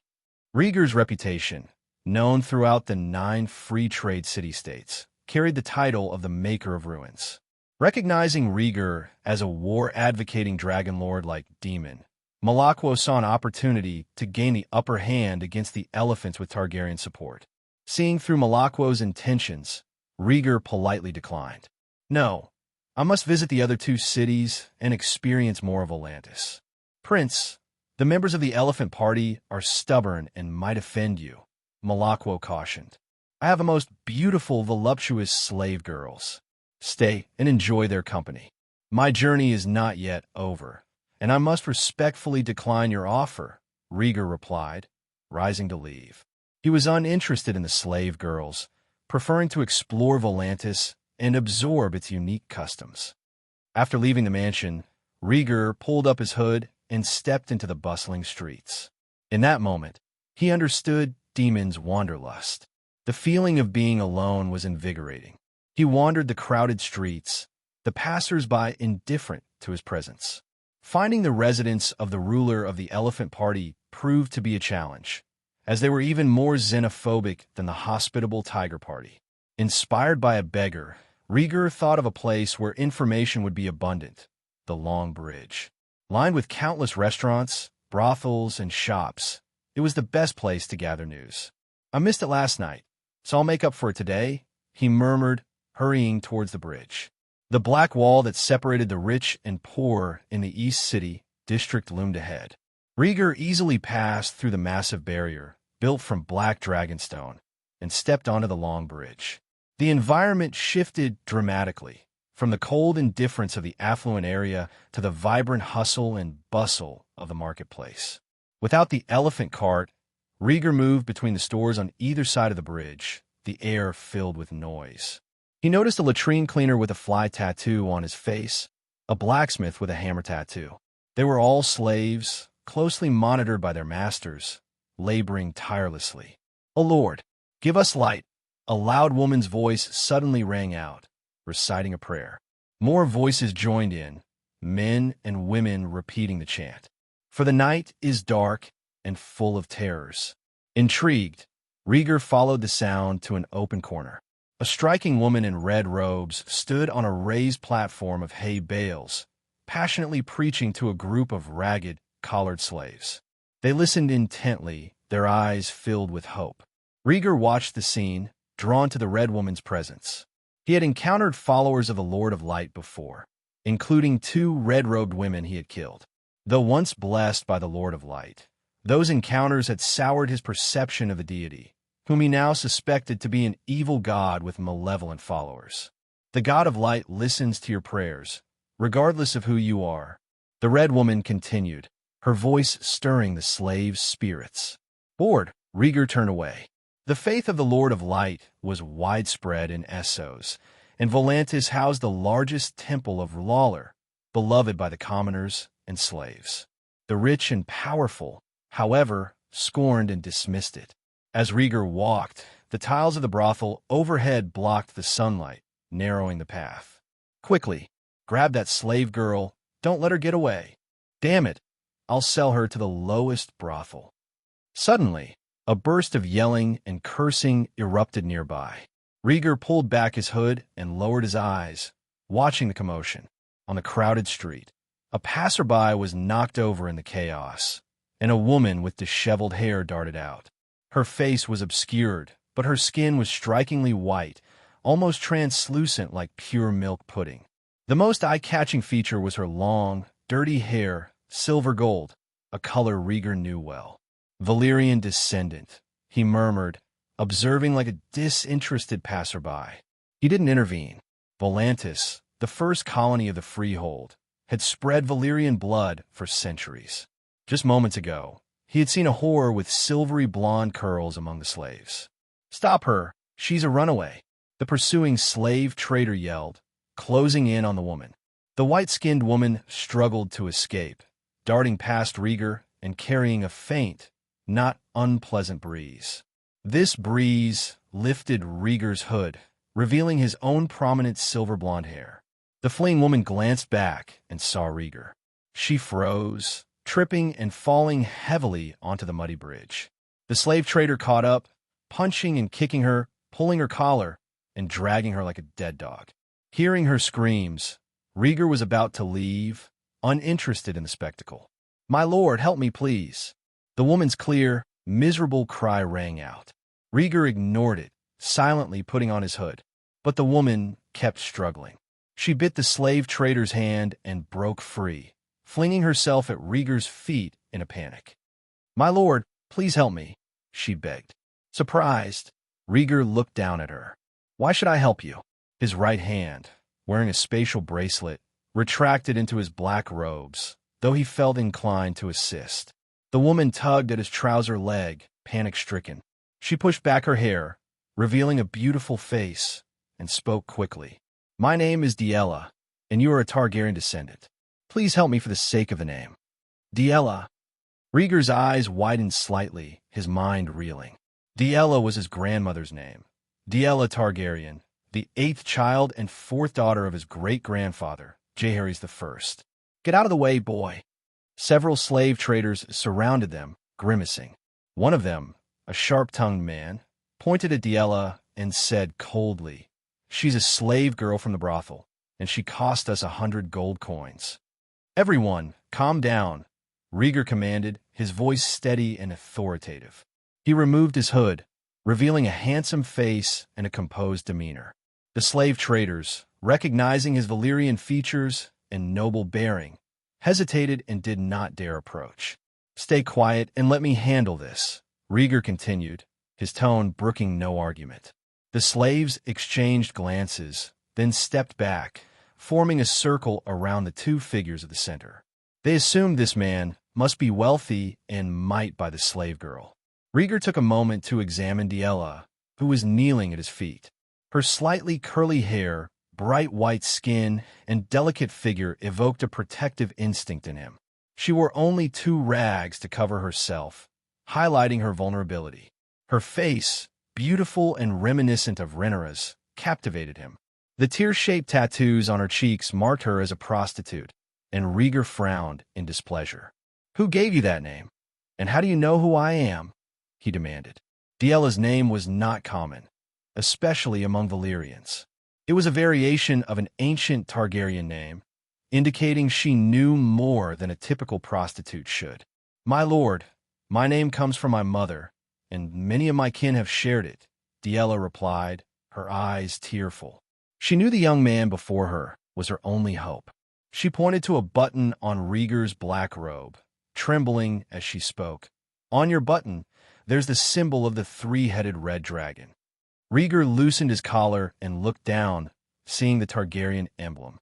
His distinctive clothing had given him away. Realizing there was more to Diella than met the eye, Rhaegar crouched down, looked directly into her blue eyes, and repeated his question, "Why should I help you?" Diella's white face was bruised, and her large eyes showed unease. She trembled as she answered, I may share the same blood as you. She retracted her neck, anticipating scolding or a beating. Her status was too low to claim kinship with any lord. Rhaegar was taken aback, his eyes clouding over in thought. After a moment of silence, he stood up and pulled a bulging bag of money from his sleeve. The slave traders caught it eagerly, their eyes widening at the sight of the gleaming gold coins inside. Take the money and leave, Rhaegar ordered, his voice firm. Whether Diella's claim was true or not, her origin couldn't be discussed in public. She had asked for his help, and he wouldn't let the slave traders take her. One of the traders bid a gold coin to confirm its authenticity, then smiled obsequiously. She's yours, my lord. Securing the money bag, he scanned the area and quickly departed. In a free trade city-state, money was paramount. Rhaegar ignored him and took Diella's hand from her with a quick stride. Come with me, he ordered coldly. Yes, my lord, Diella replied overjoyed. She straightened the rags that covered her and followed him closely. Rhaegar found a tavern with decent surroundings and chose a secluded corner by the window. Draping a cloak over Diella, he asked plainly, Whose bastard daughter are you? Diella, who appeared to be around his age, pulled the cloak tightly around her small frame. She lowered her head and replied timidly, I am no one's bastard daughter. My mother was a whore and didn't know who my father was. Your blood comes from your mother? Rhaegar inquired, a hint of curiosity in his voice. Diella nodded, her voice barely audible. Yes, my blood comes from my mother, and her blood came from my grandmother. Your grandmother? Rhaegar echoed, intrigued and a bit incredulous. It was rare for Targaryen traits to persist so strongly through the generations, especially in someone of Diella's background. Diella seemed to shrink further into herself, trembling as she continued. You might have heard of my grandmother. Her name was Sarah. She hesitated before whispering the rest of the name, Sarah Targaryen. That night, Rhaegar crossed the long bridge and found himself amidst the bustling brothels of the east side, stopping in front of a large establishment with a constant flow of customers. Is this the place? Rhaegar asked, pointing at the brothel. Diella, clad in black robes with her long silver blonde hair hidden under a hood, nodded with certainty. This is it. I grew up here. I wouldn't mistake it. Lead the way, Rhaegar instructed, his eyes reflecting a mix of emotions as he followed her into the brothel. The brothel was a sprawling, three-story building adorned with seductive oil paintings and carvings. The pungent smell of perfume hit Rhaegar as soon as they entered, mingling with the sight of prostitutes and their eager clients. Lustful noises echoed from the surrounding rooms. Diella led the way, and though the prostitutes glanced at her in surprise, they didn't approach her. Rhaegar followed her to the third floor, where the sounds of lust gave way to the sounds of music. As they moved down the corridor, a door opened, and a middle-aged man with silver blonde hair stepped out. Diella froze at the sight of him, halting in her tracks. The man approached them, scrutinizing Diella before speaking in a mocking tone. I heard someone report you were back. Quite surprising. His gaze shifted to Rhaegar. Kid, you bought Diella? Rhaegar lifted his head, removing his hood to reveal his face. I'm looking for a woman named Sarah. I heard she was here. Of course she's here. She's my mother and the madam of this brothel, the middle-aged man replied, noticing Rhaegar's long silver gold hair and purple eyes. Take me to her. Rhaegar's voice turned cold, his patience waning. She hasn't taken clients in a long time. Even if you were young and handsome, the man refused, his tone firm. Uncle, my lord is from Westeros, Diella interjected, her voice trembling. The man's face changed slightly, the mention of Westeros stirring memories of his travels across the ocean. He took a serious look at Rhaegar, quickly piecing things together. Pure Valyrian descent, from Westeros. He must be a member of that family. Flustered, the man hurriedly said, Please, come with me. Mother is resting in her room. He turned and walked briskly down the corridor. Rhaegar, deepening his breath, followed closely behind. Entering the room, Rhaegar noticed the white walls adorned with various ornaments. A velvet bed, surrounded by a circle of light gauze, was placed by the window. On either side of the bed knelt two young male slaves, naked and toned. "Giddel, who is it?" A lazy woman's voice called out from behind the veil, revealing a figure lying on the bed.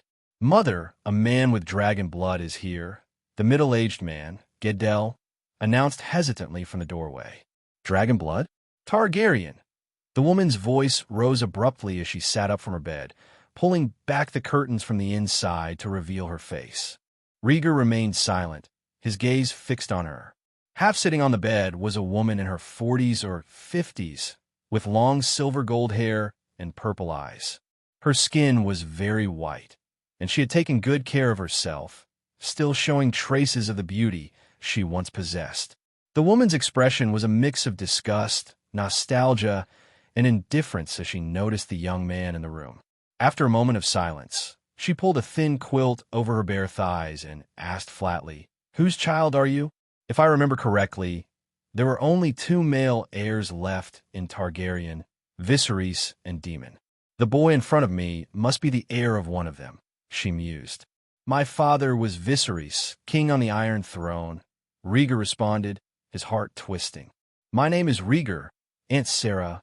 Yes, the brothel madam before him was none other than his great-aunt, Sarah, a pure-blooded Targaryen.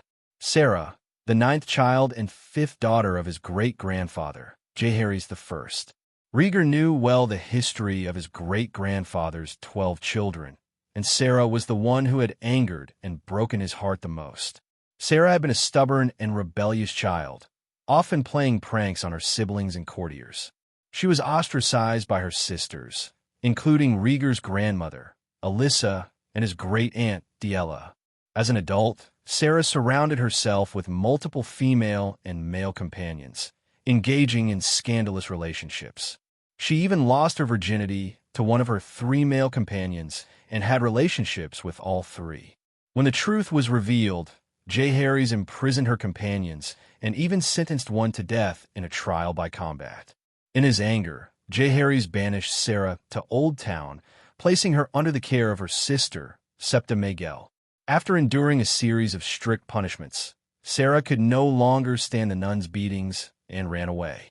She found a ship in Old Town and sailed to Lys, where she worked in a brothel, posing as a young girl new to the trade for the pleasure of clients. It took half a year for the news to reach King's Landing. Jaehaerys was furious and no longer recognized her as his daughter, leading to a severe quarrel with Queen Alysanne. From that point on, Sarah became a true whore.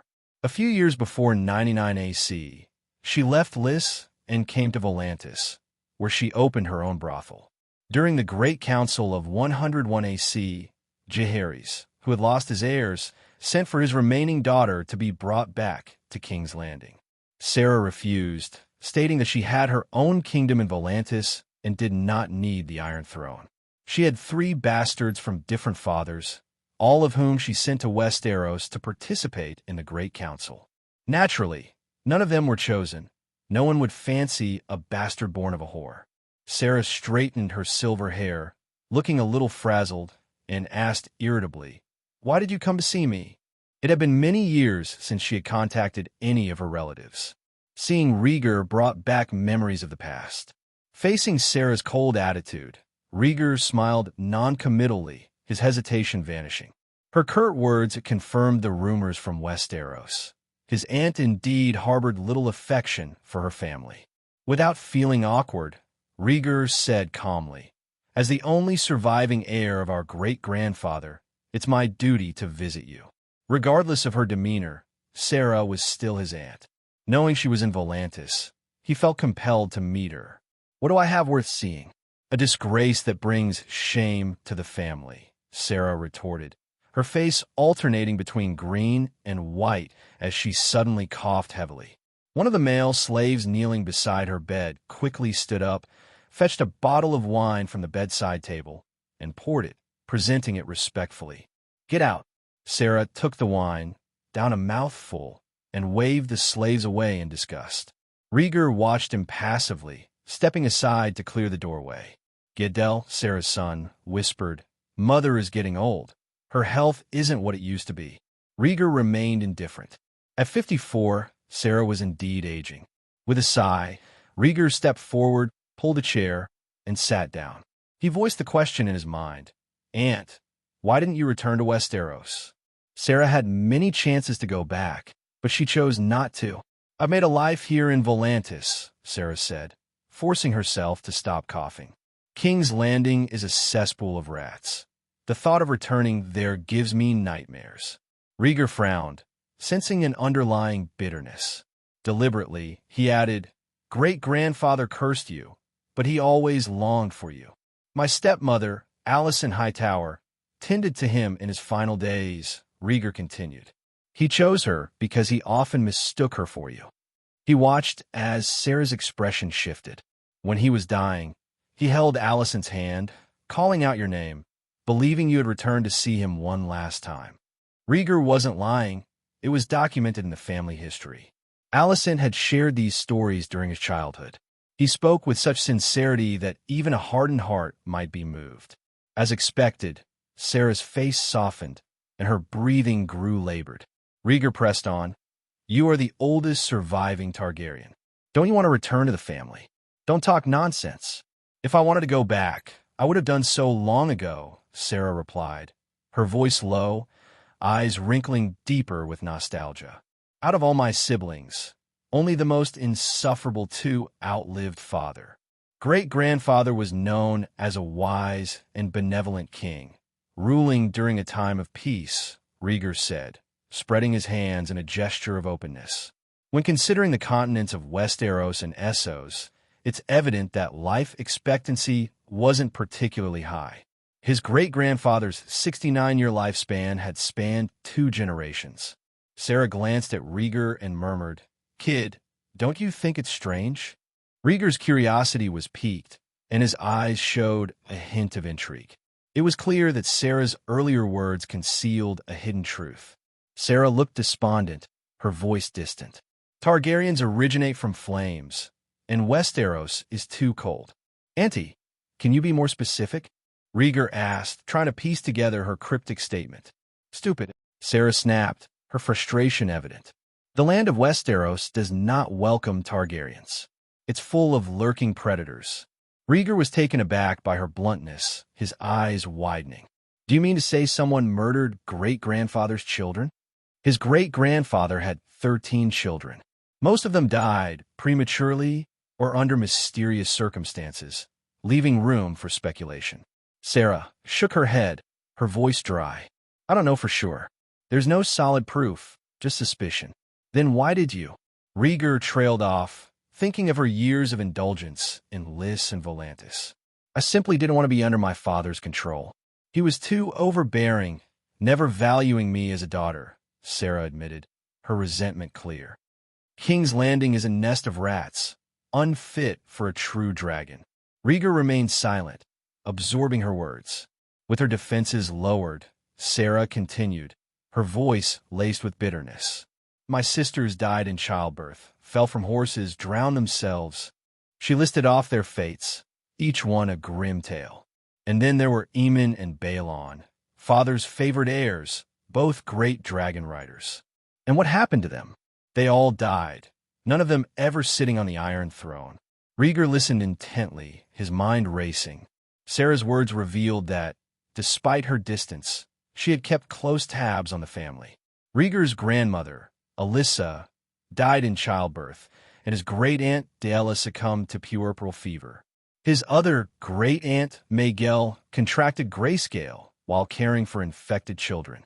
Another great-aunt, Visera, died after trying to seduce their grandfather Balon to become queen, but Balon sent the drunk girl away when he arrived.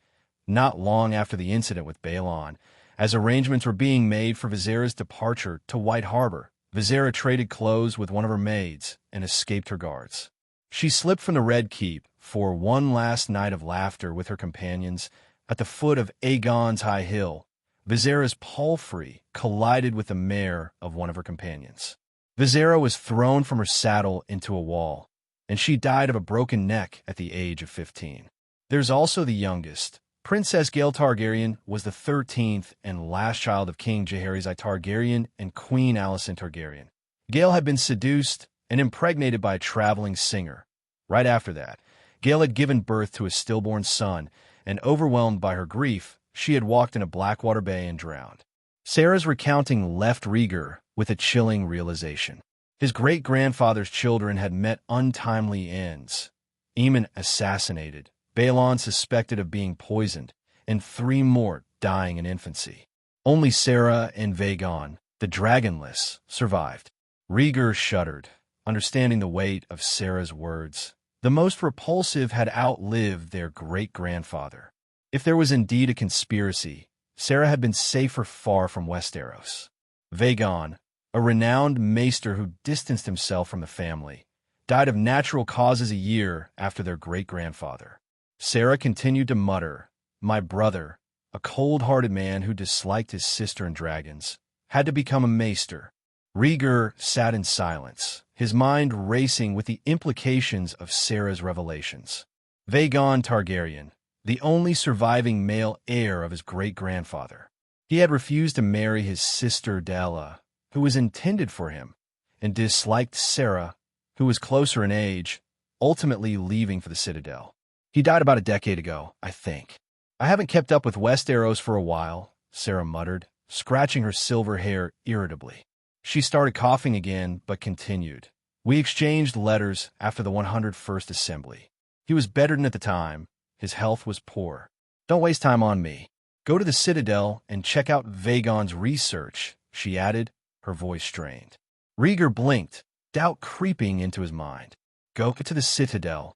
Vagon, known as the Dragonless, had earned bachelor's chains of various materials during his lifetime and was indeed very knowledgeable. Sarah coughed violently, struggling for breath. Vagon said the Citadel's maesters are a bunch of self-important fools. He didn't fit in, she gasped.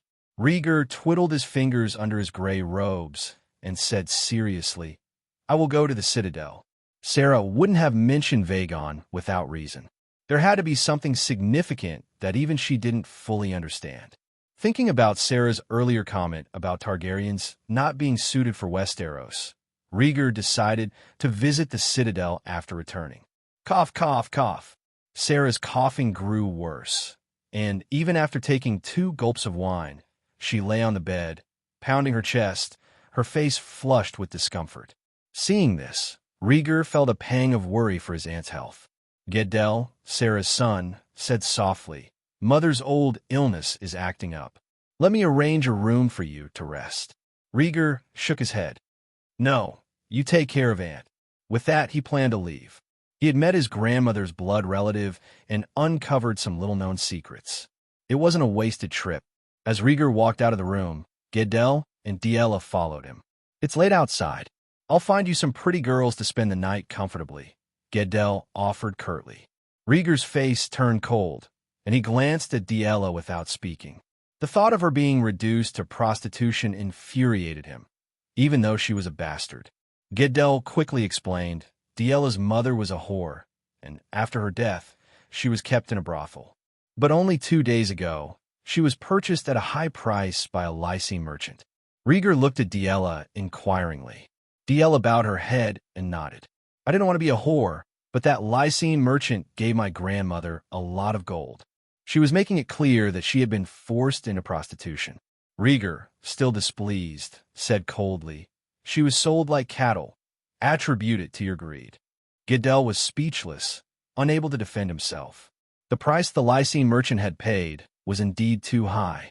Ignoring him, Rhaegar headed for the door. Diella took 2 quick steps, tugged at his black robe, and whispered, I have a sister. Can you take her with you? Rhaegar stopped and looked back at Gedel. Gedel, panicked, quickly explained, Layla is still young and just works in the kitchen of the brothel. Rhaegar took out a bag of gold coins and tossed it to Diella. Go and take your sister away, and any other Targaryen bastards too. There were plenty of bastards on Dragonstone. It would be easy to resettle them there. No, Mother only has 2 bastards. The other is married. Gedel interjected, fearful of further misunderstanding. Diella nodded and hurried off to find her sister. Once she was gone, the corridor was left with only the sounds of the rooms on either side. After a moment of silence, Rhaegar asked, You have 2 more bastard brothers? Gedel, surprised by Rhaegar's question, replied, "Yes, the eldest brother is a merchant, and the youngest has a triarch father." Both left the brothel. Rhaegar's eyes flashed, thinking of the two consuls of the elephant party. Within moments, Diella returned in a hurry, accompanied by a girl of about 12 or 13 dressed in rough clothing. The girl possessed distinct Balerion features, silver blonde curls, light purple eyes, and delicate, porcelain-like skin. Rhaegar examined her. She was a pleasant-looking girl with a cute, round face, holding Diella's hand timidly. Diella led her forward and said gratefully, "Layla, this is the Lord who saved me." "Thank you, my lord." Layla, an earnest child, dropped to her knees and said softly, "Thank you, your grace." "Stand up," Rhaegar said, his voice softening as he looked at the little girl, who was about the same age as Helena. He had always been objective in his views on bastards and held no particular bias against them. "Let's go." Ignoring the embarrassed Gedel, Rhaegar put on his hood and led the two girls out of the brothel. The following day, a black-robed figure emerged from the black wall and entered an unassuming inn.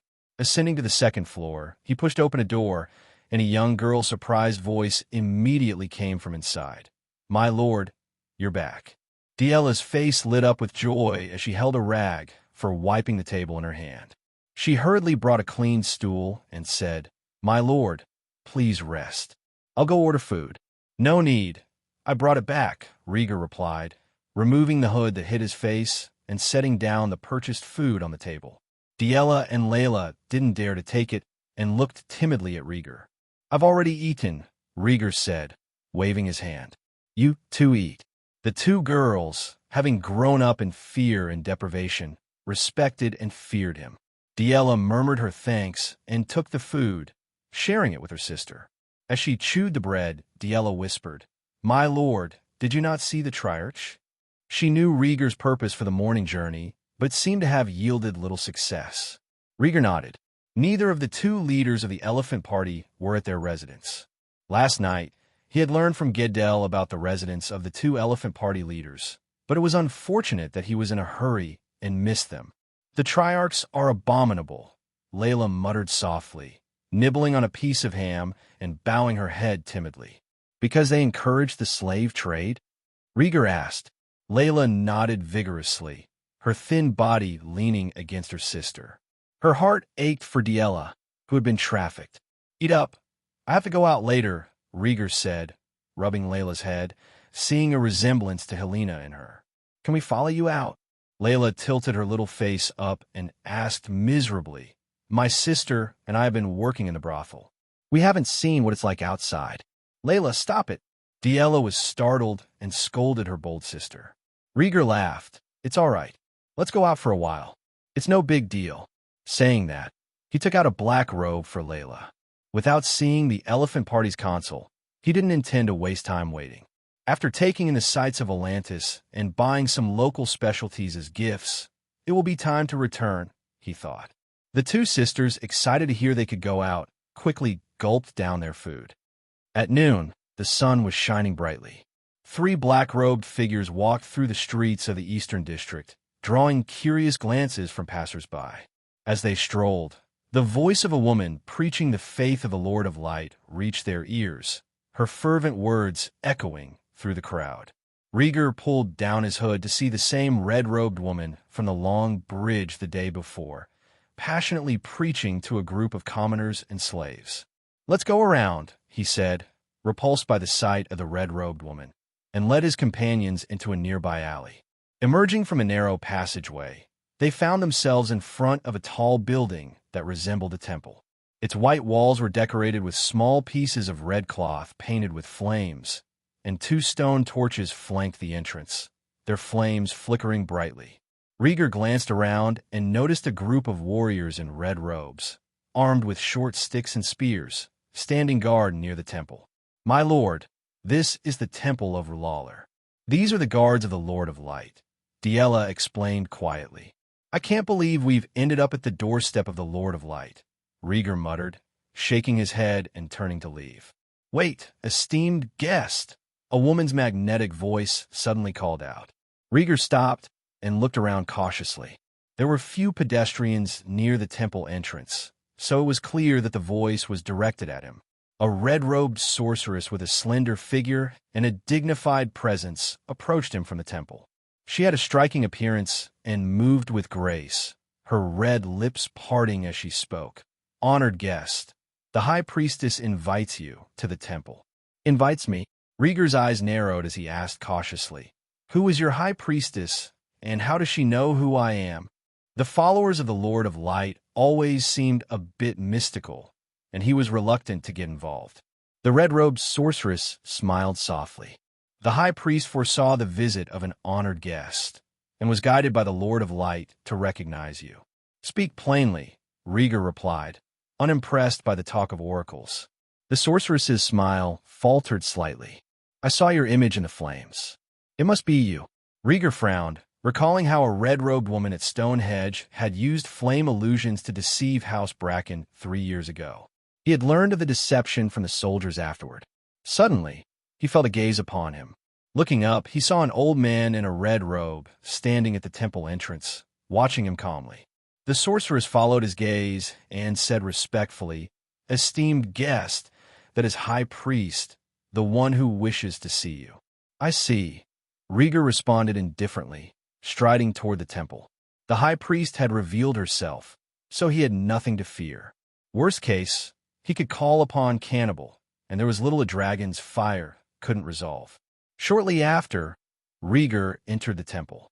The interior was stark, with walls adorned with flame patterns and a stone sculpture of a burning red heart.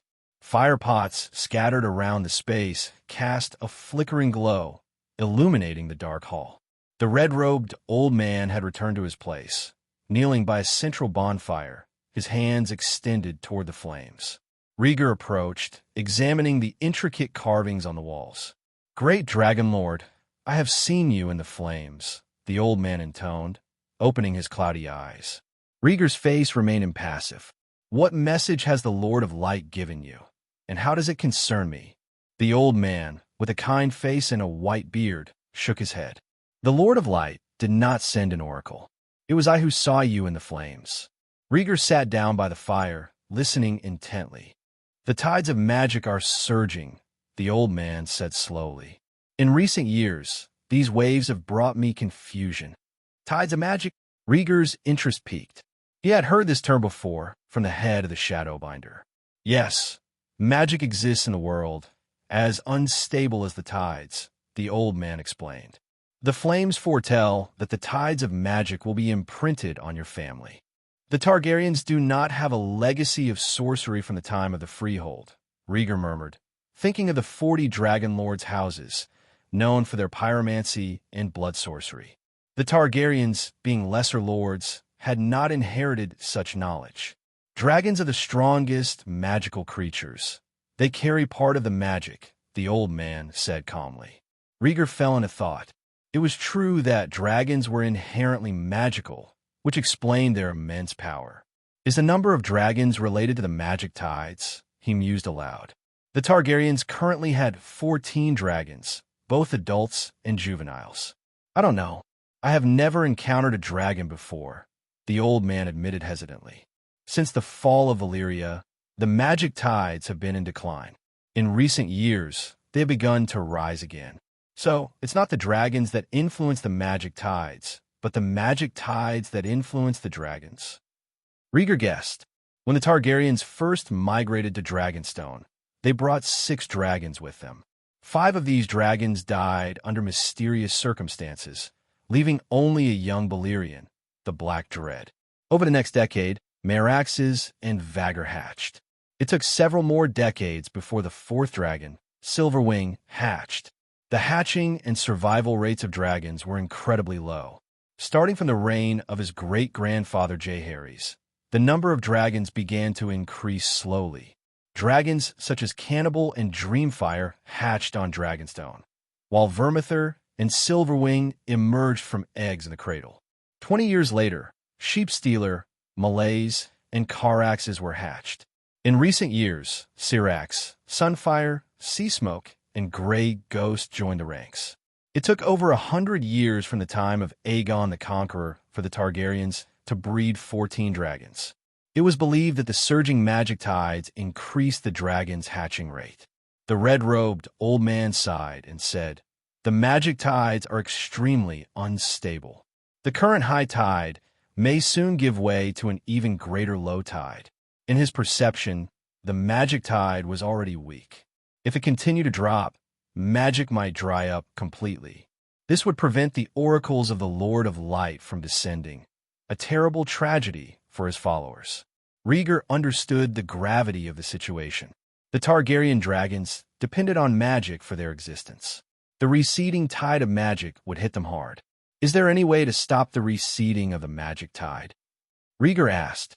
The red-robed old man shook his head, smiling bitterly. The magic tide is a natural phenomenon that cannot be reversed by human power. Even the gods' will is beyond our comprehension. I suppose we can only hope and see what happens, Rhaegar said, feeling helpless. The old man's expression grew serious. He reached into his robes and said, "I saw a disaster in the flames. Perhaps this is a test brought by the magic tide." "You seem to see many things in the flames," Rhaegar said, half skeptical. The old man had spoken of seeing Rhaegar and now of a looming disaster. Rhaegar was dubious about the truth of his visions. The red-robed old man remained silent as he pulled out a glass candle from his pocket. The glass candle was a foot long, as thick as a baby's arm, and composed of transparent, glazed crystal. The red-robed old man hesitated before explaining. The dragon lords of Valyria could use glass candles to tap into magic and see scenes thousands of miles away. He handed the glass candle to Rhaegar, adding softly, "This candle was recovered from the ruins of Valyria. It cannot be replicated in the present world. I'm giving it to you." In his mind, the vision in the flames alone might not convince the Targaryen dragon lord. Offering the glass candle could create the value it deserved and potentially solve many problems. Rhaegar examined the glass candle curiously.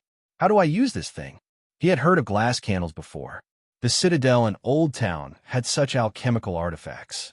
According to a denamed maester, he earned his Valyrian steel link, symbolizing expertise in the occult, when he accidentally lit a glass candle in an empty room. The red-robed old man's eyes grew distant as he recalled. "The glass candle may require magic. You'll need to figure out the rest on your own." "I'll try," Rhaegar said. He closed his eyes and focused on the glass candle in his hand. After talking with the old priest, he was certain the man harbored no ill intent, just a genuine concern. Rhaegar flattened the glass candle in his hand and silently summoned the magic within his blood. As a pyromancer, he could channel magic. Suddenly, the familiar beep of the Explorer's system rang in his ears. Quest initiated. Target, Bloodmage's secret candle. Rhaegar opened his eyes in surprise. The glass candle flickered, its glazed wick igniting. Rhaegar felt the magic in his blood being drawn into the candle at a slow but steady rate. "Does it really need magic to activate?" he murmured to himself, ignoring the old man's suspicious gaze as he checked the exploration system. Bloodmage's secret candle. Exploration progress, 0.3%. Note, this relic is a product of alchemy. Please maintain magic infusion. Rhaegar realized he had instinctively cut off the magic flow. Blood Witch's secret candle. Exploration progress, 0.3%, paused. Magic is the source. Rhaegar speculated, his eyes brightening. Secret candle? Could it be hiding a Bloodmage's legacy? The thought of sorcery inheritance excited him. "Guest, it seems you truly are the owner of this glass candle," the red-robed old man marveled, watching the candle dim and flicker in Rhaegar's hands. This glass candle had remained inert in his possession for decades. Occasionally, during sacrifices to the Lord of Light, it would ignite, a miracle that boosted the faith and offerings of his followers. The old man sighed and rose to leave the temple. He had ceded the hall to the Targaryen dragon lord, hoping that Rhaegar might indeed uncover something within the glass candle. The magic tidal wave of disaster had been foretold. Hours passed. Rhaegar sat before the dying bonfire, feeling drowsy. The glass candle rested between his legs, its wick burning with a small, wavering orange flame. Fiery hands.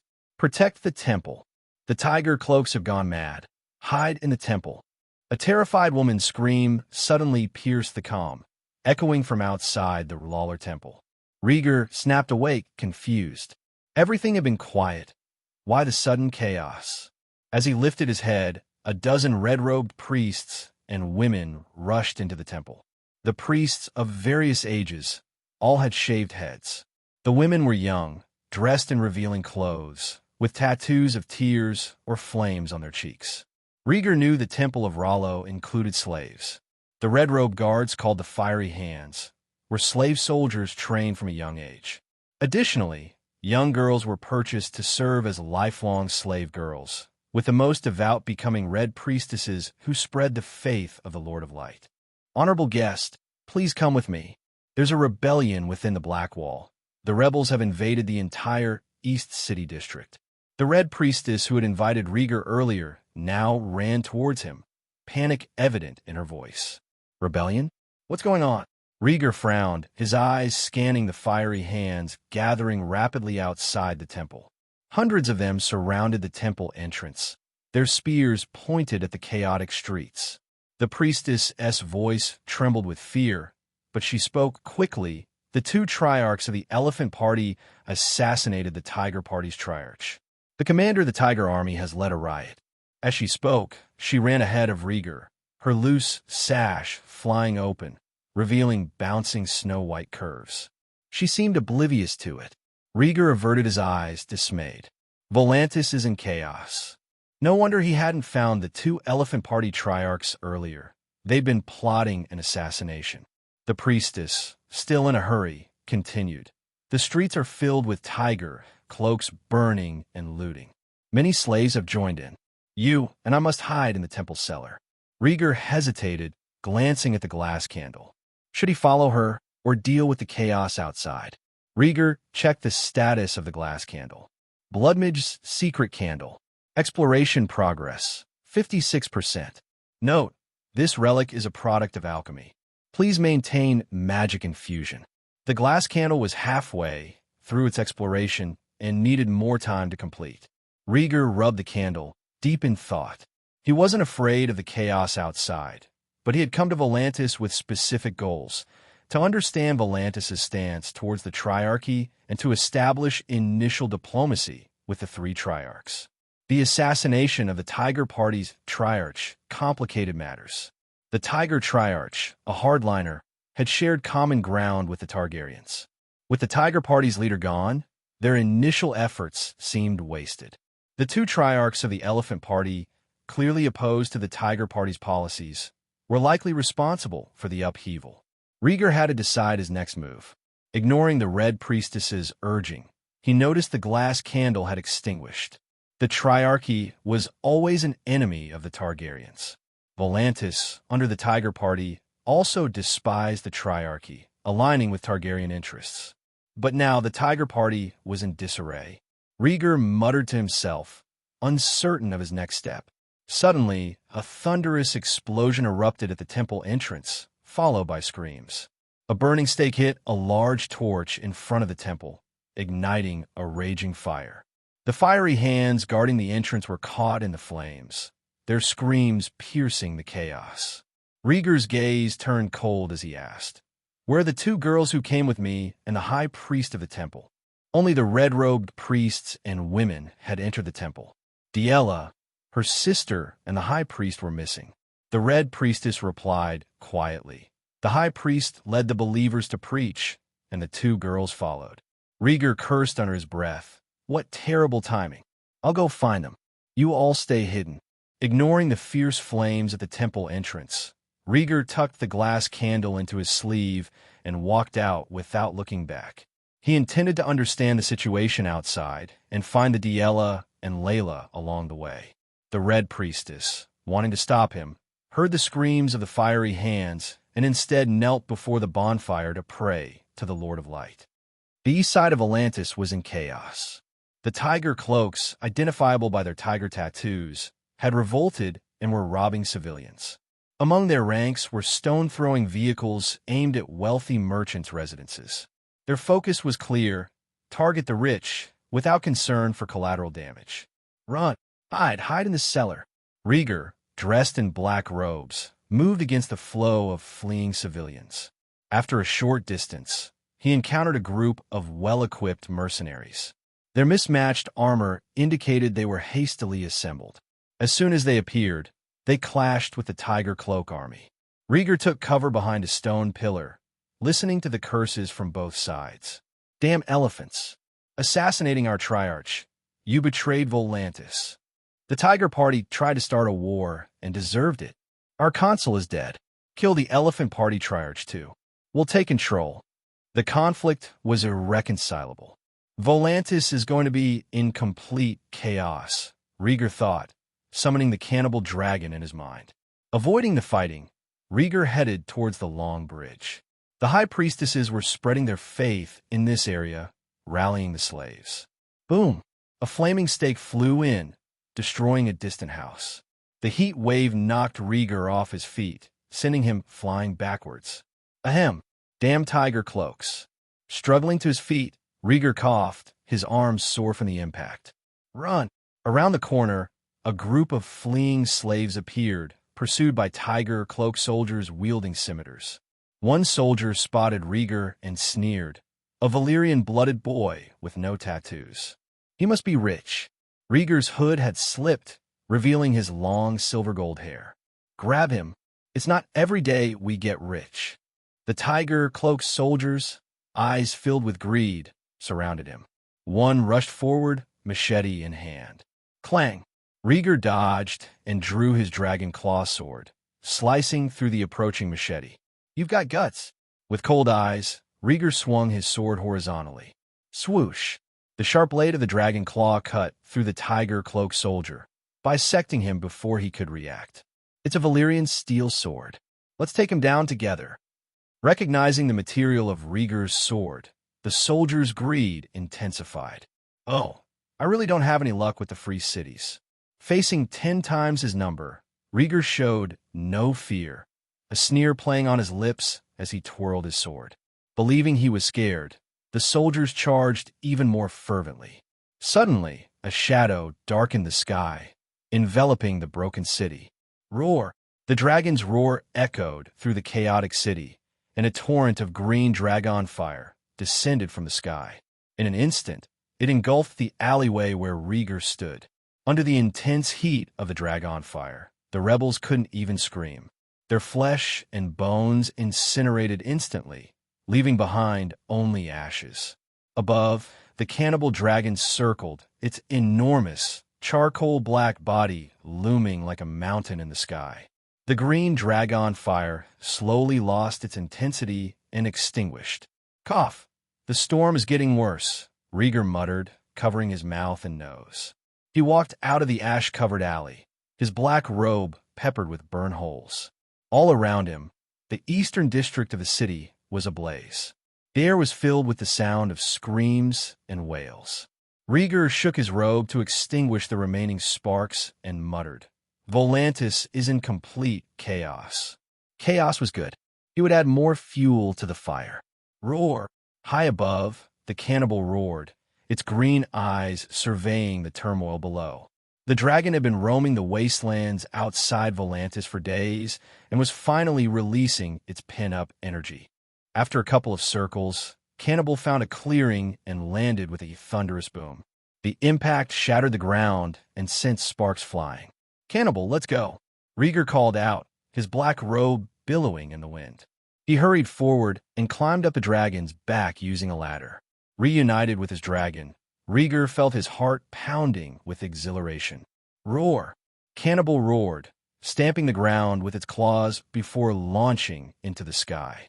Half crouched on the dragon's neck, Rhaegar's long hair flew wildly in the wind. Looking down, he spotted stone throwers scattered around the black wall.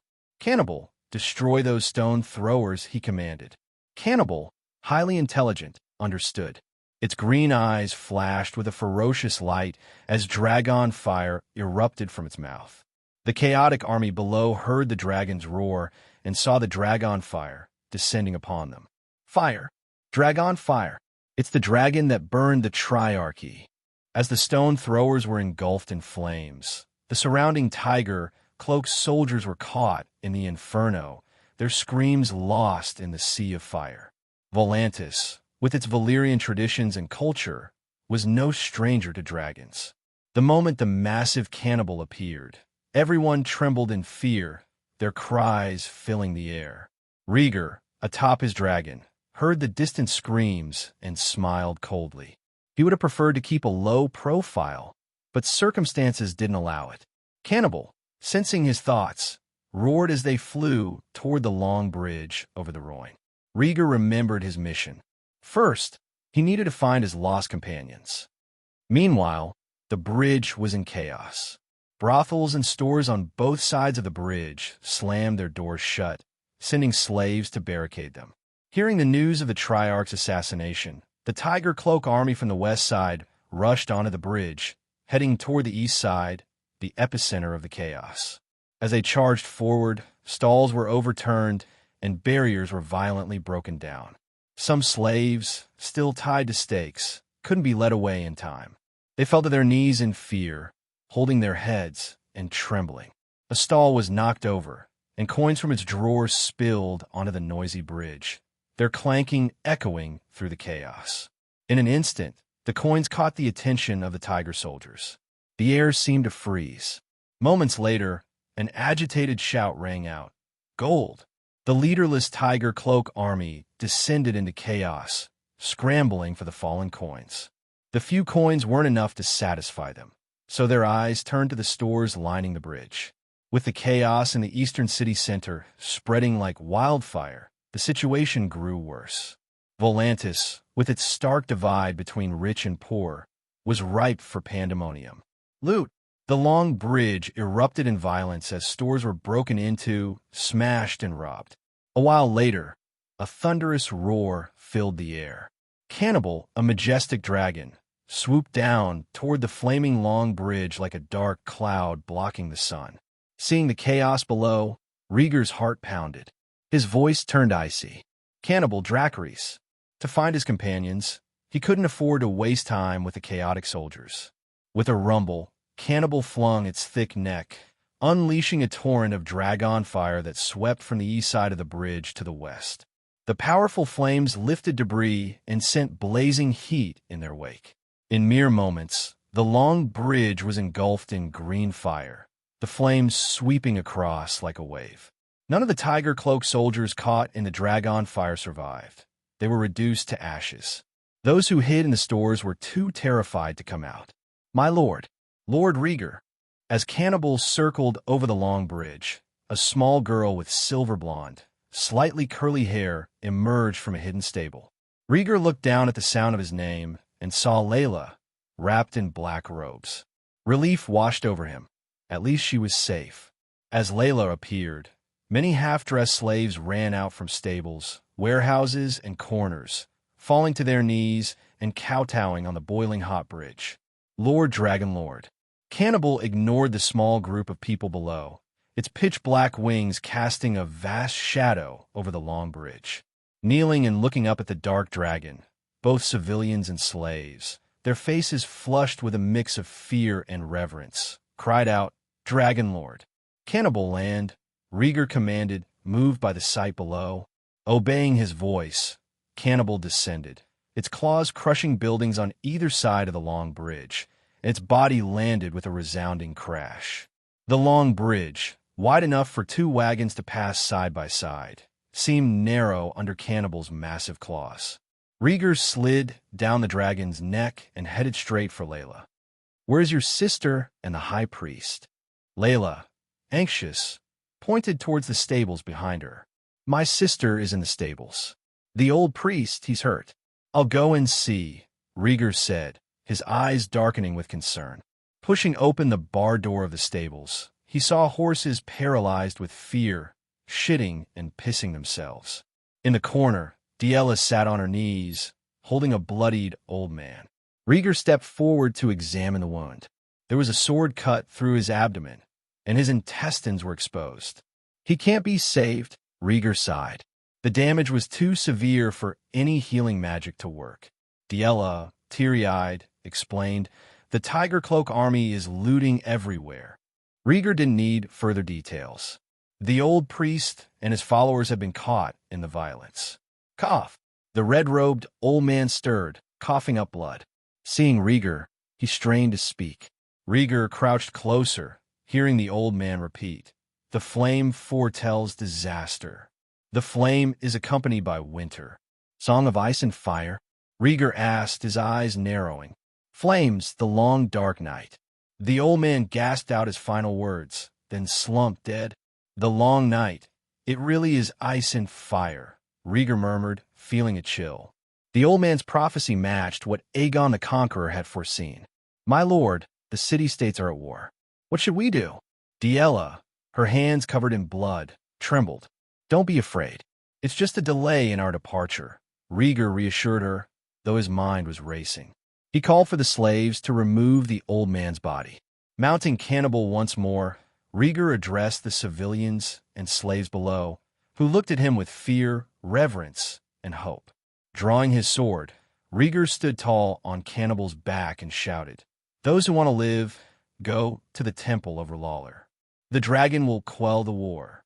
Cannibal roared, flapping its wings and ascending from the long bridge, heading back towards the eastern city district. Seeing this, the civilians and slaves were awestruck, hesitating only a moment before one of them shouted, "Follow Lord Dragonlord." With renewed hope, the group moved as one, following the dragon's silhouette. As Cannibal flew back towards the eastern city district, the chaotic scene below began to shift. The hired mercenaries retreated to the Black Wall, closing the city gates behind them. Meanwhile, the Tiger Cloak army, seeking vengeance for the Triarch's death, assembled outside the Black Wall with siege wagons, ready to breach the gates. The sudden appearance of the dragon halted the chaos momentarily. The commander of the Tiger Cloak army blew his horn, rallying his troops for the impending assault on the city. On the battlements of the Black Wall, two middle-aged men, both dressed in elaborate, richly adorned clothing, paced nervously. They were the Triarchs of the Elephant Party. One had short silver-gold hair and blue eyes, clearly of Balerion descent, while the other, with black hair and dark brown skin, was a prominent moneylender. "Lord Triarch, the Tiger Mantle army is gathering in greater numbers," a breathless mercenary reported. The Triarch, both chubby and pale-faced, exchanged worried glances. "Forget the Tiger Cloak army for a moment. Where did that dragon go?" one of the Triarchs demanded, his face contorted with fear. The dragon was a real threat, capable of destroying a city-state. The mercenary, looking distressed, could only shake his head, unable to provide an answer. Suddenly, a familiar, thunderous roar echoed above the Black Wall, carrying for miles. Both Triarchs looked up in horror, their eyes widening as they saw the black dragon soaring overhead. From the dragon's back, Rhaegar gazed down with a cold, expressionless face, easily spotting the two richly dressed consuls amidst the crowd. "Cannibal, give them a warning," Rhaegar commanded. Boom! Ghostly green dragon fire erupted from Cannibal's maw, sweeping over the defending troops on Blackwall. In an instant, the impregnable fortress was engulfed in flames, and wails of agony filled the air. One breath of dragon fire was not enough. Cannibal unleashed successive torrents, burning both sides of the wall from top to bottom. "Run for your lives. It's a real dragon. The dragon's flames will consume Volantis." Under the relentless dragon fire, the troops inside and outside Blackwall were terrified, their will to resist completely shattered. "Cannibal, that's enough," Rhaegar commanded. After the onslaught, Rhaegar surveyed the chaos below, where soldiers flailed in the sea of fire. He clenched his fist, satisfied with the result. Connected by their bond, Cannibal circled Blackwall twice before landing on the solid gatehouse. Before them, the two Triarchs of the Elephant Party, flanked by hired mercenaries, panicked and tried to flee. Rhaegar's gaze hardened. He patted Cannibal's back. Without a word, Cannibal lowered its massive head, blocking the Triarch's escape. The dragon bared its fangs, roaring menacingly. Thud! One of the Triarchs fell to his knees in terror, his face ashen. The bystanders followed suit, their fear palpable. Lord Dragonlord, Volantis has always been peaceful. We never intended to provoke your dragon, the Triarch pleaded, his voice shaking. He felt a warm wetness spread in his trousers. Cannibal, Rhaegar shouted, signaling the dragon to draw back the flames that were building in its throat. He dismounted and walked toward the Triarchs, his hand on the hilt of his sword. Standing between Cannibal's curved gray horns, Rhaegar looked down at the crowd. Malakwa was my friend, and you killed him for no reason. His voice was cold and unyielding. The presence of the dragon demanded attention. The Triarchs were taken aback by the mention of Malakwa. They had heard whispers of Malakwa's correspondence with a Targaryen, but dismissed them as rumors. The silver-haired Triarch spoke tremblingly. Lord Dragonlord, we were unaware of your friendship with Malakwa. Please don't be angry. Give us a chance to make amends. As he spoke, his eyes darted nervously to the dragon. Cannibal sensed his fear and snorted in displeasure, sending waves of hot, sulphurous air over the Triarchs, nearly knocking them down.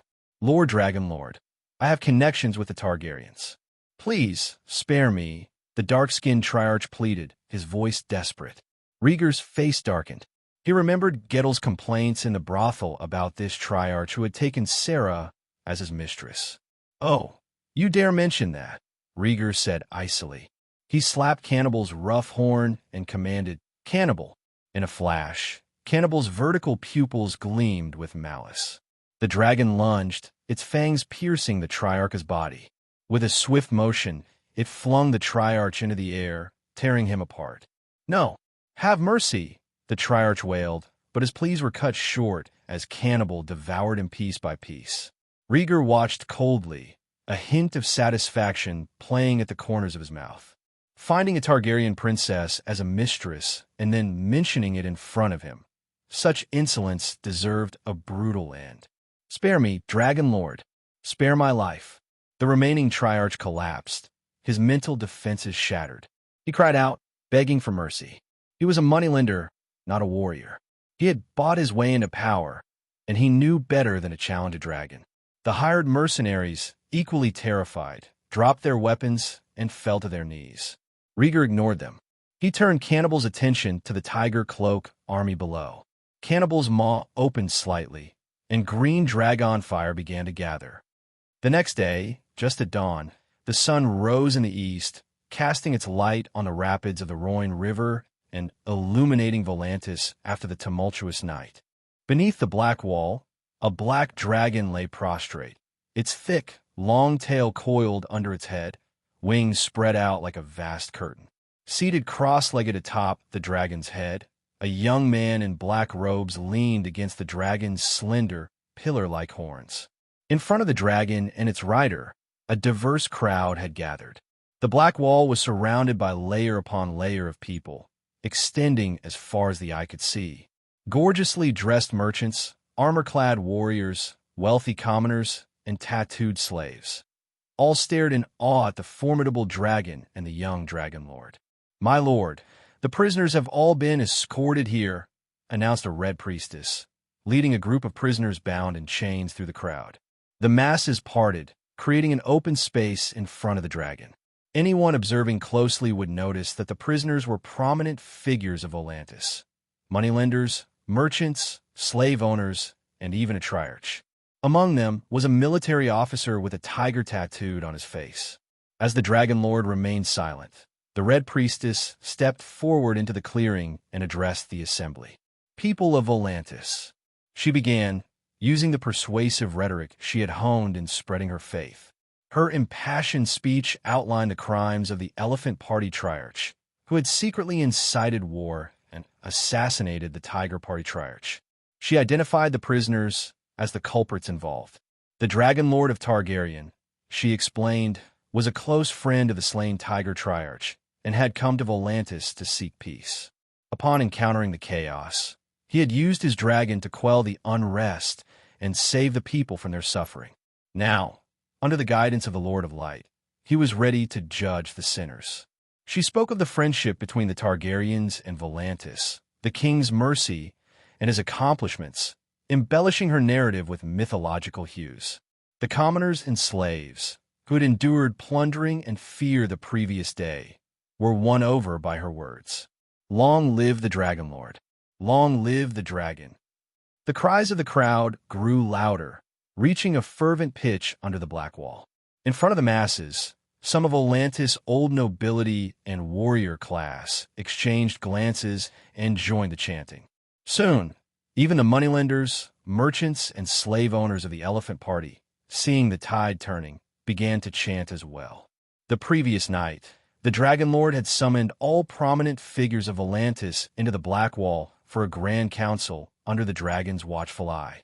Those who supported him were now among the crowd. Those who opposed him were bound in chains. As the chanting peaked, the Red Priestess smiled and waved her hand. The fiery hands brought forth a large pile of firewood, stacking it and igniting a massive flame. The sorceress, holding a torch, waved it before the crowd. "People of Volantis," she proclaimed, "the Dragon Lord will judge Volantis for its hidden sins. We must grant him the most noble rights." The crowd erupted in cheers, their voices rising to a crescendo. Whispers about electing the Dragon Lord as Triarch filled the air. These murmurs, however, came primarily from the commoners and slaves. Representatives from both the Tiger and Elephant parties silently stepped into the clearing. From the Tiger Party, an elderly nobleman in fine attire and a fierce young man with a tiger-tattooed face presented themselves.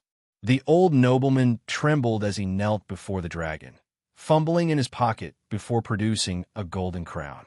This crown, adorned with a ruby the size of a pigeon's egg, featured intricately carved dragons along its edge, each one spewing fire. Raising the crown with both hands, the old nobleman declared, "Honorable Dragon Lord, this coronation crown from the days of the Freehold is dedicated to you, noble of blood." The Elephant Party's representative knelt as well, adding, "We ask you to serve as the supreme Triarch of Volantis and restore the glory of the Freehold." At these words, the black-robed figure atop the dragon stirred. Rhaegar awoke from his feigned slumber, his gaze fixed on the ancient crown. Despite its age and slightly blurred carvings, the crown radiated the weight of centuries. Stretching from his cross-legged position, Rhaegar straightened his back and spoke calmly. "This is the crown of an empire and can only be worn by an emperor." Historically, Valyria was known as the Valyrian Freehold. It had no emperor or king, instead electing a supreme triarch from among the 40 Dragonlord families. Rhaegar's statement, however, was deliberately ambiguous. The old nobleman, clutching the crown, shouted with fervor, "You are the Emperor of Volantis." Rhaegar surveyed the crowd, remaining silent and not rushing his response. Observing this, the Red Priestess knelt and implored, "Your Grace, the Dragon Lord, please be crowned under the watchful eye of the Lord of Light." Her action prompted the commoners and slaves to follow suit, kneeling and voicing their agreement. Members of both the Tiger and Elephant parties hesitated before also kneeling. Rhaegar noted their reactions and laughed inwardly. This had all been prearranged. He had acted as the supreme Triarch of Volantis for a day, judging the remnants of the power structure. Under the dragon's threat, the Tiger and Elephant parties had no choice but to cooperate. In return, Rhaegar would step down after a day, selecting 3 new Triarchs. This exchange of benefits allowed Rhaegar to gain fame, fortune, and recognition. It also positioned him to support at least one Triarch, enabling him to influence Volantis' political landscape. Surveying the crowd's pleas for his coronation, Rhaegar felt a surge of emotion. "Malakwo, thank you for your death," he thought. Without the assassination of this Tiger Party Triarch, he wouldn't have had the opportunity to dominate Volantis. Rising and patting his torn black robe, Rhaegar drew the dragon claw from his waist. The Valyrian steel sword, gleaming with cold light, was raised high, reflecting the morning sun's rays and exuding an aura of fearlessness. The crowd fell silent, tens of thousands of eyes fixed on the silver-haired youth atop the dragon.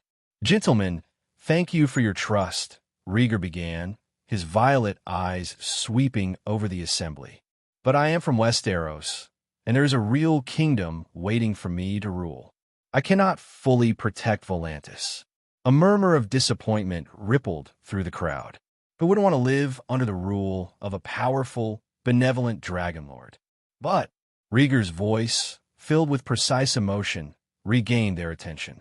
Pointing forward with the dragon's claws, he struck his chest with one hand and proclaimed, "In this moment, I will become your emperor to rid you of evil." After Rhaegar's declaration, tens of thousands of people erupted in applause, their cheers echoing across half of the east side. To the commoners and slaves, even a single day of the Dragon Lord's rule as emperor was a monumental event. In this city-state, where triarchs were elected annually, such an occurrence was unprecedented. "Before the sun sets today, I will judge all the affairs of Volantis," Rhaegar announced, seizing the moment. "No matter one's status or origin, I will ensure a fair investigation." The commoners and slaves were ecstatic. In a city-state that prided itself on equality, they often found themselves overlooked and mistreated. The emperor's promise of impartiality filled them with hope. Under the gaze of tens of thousands of eager eyes, Rhaegar took a deep breath and pointed his sword at the chained prisoners in the open space. The Red Priestess, her eyes glowing with fervor, urged, "Your Grace, these are the culprits who disrupted the peace of Volantis. Please deliver the highest judgment." On the open ground, the Elephant Party's triarch and the officers of the Tiger Cloak army shook their heads and shouted in fear. Their mouths, stuffed with rags, could only produce muffled whimpers. Rhaegar surveyed the crowd, his Valyrian steel sword gleaming in the morning light, his voice chilling as he declared, "I sentence you to be consumed by dragon fire." Sensing his master's intent, Cannibal's eyes glowed fiercely. A low growl rumbled from his throat as he shifted his massive body, supported by his wings. Rhaegar, standing between the dragon's curved horns, his silver hair blowing in the breeze, commanded proudly, "Dracarys." The word, spoken in pure, high Valyrian, reverberated in the ears of every Valantian present. Cannibal's nostrils flared, and he bared his teeth, roaring, "Roar!" The dragon's roar blew the prisoners off their feet, sending them rolling on the ground. Before their screams could be heard, a wave of green dragon fire engulfed them. Zira, the stench of burning flesh and smoke filled the air as the dragon fire scorched the earth, leaving behind a charred pit with only a few remnants of bone. The trial ended and an unprecedented parade began. Crowned emperor, Rhaegar wore his black robes, now adorned with a golden crown, and paraded through the eastern and western districts of Volantis, greeted by an adoring crowd. Refusing to be carried by slaves, he chose instead to be carried by a large white elephant with magnificent tusks, found for him by the citizens. Seated on the elephant's broad, red-carpeted back, Rhaegar was flanked by 100 members of the Fiery Hands. Above him, Cannibal, the black dragon, soared through the sky, occasionally roaring and releasing bursts of dark green dragon fire that sliced through the sky. As the white elephant advanced, it frequently stopped to allow many civilians and slaves, including merchants, to approach and air their grievances. An elderly fisherman spoke of thugs who had stolen his boat, a prostitute spoke of being beaten by her clients, and a merchant complained of a lack of dock space despite paying taxes. True to his word, Rhaegar addressed each injustice, regardless of the status of the complainant, be it slave or prostitute. He also received many suggestions, with concerns about safety and sanitation on the west side being the most common.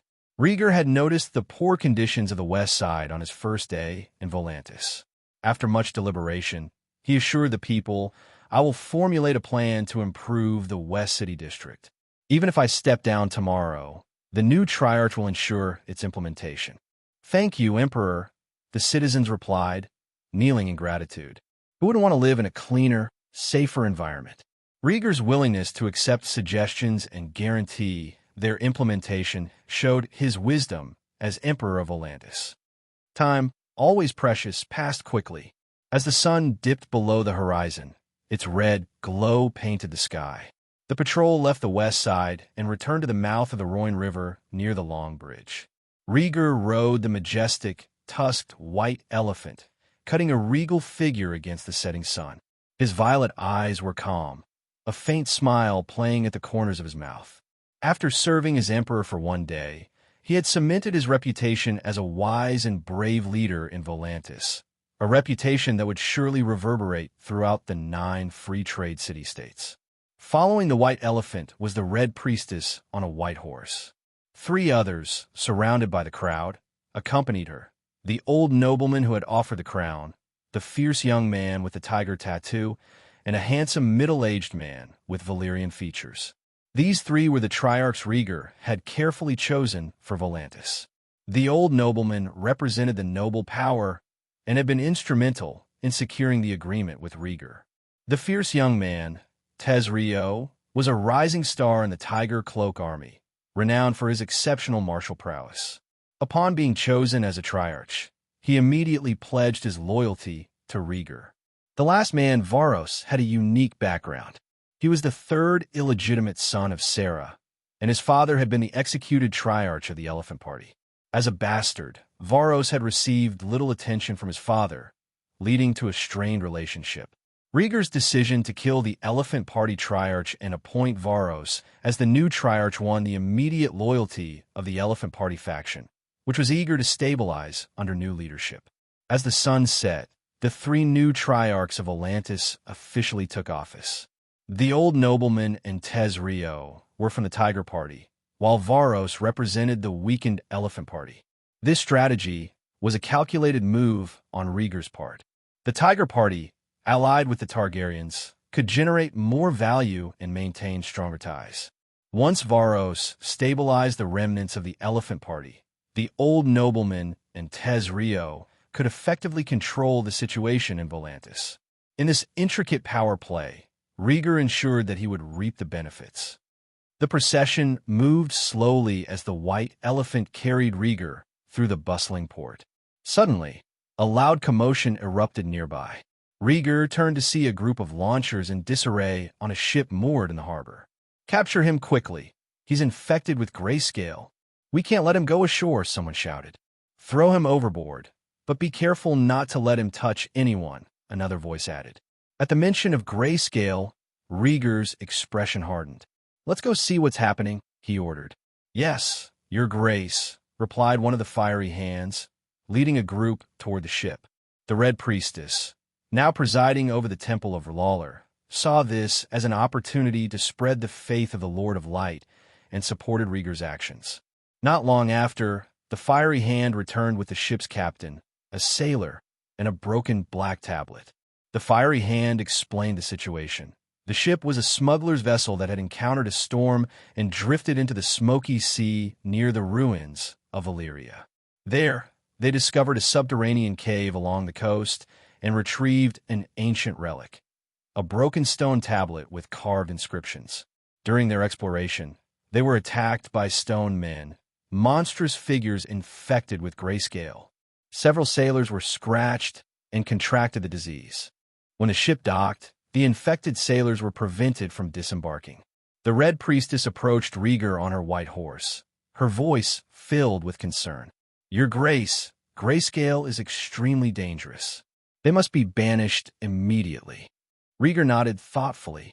Both Westeros and Essos typically dealt with grayscale by exiling the infected to the harsh environment of the smoky sea.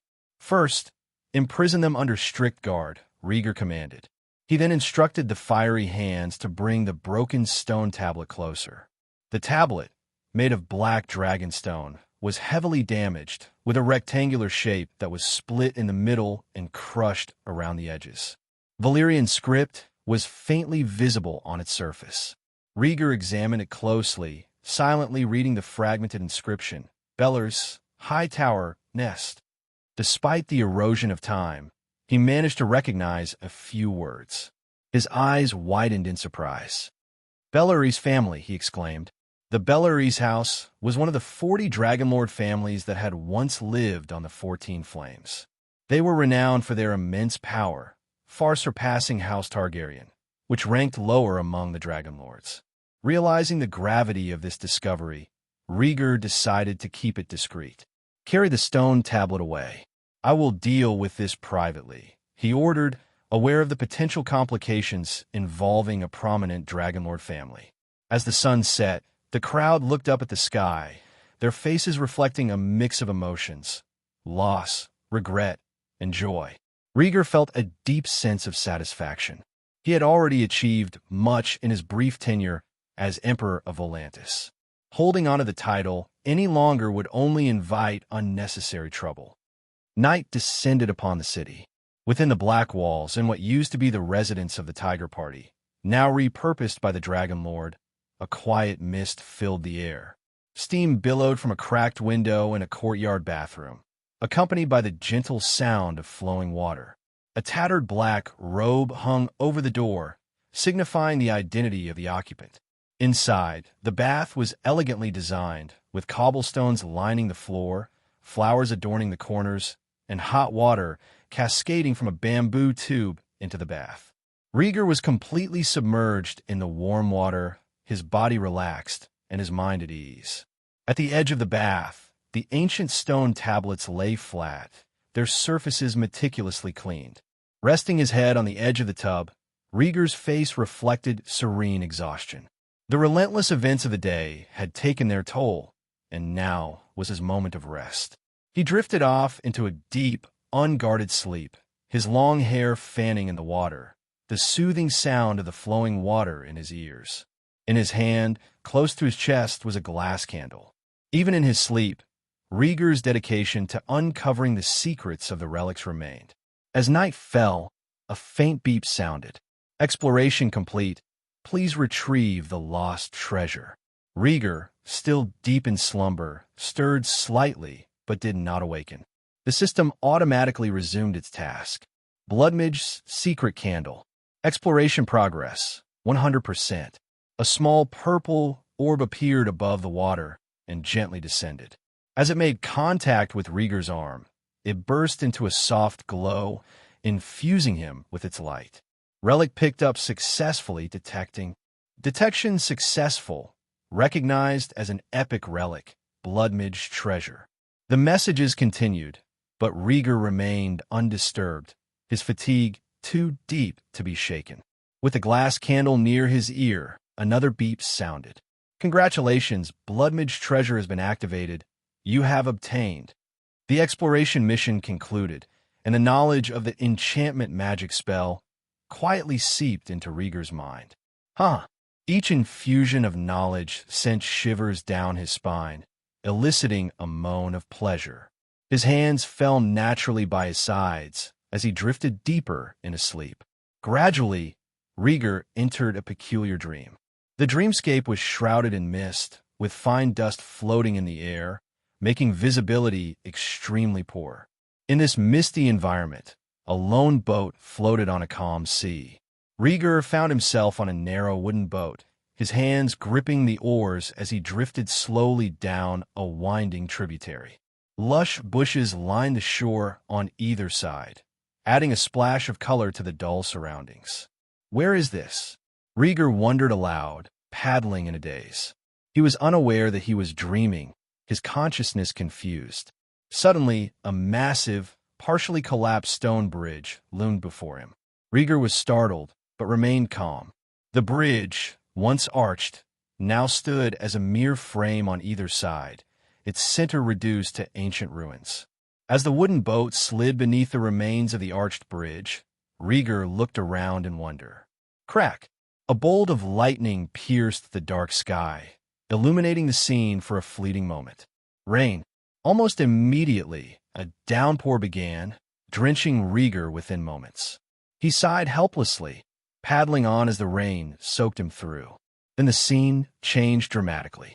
The air grew thick with smoke, rolling like a torrent.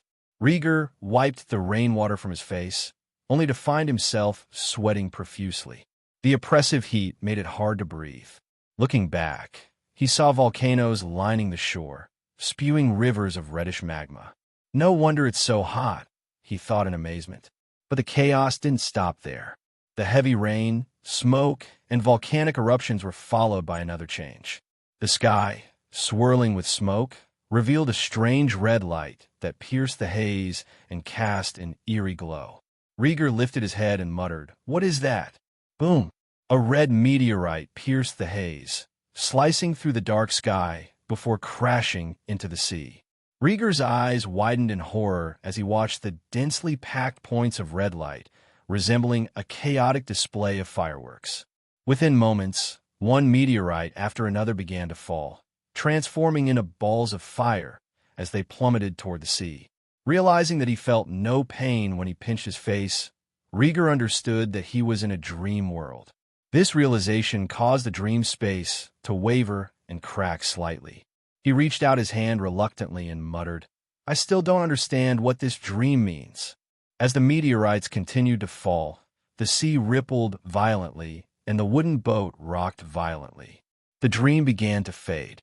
Rhaegar closed his eyes, quietly awaiting the moment he would wake. Roar!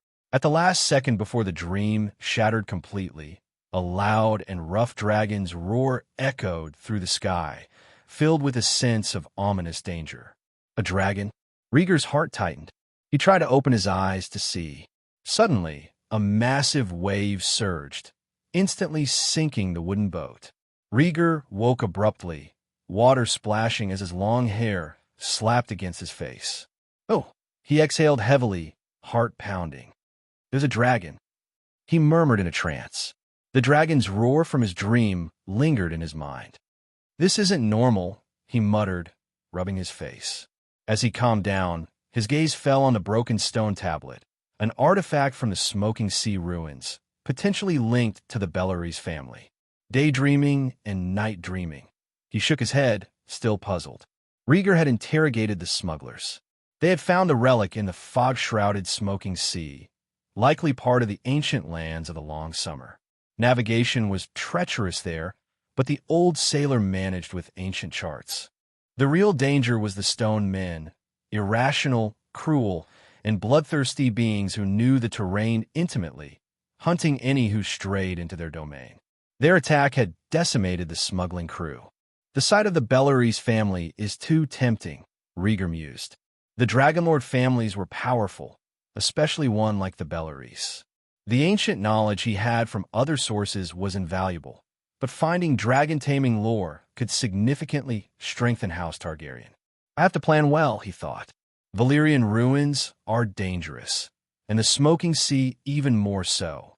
He recalled the tragic tale of Arya Targaryen, niece of his great-grandfather Jaehaerys. Arya, daughter of Rhaena Targaryen, was the third rider of Balerion, the Black Dread. After mounting Balerion, she disappeared for a year. When Balerion returned to King's Landing, Arya was barely alive, her body ravaged. Balerion bore terrible wounds, and Arya was even worse off, with her bones visible and skin red and bloody. She died that night, her body burned from within by a creature known as the Fireworms. It was theorized that Arya, unable to control Balerion, was taken to Valyria, the dragon's homeland, and fell victim to its cursed creatures. The ruins of Valyria. There, a man and a dragon faced peril. One was killed, the other severely injured. As a result, King's Landing forbade any ship that had ventured near the Valyrian ruins from docking for a long time. Rhaegar was silent, weighing the benefits against the risks. The legends of Arya and Balerion were horrific, but according to Rhaegar's speculation, they must have ventured deeper into danger, leading to the tragedy. The Empire of the Freehold is in ruins, and the land of the long summer has become the smoking sea. But that doesn't mean no one lives there. At least a few fringe city-states still exist on Valyrian soil. There are also many fishermen around the smoking sea and occasional expeditions. The ruins of the Balerion family were located in the smoking sea, not an inaccessible place. As he pondered, Rhaegar ruffled the water, revealing a glass candle. He recalled the disturbances he had experienced in his sleep. With a thought, he called up his personal status. Rhaegar Targaryen. Talents: Dreamer, Gold; Pyromancer, Purple; Longevity, Green. Bloodline, Ancient Valyrian Dragon Lord, 47%. Rune, Serpent, blue, Bronze, green. Blood Sorcery, Enchantment Spell, blue, Dragonstone, blue. Relics, Blood and Fire, True Dragon's Blood, Dreamscape. Evaluation, Ancient Bloodline at the threshold. Perhaps more fire and magic can enhance it. Rhaegar checked his status and whispered, one more enchantment spell. He scanned the trigger conditions for Bloodmage Treasure. It only required the ability to light a glass candle. This had triggered the Explorer system in his sleep, granting him the Blood Sorcery enchantment spell. A rather useful sorcery. Rhaegar's eyes lit up as he held the glass candle and secretly activated his pyromancer talent. Boom! The glass candle in Rhaegar's left hand glowed softly, while flames erupted from his right hand, growing more intense. Let's try this. As the flame crackled, Rhaegar aimed at the broken stone tablet and flung the fire. The flames shot smoothly from his hand, hitting the tablet with a muffled thud and leaving a charred patch on its surface. Rhaegar clicked his tongue, pondering, the flames are indeed stronger, but it's just a rudimentary fireball. Throwing fireballs was the stuff of legends, something he'd only dreamed of. Previously, he possessed the talent of a pyromancer, but lacked the means to fully utilize it. Examining the marks on the stone tablet, Rhaegar felt a twinge of dissatisfaction. Impressive, but the power is lacking.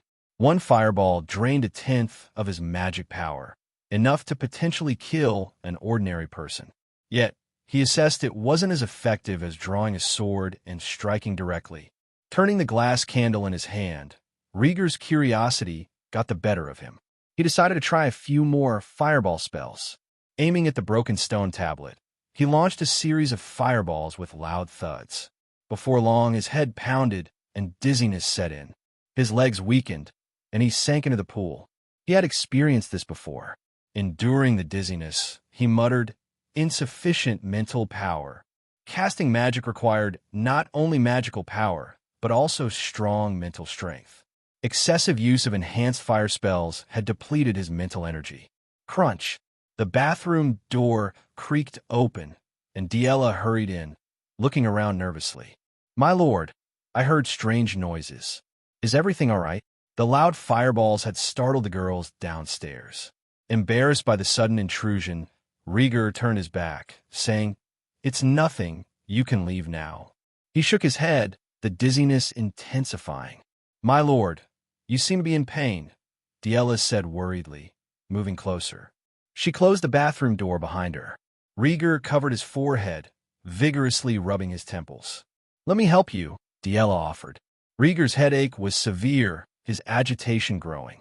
The faint scent of green flowers filled the room as Diella approached. The fragrance soothed him, his brow relaxing as he inhaled deeply. The headache seemed to ease. Realizing the floral scent might be aiding his recovery, he wanted to ask her about it. Just then, a pair of cool hands touched his head, gently massaging his temples. My lord, let me help you relax, Diella said earnestly, kneeling at the edge of the bath as she began to massage his temples.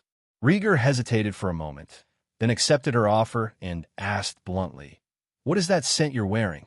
The fragrance seemed to alleviate his headache, likely replenishing his mental energy. Scent? Diella blinked her sparkling eyes and replied honestly, It's a homemade scent powder, made from a beautiful orchid. Curious, Rhaegar immediately inquired, What kind of orchid, and where can I find it? I believe it's called the Soul Restoring Orchid. The name sounds a bit ominous, Diella explained. She lowered her head, continuing in a whisper, A whoremonger gave the orchid to my mother as a gift. She didn't want it, so she gave it to me. She blushed with a mix of shame and frustration. Deep down, she resented her grandmother and mother.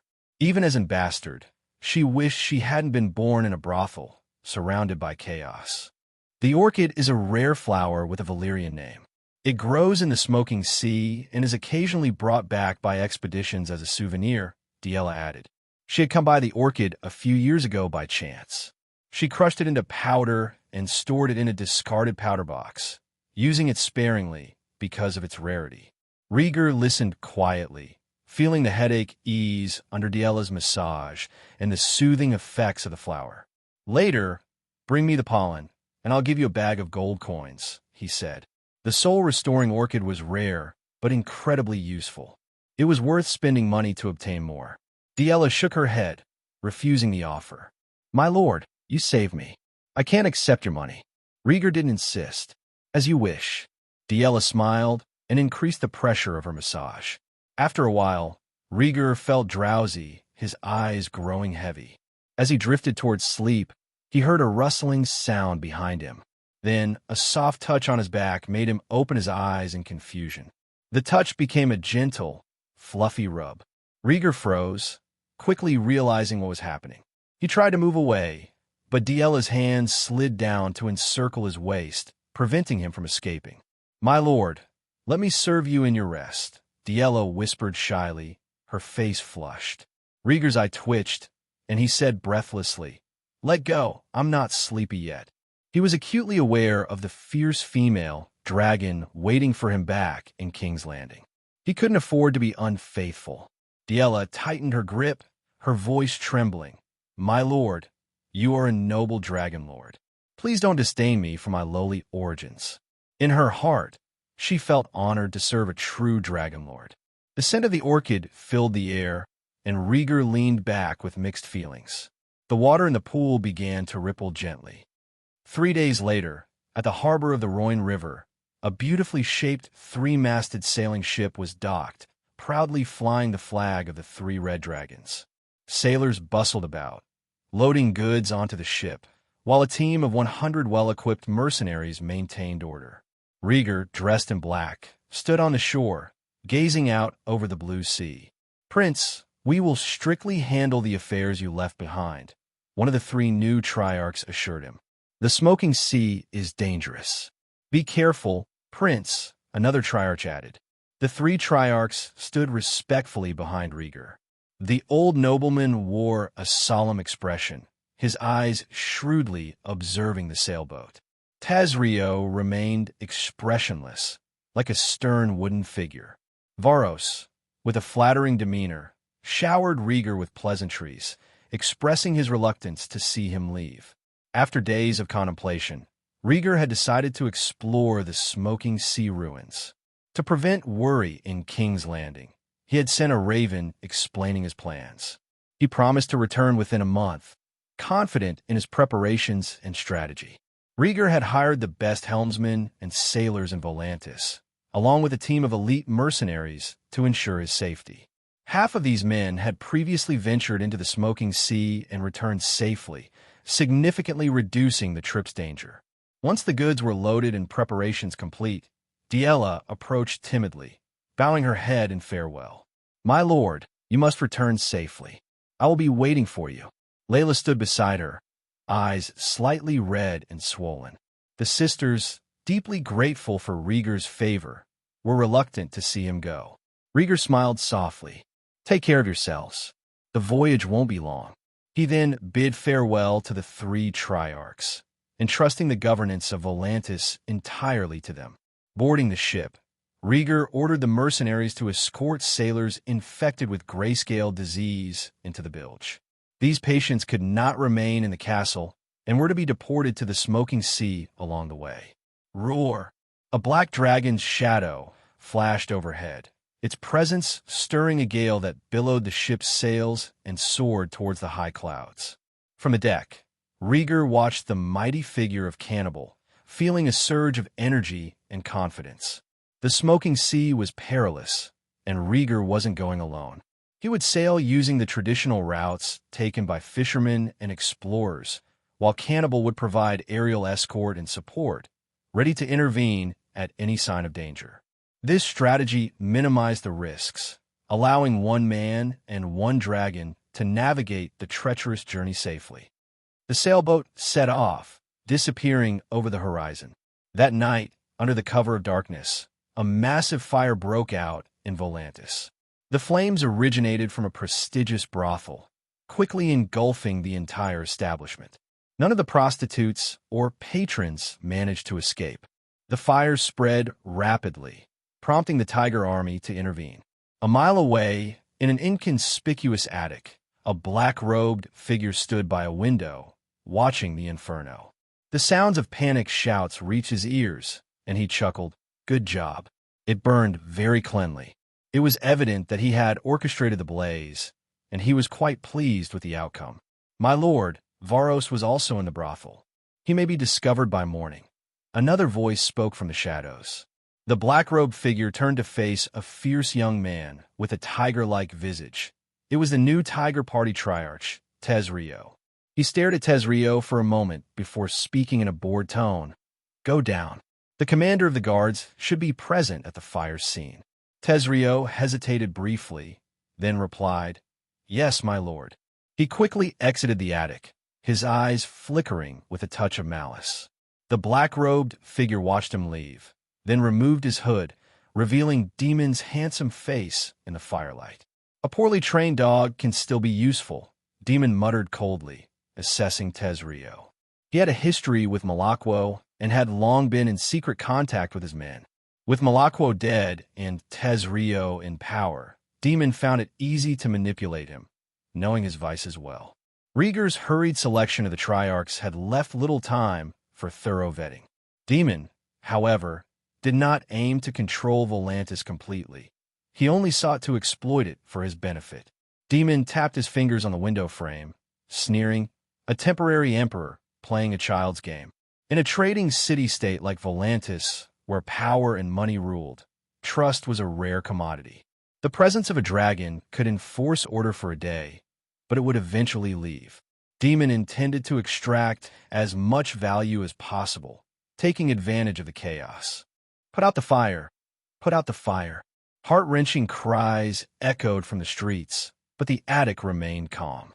Demon's gaze returned to the burning brothel, his eyes filled with contempt. A bitch who tarnished the honor of the Targaryens. He spat, his disdain palpable. Time flew by, and 10 days passed in the blink of an eye. On a vast sea, a thick haze shrouded the sky, blocking out the scorching sun.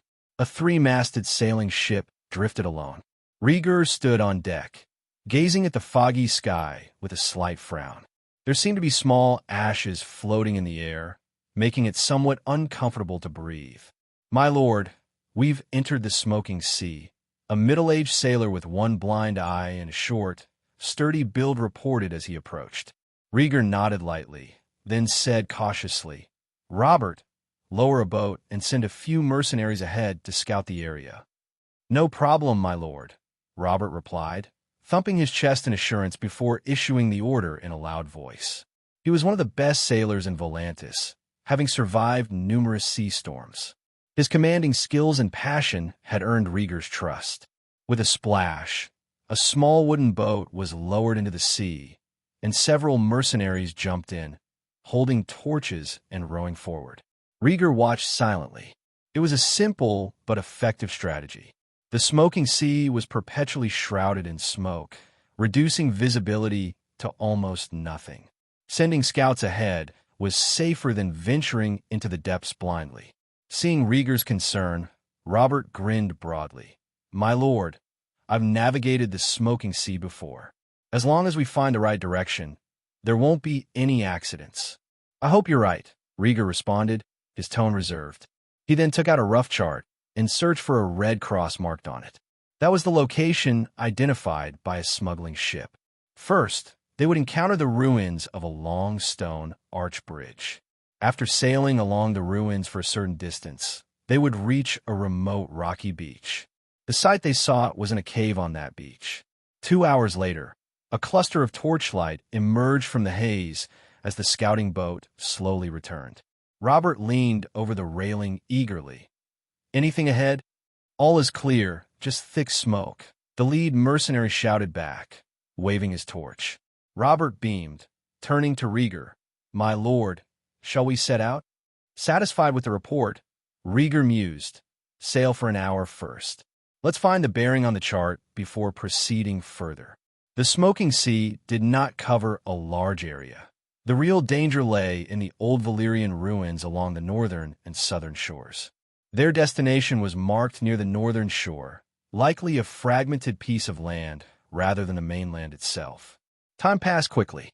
On the vast sea, the three-masted sailing ship drifted slowly, like a fallen leaf caught in a river's current. Gulp, gulp, gulp. About 2 hours into the voyage, the gray seawater began to bubble strangely, resembling boiling water. Scorching steam, thick with the smell of sulfur, surged upward, and scalding splashes erupted sporadically. Unable to withstand the heat, the mercenaries in the canoe clambered back onto the sailboat in a panic, seeking refuge. Rhaegar leaned against the rail and watched the turbulent sea. "My lord, the smoking sea comes from the region of the 14 Flames, so there are numerous volcanoes and magma lurking beneath the water," Robert explained, sweating as he removed his jacket. "The climate of the smoking sea is unpredictable, unlike any other ocean in the world. Active volcanoes intermittently erupt below the surface, causing constant crustal movement. This constant activity explains the ever-present haze and boiling appearance of some areas." Rhaegar had familiarized himself with these facts before embarking on this journey, so he wasn't too surprised. He silently lamented the loss of the 14 Flames, once a natural dragon's nest. Had it not fallen, the freehold of Valyria might never have fallen, and both Westeros and Essos might still be under dragon rule. Roar! A loud roar echoed from afar as a black dragon shadow pierced the haze and glided over the sailboat. Rhaegar, snapped out of his thoughts by the dragon's roar, tensed.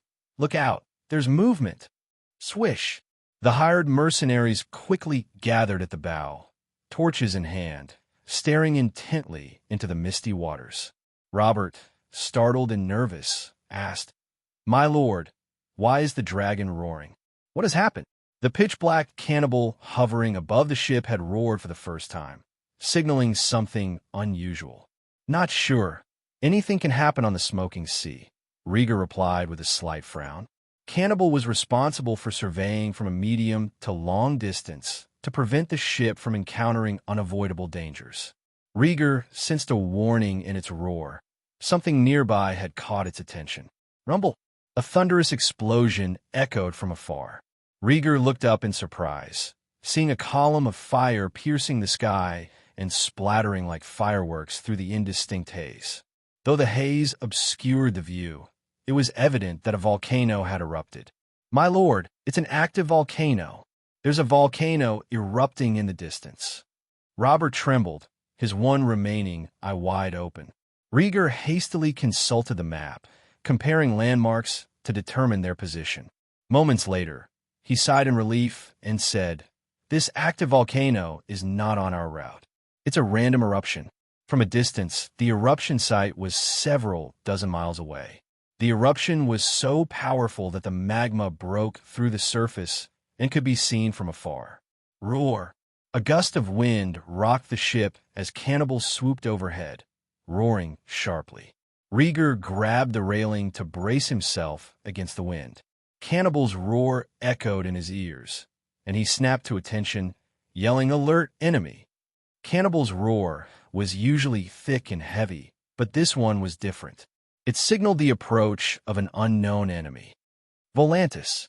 The free people of the city-state gathered beneath the black walls of the east side.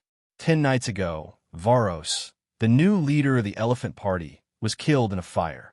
Under the leadership of the 2 Tiger Party triarchs, the city held its annual election. It lasted for 10 days, with the city's freeholders casting their votes. Finally, on the 10th day, the Elephant Party elected a rotund, middle-aged man with a beaming smile. His name was Dofus Bartholomew. Originally a member of the Elephant Party, he quickly gained the favor of many freedmen who revered the emperor for a day and was elected as the new triarch. When the election concluded, Dofus stood on a temporary platform, raising his arms and shouting, "My fellow citizens, I will honor His Majesty the Emperor's will and improve the order and construction of the Western District." Good. The free people cheered, admiring the triarch who pledged to follow the Emperor's will and improve the lives of the commoners. After the proclamation, slaves brought buckets of wine, fruits, and meat for all to enjoy. This was a custom in Volantis. 10 days of voting followed by 10 days of revelry. Dofas joined the crowd, celebrating with them. On the platform, only the old nobleman and Tezrio, the Tiger Party triarch, remained. The old nobleman leaned back in his chair and whispered, "Is the mastermind behind the fire gone?" "Yes," Tezrio replied, enjoying a massage from a female slave, his eyes half closed. He heard where the emperor went and took a boat to chase after him. Sigh, being targeted by the Dragonlord family means Volantis will never know peace, the old nobleman sighed, full of worry. He was an old man, only wanting to secure the right to make money without risking his life. Tezrio opened his eyes, disdain evident. Volantis was lost because of people like you. Now, with the support of the two Dragonlords, what is there to fear? His thoughts were simple. Volantis had the potential to conquer other free trade city-states, but it lacked an opportunity and a strong ally. Now, both the opportunity and the allies had come. The smoking sea. The three-masted schooner drifted aimlessly, its deck crowded with battle-hardened mercenaries. Rhaegar stood at the center, his hand absently rubbing the hilt of his dragon-claw sword. A deep, mournful horn sounded across the chaotic sea, its eerie, orderly tone lending a sense of solemnity to the moment. Rhaegar's eyes narrowed, locking onto the direction of the horn's source, somewhere behind the sailboat. Through the haze, a massive shape emerged, cutting through the boiling water and drawing closer. "It's a ship, a warship," cried a sharp-eyed sailor in panic. Ignoring the rising clamor, Rhaegar focused on the approaching vessel, barely discernible in the dim, smoky environment. An exploration team, he speculated, noting the warship's approach from the smoking sea's entrance. After a moment's consideration, he ordered, "Raise the flag and sound the horn." "Yes, my lord." Several mercenaries sprang into action, hoisting the three-headed red dragon flag of House Targaryen and blowing a warning horn. In the perilous smoking sea, encounters often ended in violence, but Rhaegar hoped to avoid conflict. However, the warship continued its relentless approach, seemingly oblivious to their signals. Rhaegar noted the warship lowering its own horn, adopting an unmistakably aggressive stance. "Fools," he muttered, "they have no idea what they're dealing with." He mentally communicated with Cannibal, preparing to unleash dragon fire upon the intruding vessel. The warship loomed closer, its sailors' frantic horn blasts now audible. Cannibal hovered above, ready to unleash destruction. As the ship broke through the haze, its full form came into view, and Rhaegar's eyes widened in shock. The warship was a wreck, its hull tattered and torn, marked by knife and axe scratches. Its filthy canvas flapped in the wind, riddled with holes. The decaying deck was swarming with eerie figures, men with scarlet eyes fixed on the sailboat. These creatures, covered in cracked, gray dead skin, moved with stiff, twisted limbs and lifeless faces. Rhaegar recognized them instantly, stone folk. "Get away from the sailboat immediately," he shouted, his voice sharp with urgency. The schooner already carried a few grayscale patients awaiting banishment. If these stone men boarded, none of the crew would survive. "Roar!" Cannibal roared, swooping down with a burst of green dragon fire. Boom! The warship was engulfed in flames, the sticky dragon fire quickly spreading over its hull. The boat of stone men was consumed by dragon fire, their roars turning into mournful wails as they struggled in the green flames. These irrational creatures, now reduced to primal fear, thrashed wildly. "Release the arrows! Release the arrows!" Robert shouted, his voice filled with urgency as he urged the mercenaries to draw their bows. Arrows flew as the tattered warship, teeming with stone men, began to burn. Those not immediately consumed by the fire leapt into the boiling sea, driven by a desperate instinct to survive. The sea bubbled and roiled as stone men fell into the water, floundering and roaring in panic. Mercenaries drew their bows, firing arrows into the writhing mass. Cannibals circled above, unleashing dragon fire on the broken warship, determined to reduce it to ashes. "Save your arrows," Evacuate the ship, Rhaegar commanded, sensing the need for a swift retreat. The sudden appearance of a warship laden with stone men was too unsettling. At Rhaegar's command, the schooner quickly turned and set a new course. Stone men survivors swam after the sailboat, some managing to cling to the hull, their hideous forms clawing and roaring as they tried to climb aboard. Mercenaries lined the sides, dispatching the creatures with point-blank shots. Slowly, the schooner sailed away, leaving the boiling waters behind. The immediate danger passed, and the tension aboard the ship eased. Rhaegar looked up, surprised to see the sky clearing, the sun breaking through.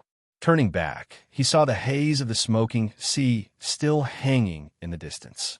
Robert approached with a chart, excitement in his voice. "My lord, we've entered a safe zone. The smoking sea abnormal distribution is scattered here." The smoking sea, once part of a continental collapse, had areas of relative calm where the volcanic activity was less intense. In these zones, the haze would lift and the sea would be more serene. Rhaegar sighed in relief, a smile tugging at his lips. Encountering the stone men had shaken him a little, but now they were in safer waters. As they sailed further, the outline of land appeared on the horizon. Beaches, hillsides, and patches of greenery came into view, signaling their approach to their destination. The smoking sea. The three-masted schooner rocked violently as the cannibal swooped overhead, its wings creating a gale that rattled the sails. Rhaegar stumbled, barely maintaining his balance. "What's wrong, cannibal?" Rhaegar muttered, watching the dragon's agitated circling. Cannibal had been unusually tense since they entered the smoking sea, and its behavior grew more erratic after the stone man's attack. The dragon roared again, its wings flapping angrily as it vented its frustration. Rhaegar's face grew grim. "Dock the ship," he ordered, eyeing the distant shore. The smoking sea was a place of constant danger, and the chance for rest was welcome. "Yes, my lord," came the weary response from the sailors and mercenaries. The volcanic eruption and stone men assault had left them physically and mentally exhausted. Rhaegar studied the map Robert handed him. They had deviated slightly from their course during the escape, but the markings showed that they were closer to their destination. After half a day of sailing, they finally reached land. The sailor anchored the ship near a reef, and several canoes were lowered into the sea. Cannibal snorted, its breath hot and fishy. Rhaegar approached with open arms, soothing the dragon with a gentle touch. "It's okay, partner," he murmured, rubbing Cannibal's scales. The dragon slowly calmed down, his body relaxing in the warm sunlight. "The smoking sea bothers you, doesn't it?" Rhaegar asked quietly. Cannibal growled lowly, its eyes flashing with disgust. "Understand.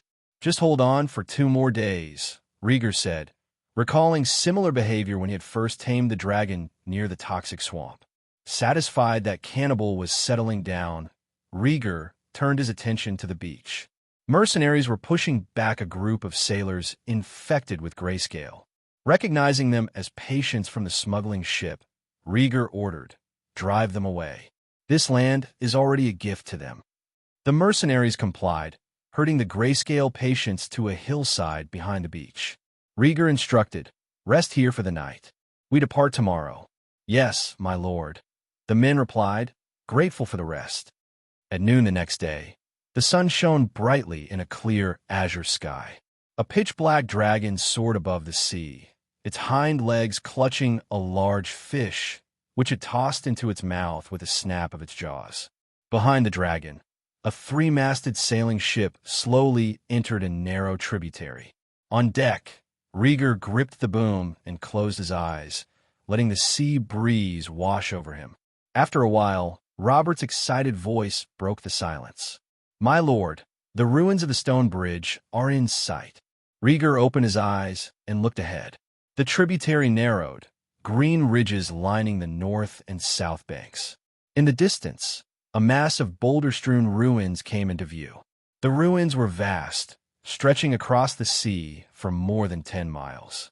Occasionally, remnants of piers jutted out of the water, though the bridge itself had long since collapsed. The decaying structures on both sides of the river hinted at a once great past. Seeing the iconic ruins, Rhaegar's spirits lifted. Increase our speed. We're almost there. Robert, equally excited, shouted orders to the helmsman and crew. The ship picked up speed, gliding along the coast of the stone bridge ruins. As they sailed, a mist began to cover the sea, obscuring their view. Despite the clear sky, Rhaegar sniffed the air and frowned. The mist carried a strong sulfuric odor, mingled with a faint stench. Reflected in the firelight, fine particles could be seen swirling in the mist. Toxic minerals left over from the volcanic eruption, Rhaegar muttered, taking a deep breath. His lungs felt heavy and tight. He sensed that the mist might be a reason for the dragon's restlessness. The miasma of the smoking sea contained substances that disturb the dragon. Prince, we are approaching an unusual jumble of rocks. It may be our destination, Robert said, pulling out a map and swallowing his excitement. Reaching their destination meant they were close to returning to the ship. Robert could almost taste the large sum of gold that awaited him, enough to ensure a life of comfort and leisure. Dock the ship and leave some men to guard it, Rhaegar ordered, his eyes fixed on the distant pile of rocks that could only be described as magnificent. The chaotic pile resembled a mountain of stones, with dark roots of walls peeking out from the rubble and rotting wood. The ship docked along the shore, and Rhaegar led 50 mercenaries ashore to make their way toward the pile of rocks. They soon found the entrance to the ruins, marked by earlier smugglers. It was a dark cave hidden in the center of the ruins, with only one corner visible. The ground around the mouth of the cave was covered with dirty footprints. Rhaegar frowned slightly and selected a few of his best mercenaries. You men, go down and scout the area. Yes, my lord. The mercenaries replied without hesitation, lighting torches and descending into the cave. These were experienced men who valued gold more than their lives, and with Rhaegar and his dragon watching from the outside, they dared not refuse. Roar! Cannibal landed on the ground, its massive feet crushing the pile of rocks beneath him as it sniffed the air cautiously. Rhaegar swept the cave entrance with his boots, scanning for any signs of recent activity. Moments later, a few torchlights flickered at the cave mouth, and a mercenary emerged, his forehead glistening with sweat. My lord, there's a deep passage in the cave, and some strange things inside. Rhaegar's mind raced. Leave a group to guard the entrance. The rest follow me. The mercenaries who had scouted the cave had reported oddities, but nothing overtly dangerous. It suggested something unusual, but not immediately life-threatening. With a firm leap, Rhaegar entered the dark cavern, the mercenaries leading the way. As they ventured deeper, the tunnel gradually widened, and unlike typical underground caves, it was dry, not cold or damp. Half an hour later, they encountered the first signs of strangeness. Crack! A mercenary stepped on a bone, looking down to find a human skeleton clad in ancient armor. There were many such skeletons scattered across the floor. My lord, a mercenary said, handing Rhaegar a piece of breastplate he had retrieved. Rhaegar held up a torch, illuminating the breastplate. Carved on the left chest was the insignia of a roaring lion. Lannister, Rhaegar murmured, recognizing the emblem instantly. Checking the other skeletons confirmed it. They all bore the Lannister crest. Robert examined one bone and remarked, My lord, these bones crumble at the slightest touch. They must be very old. Rhaegar's mind drifted to some ancient Lannister legend, but he shook it off. Let's move on. Look, my lord, it's that thing. The mercenary scout pointed to a corner of the tunnel, his voice urgent. Rhaegar turned to see several different remains, covered in the telltale wounds of grayscale. Their joints were twisted, and foul blood had seeped into the ground. The bodies of stone men, and they're fresh. Rhaegar's interest was piqued as he hurried forward to investigate.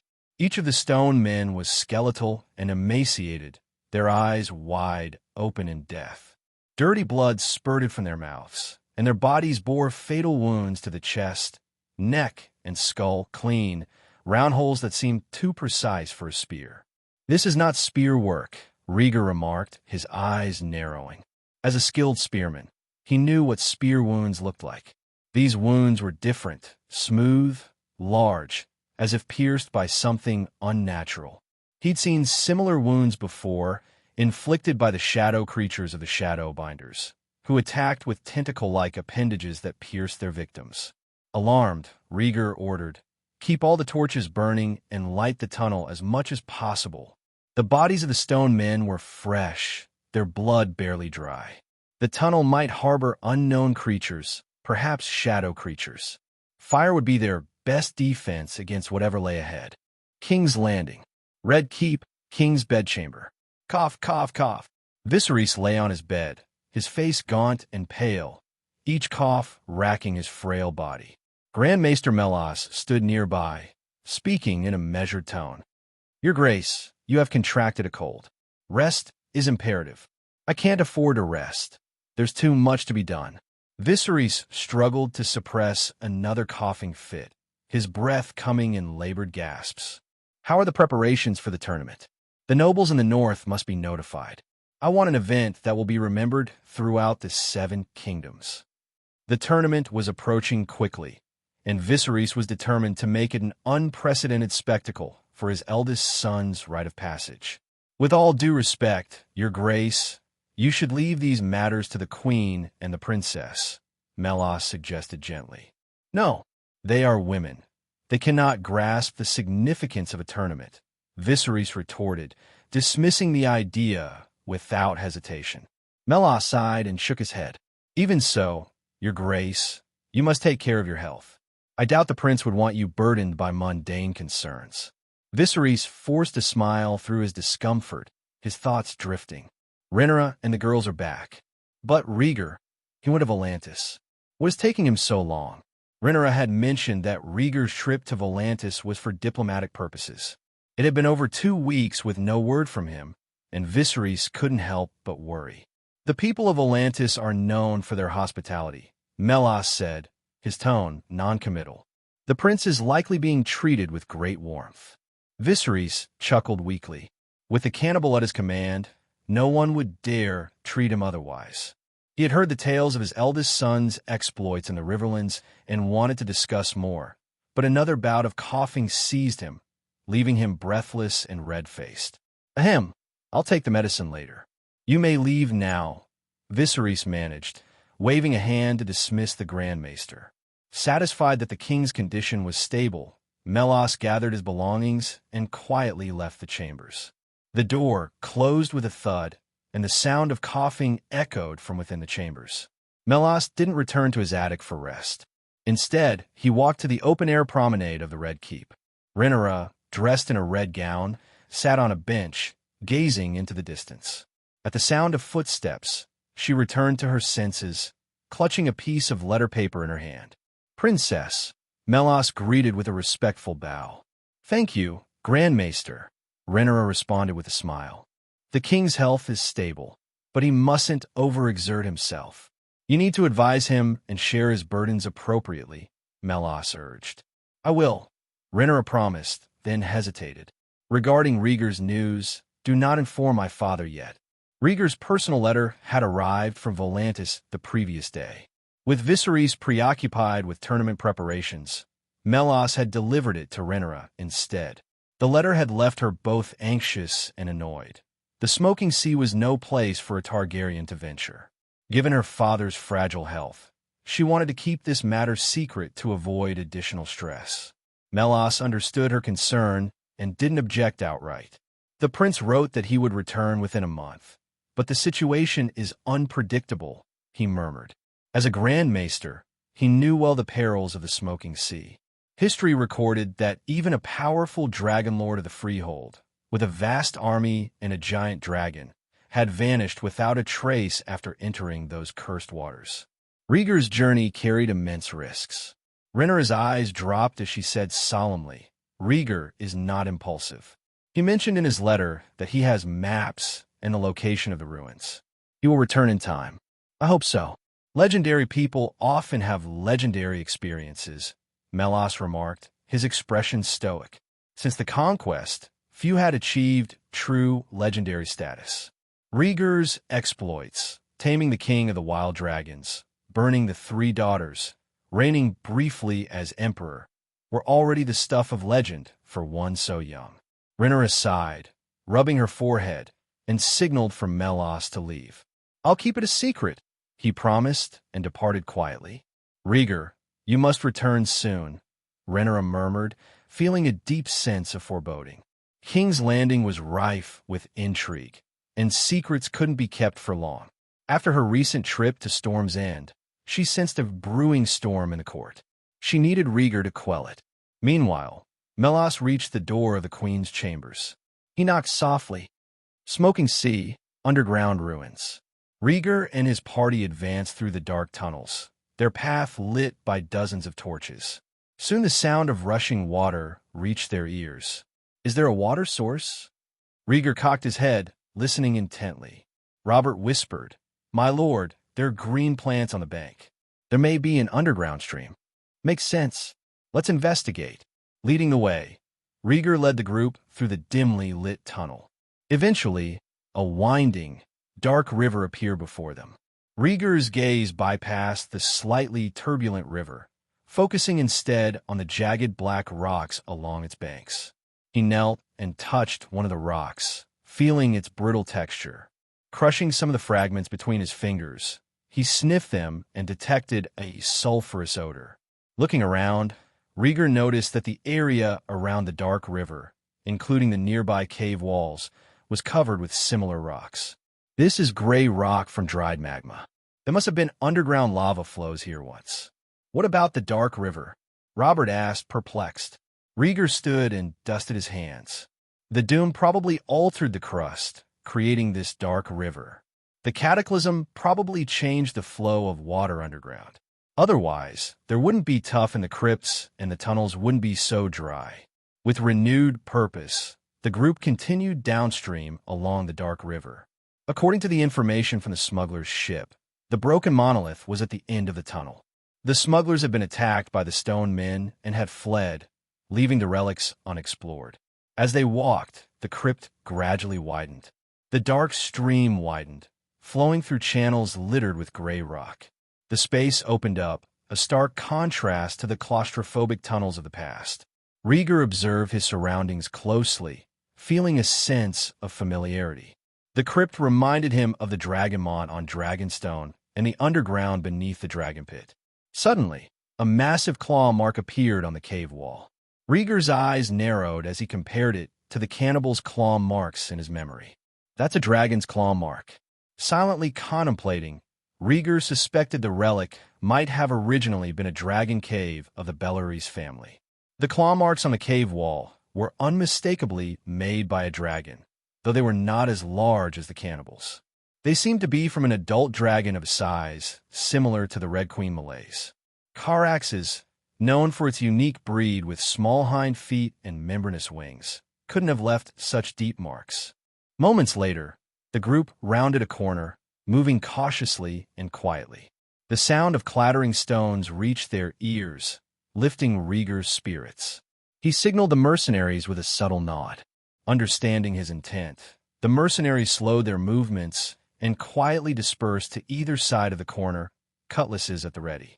Rhaegar crept closer to the corner, hiding his torch behind him, and peered inside. His heightened senses allowed him to see in the dim light, a result of his extensive training and powerful mental energy. Beyond the corner was an empty crypt. The chert was gone, replaced by piles of dark, lumpy matter. Rhaegar recognized it immediately as dried dragon droppings. His experience repairing Harrenhal and handling dragon waste from Dragonstone and King's Landing made him certain of its nature. Clearly, the dung here was very old. His attention was drawn to a corner where the tapping was coming from. A flicker of firelight illuminated a dim area, revealing several slender figures clad in black robes with shaved heads. They wore masks with indecipherable designs. One of the black-robed figures raised an arm and muttered incantations. A long, writhing shadow serpent was wrapped around the arm, its grotesque head repeatedly striking the aged dragon dung, tearing it apart as if searching for something. "My lord, they seem to be shadow binders from Ass High, using sorcery to manipulate shadows," Robert whispered, his voice trembling. Quiet! I recognize them, Rhaegar replied, his face set in a steely expression. He motioned to the mercenaries on either side. The Shadowbinders, though formidable, were not invincible. Rhaegar had faced them before, most notably during the bloody clashes on the Crabclaw Peninsula. The mercenaries drew their bows and aimed at the flickering firelight. Release! Rhaegar commanded. Arrows flew through the air, eliciting a few muffled screams from within the crypt. Rhaegar paid no heed to the cries and continued. Release again. Human or not, anyone caught in the hail of arrows would find no mercy. The arrows rained down until the mercenaries' quivers were empty. The torches within the crypt had been extinguished in the assault, plunging the area into darkness. Follow me. At Rhaegar's command, he drew his dragon claw, flames instantly spreading across the blade and illuminating the cavern. As a pyromancer, he had a natural advantage over the Shadowbinders. The mercenaries surged forward, torches held high. Several of the black-robed figures lay motionless, their bodies riddled with arrows, their limbs twitching involuntarily.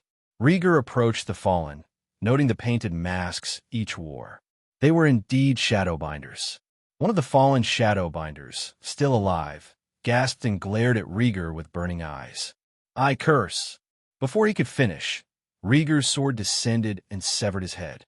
The severed head rolled to the ground, and Rhaegar, not satisfied, stabbed both the head and the body repeatedly, reducing them to ashes with his flaming sword. Curse me? You think you're the god of death? Rhaegar sneered, his dragon claw blazing and lighting up half the cave. My lord, it appears to be a dragon egg, Robert exclaimed, his eyes wide with excitement. He crouched in the pile of dragon droppings disturbed by the shadow serpent, and held up a grayish dragon egg. Rhaegar turned his attention to the egg, his interest piqued. Suddenly, a wounded Shadowbinder, pierced by several arrows, lunged at Rhaegar with a low roar. He brandished a conical dagger in his hand, aiming for Rhaegar's back. Rhaegar's eyes stayed cold and focused. Without turning, he drew his sword and thrust it backward, the blade finding its mark with a sickening squeal. The Shadowbinder's advance halted abruptly as the dragon claw pierced his heart. Disbelief filled his eyes as he crumpled to the ground, collapsing into the dragon dung. Sift through the bodies carefully and burn them evenly with fire, Rhaegar ordered, his expression neutral as he flicked the blood from his sword. The mercenaries moved quickly, stripping the Shadowbinders of their masks and black robes with practiced efficiency. My lord, there are so many dragon eggs here, Robert exclaimed, excitedly sifting through the pile of dragon droppings. Rhaegar picked up a grayish dragon egg and examined it, sighing, These are dead eggs, petrified. He tapped the egg, noting the dull, muffled sound instead of the crisp ring of a viable dragon egg. Robert's enthusiasm waned as he continued to unearth 5 fossilized dragon eggs, each one lifeless. Rhaegar compared them to the dragon eggs on Dragonstone Island, confirming that this relic was indeed one of the Belarion's dragon lairs. As he pondered its significance, Robert suddenly shouted, My lord, there's a vacancy here. A dragon egg is missing from the dragon droppings. Rhaegar's heart tightened. What's going on? Robert examined the aged dragon droppings and counted 6 craters where eggs should have been. 1, 2. There's one missing, he said. Rhaegar's mind raced. The Shadowbinders must have accomplices. My lord, we found a flower, a mercenary reported hesitantly. Search more carefully for lurking dragon eggs, Rhaegar ordered, storing the 5 petrified dragon eggs in his space bracelet before turning to the mercenaries. Dragons were the cornerstone of House Targaryen's power, and even petrified dragon eggs were too valuable to leave behind. As he approached the pile of Shadowbinder corpses, the mercenaries formed a circle and began burning the bodies with their torches. One squad leader held up a strange blue, wilted flower. The flower had 7 petals, purple stamens, and a soft stem wrapped in dark leaves. Orchid, Rhaegar mused, recognizing the plant. The squad leader hesitated. If I'm not mistaken, it should be the soul-restoring orchid, which can fetch a high price in Volantis. Rhaegar's eyes brightened slightly at the news. Carefully taking the soul-restoring orchid, he smiled. Well done. This many flowers will bring you wealth. He lowered his head and sniffed the nearly withered orchid. Its light, refreshing scent was invigorating, reminiscent of the scented powder of Diella. Hearing the mention of money, the junior captain eagerly pulled a piece of parchment from the Shadowbinder's black robes and said excitedly, "My lord, would you look at this and see if it is useful?" "You are resourceful," Rhaegar praised, taking the yellowed parchment and examining it for a few moments. "My lord, what do you think?" the junior captain asked expectantly. Rhaegar read the small, intricate characters on the parchment twice and frowned. "It's neither common tongue nor Balerion. I can't make it out." He was familiar with several widespread scripts, but the complex symbols on the parchment were unfamiliar. Robert stepped forward, scratching his head. "My lord, this looks like the ancient language of E.T. You recognize it?" Rhaegar asked, surprised at the old sailor's knowledge. No, I don't even recognize native Balerion," Robert admitted sheepishly. "But one of my former captains was from E.T., and I saw similar symbols on his ship." "Never mind. We'll find someone to translate it when we get out," Rhaegar decided, putting the soul-restoring orchid and the parchment away. The soul-restoring orchid was a precious treasure that could nourish depleted spiritual energy, making it valuable to him and his family. After personally burning the bodies of the Shadowbinders, Rhaegar ordered his men to search the cave again. Finding nothing more, they prepared to leave. As they walked along the dimly lit, dark river, Robert asked, "Sir, where shall we go next?" Having dealt with the immediate threat of the Shadowbinders and found the dragon eggs, Robert was still reeling from the experience. Rhaegar listened to the rushing water and thought rationally. The caves at the end of the lower river have already been explored. Let's follow the dark river upstream. He suspected that there were other accomplices in the ruins besides the dead Shadowbinders. Besides, he was here to uncover the lost legacies of the Balerion family, and a few fossilized dragon eggs weren't worth the risks they'd taken. As they made their way upstream, they passed by the tunnels that led in and out of the ruins, continuing to explore the dimly lit underground. The elevation increased, making the current more turbulent. After about an hour, the gray rock beneath their feet disappeared, replaced by broken stone slabs. The firelight illuminated a crushed and deformed open space with cracked slabs on all four walls. The sudden change caught everyone's attention and alarmed them. Rhaegar's mind raced as he surveyed the area. Downstream is the pit of the dragon nest. Upstream should be the main body of it.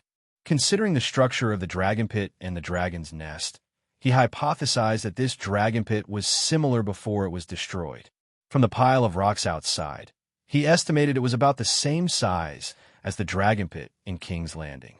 This dragon pit likely belonged to the Balerion family, Rhaegar thought, his eyes narrowing as he scanned the area.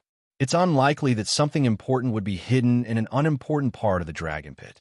He knew that if there were significant treasures or legacies of the Balerion family, they would be found in the heart of the dragon pit. Plop! The sound of splashing water broke the silence, stirring the dark current. Rhaegar's eyes darted to the source, and he whispered urgently, "Stay alert." A mad roar echoed through the cave as a figure leapt from the dark river and splashed toward the shore.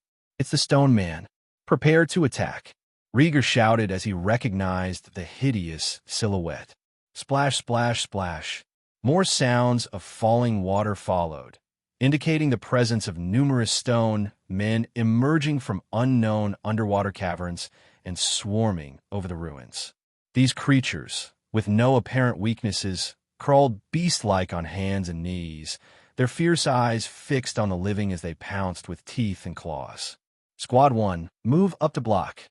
Rotate back," the squad leader ordered, trying to keep order as the mercenaries formed up.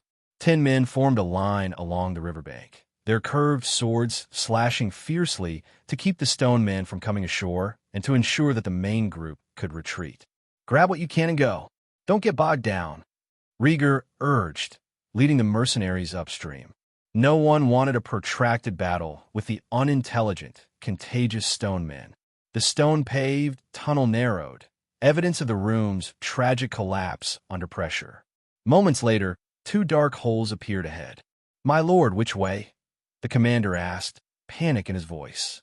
Rhaegar's eyes widened and his breath quickened as he stared at the two cave entrances. Behind them, dozens of stone men pursued relentlessly, roaring and clawing at the mercenaries holding the line, tearing senselessly. "Which entrance?" Rhaegar muttered, knowing he had to decide quickly. Based on the layout of dragon caves, the two paths likely led to different parts of the upper cave, perhaps to the chaotic pile of rocks outside the ruins. Each path could represent a different area of the dragon pit, maybe a dragon's lair or a long-buried exit.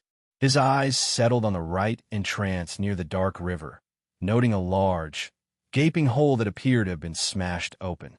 The edges of the gap were scorched black, as if by fire. "This way," Rhaegar decided. Rhaegar pointed to the hole on the right and charged forward, torch in hand. He had a theory about the scorched blackness around the edges of the rift. It wasn't caused by dragon flames or molten lava, but by the friction of dragon scales scraping the rock as they fled.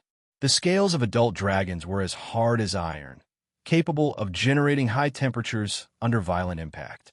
Rhaegar had seen the claw marks of an adult dragon before, and he believed that this gaping hole was its work as well. During the doom, the dragon, trapped in the dragon pit, fought to escape, driven by sheer survival instinct. The route it took likely led to the usual exit used for flight. Whether the exit still existed or not didn't matter to Rhaegar. He wanted to follow the dragon's path, hoping it would lead to an opportunity. "Quickly, block the entrance," he ordered. The group hurried through the hole on the right, and the commander ordered the remaining mercenaries to block the entrance with rubble, ignoring the screams and growls from outside. "Listen!" Roar! As the rubble piled up, muffling the sounds of battle, Rhaegar glanced back, but did not stop. The mercenaries blocking the stone men were already infected with grayscale. It was better they died quickly now than slowly from the disease. "Keep moving. The cave isn't that deep," Rhaegar urged, touching the damp stone slabs. Soon the narrow passage opened into a massive cave filled with debris.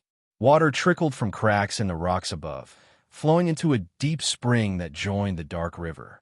Ignoring the strange landscape, Rhaegar's eyes were drawn to a chaotic pile of rocks that formed a small mountain. Beneath the rubble and dirt lay the bleached bones of a massive creature, curved dragon horns, sharp claws, broken wings. Rhaegar gasped, lost in thought. The dragon of House Balerion. Staring blankly at the remains of the dragon, Rhaegar felt a wave of disappointment wash over him. "It didn't escape. It died," he murmured. The loss weighed heavily on him, as he cherished the life of every dragon. This one hadn't perished in glorious battle or peacefully at the end of its life, but had instead been trapped and crushed in the collapse of the dragon pit. Such an ignoble end felt unworthy of any adult dragon in Rhaegar's eyes. "My lord, there's another passage in the corner of the cave," an alert mercenary reported. Rhaegar descended from the giant dragon's remains, his expression flat. "Got it. Scout it out and report back." The dragon's remains lay near a deep pool, its pitch-black tail bones trailing into the water. Rhaegar nimbly climbed up the rubble, coming face to face with the dragon's skull, its fangs interlocked in a final grimace. This dragon, in life, might have resembled Vermithor or Malaise, with a crown of dense horns and bone spurs protruding from its cervical vertebrae. Rhaegar reached out and touched the hideous skull, hoping to trigger some sort of explorer's quest. He waited, but no familiar beep sounded in his ears. Disappointed, he withdrew his hand. A dragon's remains without reputation seemed insufficient to unlock relic exploration. "Pity," Rhaegar muttered, comparing the size of the dragon's head with his hands.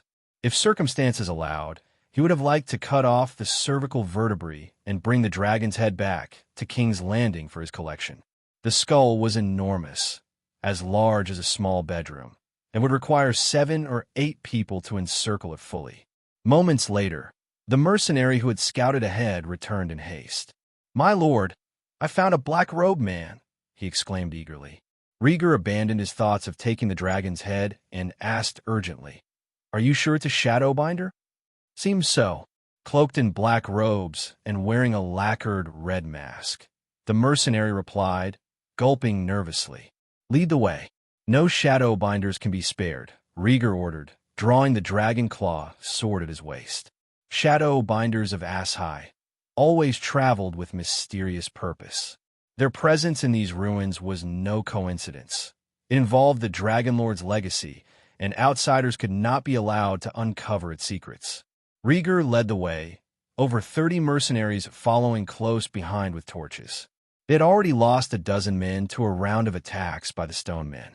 As they entered the passageway within the stone wall, the cave fell into another deathly silence. Suddenly, the deep pool rippled, creating a series of waves that cast a shadow over the entire pool, adding another layer of ominous tension to the scene. On the other side, Rhaegar advanced through the passageway, the faint sound of rushing water echoing in his ears. "There's a dark river at the end," he thought silently. After a few more steps, a dim light appeared ahead. He signaled the mercenaries to slow down, their footsteps quieting. As they reached the edge of the passageway, a burst of unintelligible, almost demonic whispers filled the air. Outside the passage lay a stone palace reminiscent of the Dragon Pit Hall. The palace walls had been crushed and deformed by external forces, with intricate patterns barely visible beneath the dust. Several stone pillars supported the structure, though half were broken, and the collapsed roof revealed patches of soil.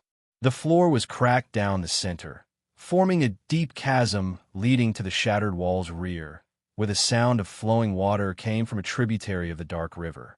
A slim figure in black robes and a red-painted mask stood with his back to the passageway, facing an intact stone wall. He muttered odd incantations under his breath. Rhaegar ignored the strange sounds, focusing instead on the Shadowbinder's withered hands raised above his head. In one hand, he held a green dragon egg smeared with dragon dung. In the other, a yellowed parchment book lay open. As the Shadowbinder chanted, the parchment stirred as if blown by an unseen wind, and a wisp of black smoke emerged, enveloping the stone wall. "There's definitely something here," Rhaegar thought, his eyes flicking between the dragon egg and the wall. From his distance, he couldn't discern many details about the dragon egg, which looked much like the fossilized eggs he had excavated earlier. The carvings on the stone wall, however, shocked him deeply. The pattern began with 14 flames, followed by a group of shepherds and a dragon. The carvings, divided into sections by cuts in the stone, depicted history in a blend of images and High Valyrian text. Rhaegar could clearly read the top few words: Belerice, dragon taming, binding spell. Thoughts raced through Rhaegar's mind as a glint of realization flashed in his eyes. During his youth, educated by the maesters of the Citadel, he had encountered many speculations about ancient Valyria, particularly the Dragon Lord's methods for taming dragons. The maesters deduced from sparse ancient texts that the Dragon Lords possessed some form of magic, referred to in the texts as the binding spell, which compelled dragons to obey their commands. Rhaegar had delved into the knowledge from the Belerice family's ancient books, which hinted at the existence of a dragon's horn and vaguely referenced the binding spell. The Belerice family was a prominent Dragon Lord house, known for their mastery of powerful magical spells and artifacts. The Targaryens, however, had never reached such heights of power. Taking a deep breath, Rhaegar suppressed his excitement and resolved, whether true or not, I must obtain the binding spell. The Targaryen dragons were not yet numerous or powerful enough to subdue Westeros and Essos. With the binding spell, the Targaryens could potentially revive the glory of a top Dragonlord family. "Do we have any arrows left?" Rhaegar whispered. The commander behind him hastily handed over 2 arrows, saying, "My lord, we've used most of our arrows. These are the only ones left." Rhaegar accepted them, confident. "It's enough," he said. Proficient in swordsmanship, spearmanship, and archery, Rhaegar knew he could make the shots count. Moving stealthily, he nocked an arrow and drew his longbow, aiming at the defenseless Shadowbinder. A direct confrontation was unwise. Striking from behind was the best strategy. Crunch! The drawing of the bow made a strange sound, causing the Shadowbinder to turn violently. Behind his red-painted mask, he shouted, "Who's there?" Whoosh! The bowstring released, and the iron-tipped arrow shot out with deadly speed. The Shadowbinder couldn't react in time and took the arrow right in the chest, the force throwing him against the stone wall. "Kill him," Rhaegar ordered, his voice cold. He drew his remaining arrow and fired. The mercenaries rushed forward, swords drawn, toward the Shadowbinder pinned against the wall. Ahem! The Shadowbinder slumped to the ground, blood seeping from beneath his mask, his eyes filled with resentment. "The Lord of Light will not forgive you. You all deserve to die," he spat, smearing the blood on his mask. A second arrow flew toward the Shadowbinder's head, but just as it was about to strike, the rope holding the mask snapped. Shadows rose from the ground, wrapped around the mask, and lifted it into the air. The next moment, the shadow transformed into a humanoid figure, complete with a red mask. Clang! The shadow drew a heavy greatsword from the Shadowbinder's grasp and sliced through the arrow. An abomination! Beware, it's shadow sorcery. The mercenaries stopped, fear gripping them. Magic had been a rarity since the Doom, and this sudden appearance of evil sorcery stunned them. "Don't run," Rhaegar shouted, dropping his longbow and stepping forward. He ignited his sword by rubbing it against a torch, flames enveloping the blade. "Kill the Shadowbinder." Inspired by their leader's bravery, the mercenaries rallied, brandishing their swords and surrounding the shadow and its master. The Shadowbinder, weakened by summoning the shadow, cowered under his robes. "Kill him!" roared the commander, charging. Suddenly, the shadow moved with uncanny speed, slicing through the commander's neck. Blood sprayed as his head fell. The shadow continued its deadly dance, cutting down mercenaries who dared approach. "Use your torches. The shadow fears fire," Rhaegar shouted. The mercenaries gathered, waving their torches. The shadow recoiled, shielding its mask with its greatsword. "Where do you think you're going?" Rhaegar bellowed, rushing in with his flaming sword. He slashed at the shadow, and it stiffened under the firelight. PFF! Rhaegar's blade sliced through the shadow's waist, splitting it in two. "Die!" he cried, stabbing the lacquered red mask. Flames erupted, consuming the mask and the shadow. Sizzle! The lacquered red mask burned to ashes, and the shadow melted into a puddle before evaporating. Rhaegar sheathed his sword, his eyes cold. "Arrest the Shadowbinder. I will interrogate him personally." "Yes, my lord," the mercenaries responded, dragging the Shadowbinder away. The mercenaries hurried to capture the Shadowbinder, who had lost the ability to resist. Rhaegar's eyes fell on the heavy greatsword. Its blade was cold, adorned with water-like patterns, and the hilt, cast in gold, ended in a lion's head. "Valyrian steel?" Rhaegar muttered, planting Dragon Claw on the ground as he bent down to pick up the heavy sword. The water ripple pattern on the blade was unmistakable, a hallmark of Valyrian steel.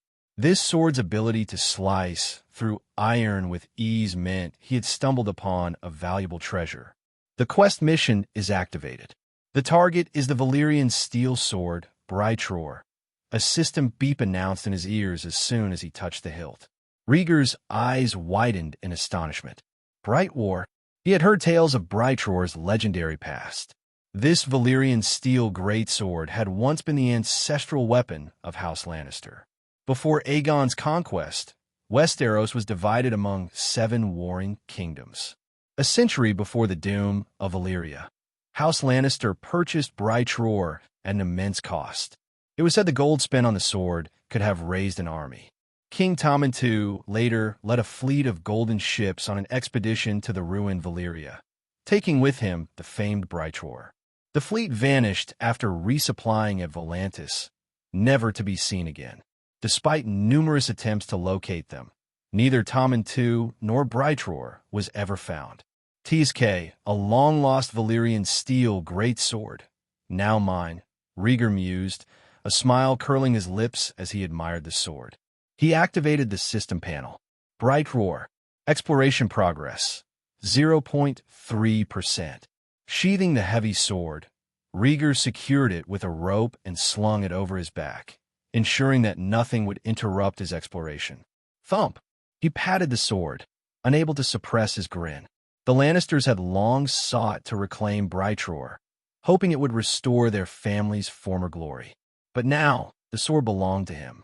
Rhaegar glanced at the lion's head carved into the hilt and mused, "I'll have the blacksmiths of Qohor reforge it." Though Brightroar had once belonged to the Lannisters, it was now his. And now, it bore the name Targaryen. "My lord, there's something wrong with the Shadowbinder." Two mercenaries approached, dragging the limp body of the Shadowbinder, their faces etched with fear. Rhaegar's smile faded. "Let me see." The Shadowbinder had taken an arrow to the chest, and his black robe was soaked with blood, which dripped steadily onto the floor. A mercenary, suppressing his revulsion, pulled back the hood, revealing the man's face. Rhaegar recoiled slightly. The Shadowbinder's face was stripped of skin, exposing raw, bloody tissue beneath. His eye sockets held tethered, blood-covered eyeballs, which twitched grotesquely. Despite his horrific condition, the Shadowbinder was still alive, his throat emitting a ghastly, rasping sound as he drooled. "My lord, he seems to have gone mad," the mercenary said hesitantly. Rhaegar looked away after a moment, then ordered, "Give me the dragon egg and the parchment book." The Shadowbinder was no longer of any use for interrogation. This grotesque state was likely the price of summoning the shadow. Such dark sorcery would undoubtedly come with a terrible curse. The mercenaries dragged the incapacitated Shadowbinder away and handed over the green dragon egg and the parchment book. Rhaegar's eyes gleamed as he held the dragon egg. He examined it closely, his mind racing. "It's alive," he thought, his heart pounding. "This dragon egg is still viable." The egg was green, covered in scale patterns, and stained with dragon dung. Outwardly, it seemed no different from the fossilized eggs he had found earlier. But Rhaegar had touched many dragon eggs, and with his pyromancer talent, he could sense its potential for hatching. Blowing off the dragon dung, Rhaegar felt a surge of excitement. The Targaryens had plenty of dragon eggs, many unhatched and hidden on Dragonstone Island. However, this green egg from the Balerion family, retrieved from the smoking sea, was special. Maybe it can hatch, he thought, determined to incubate it at high temperature back at the dragon's nest. He carefully tore a piece of fabric from his coat, wrapped the egg, and tied it to his belt. An active dragon egg couldn't be stored in his space bracelet. He had to keep it with him. Suppressing his excitement, Rhaegar turned his attention to the stone wall while leafing through the parchment book. The walls were adorned with various patterns and inscriptions in High Valyrian.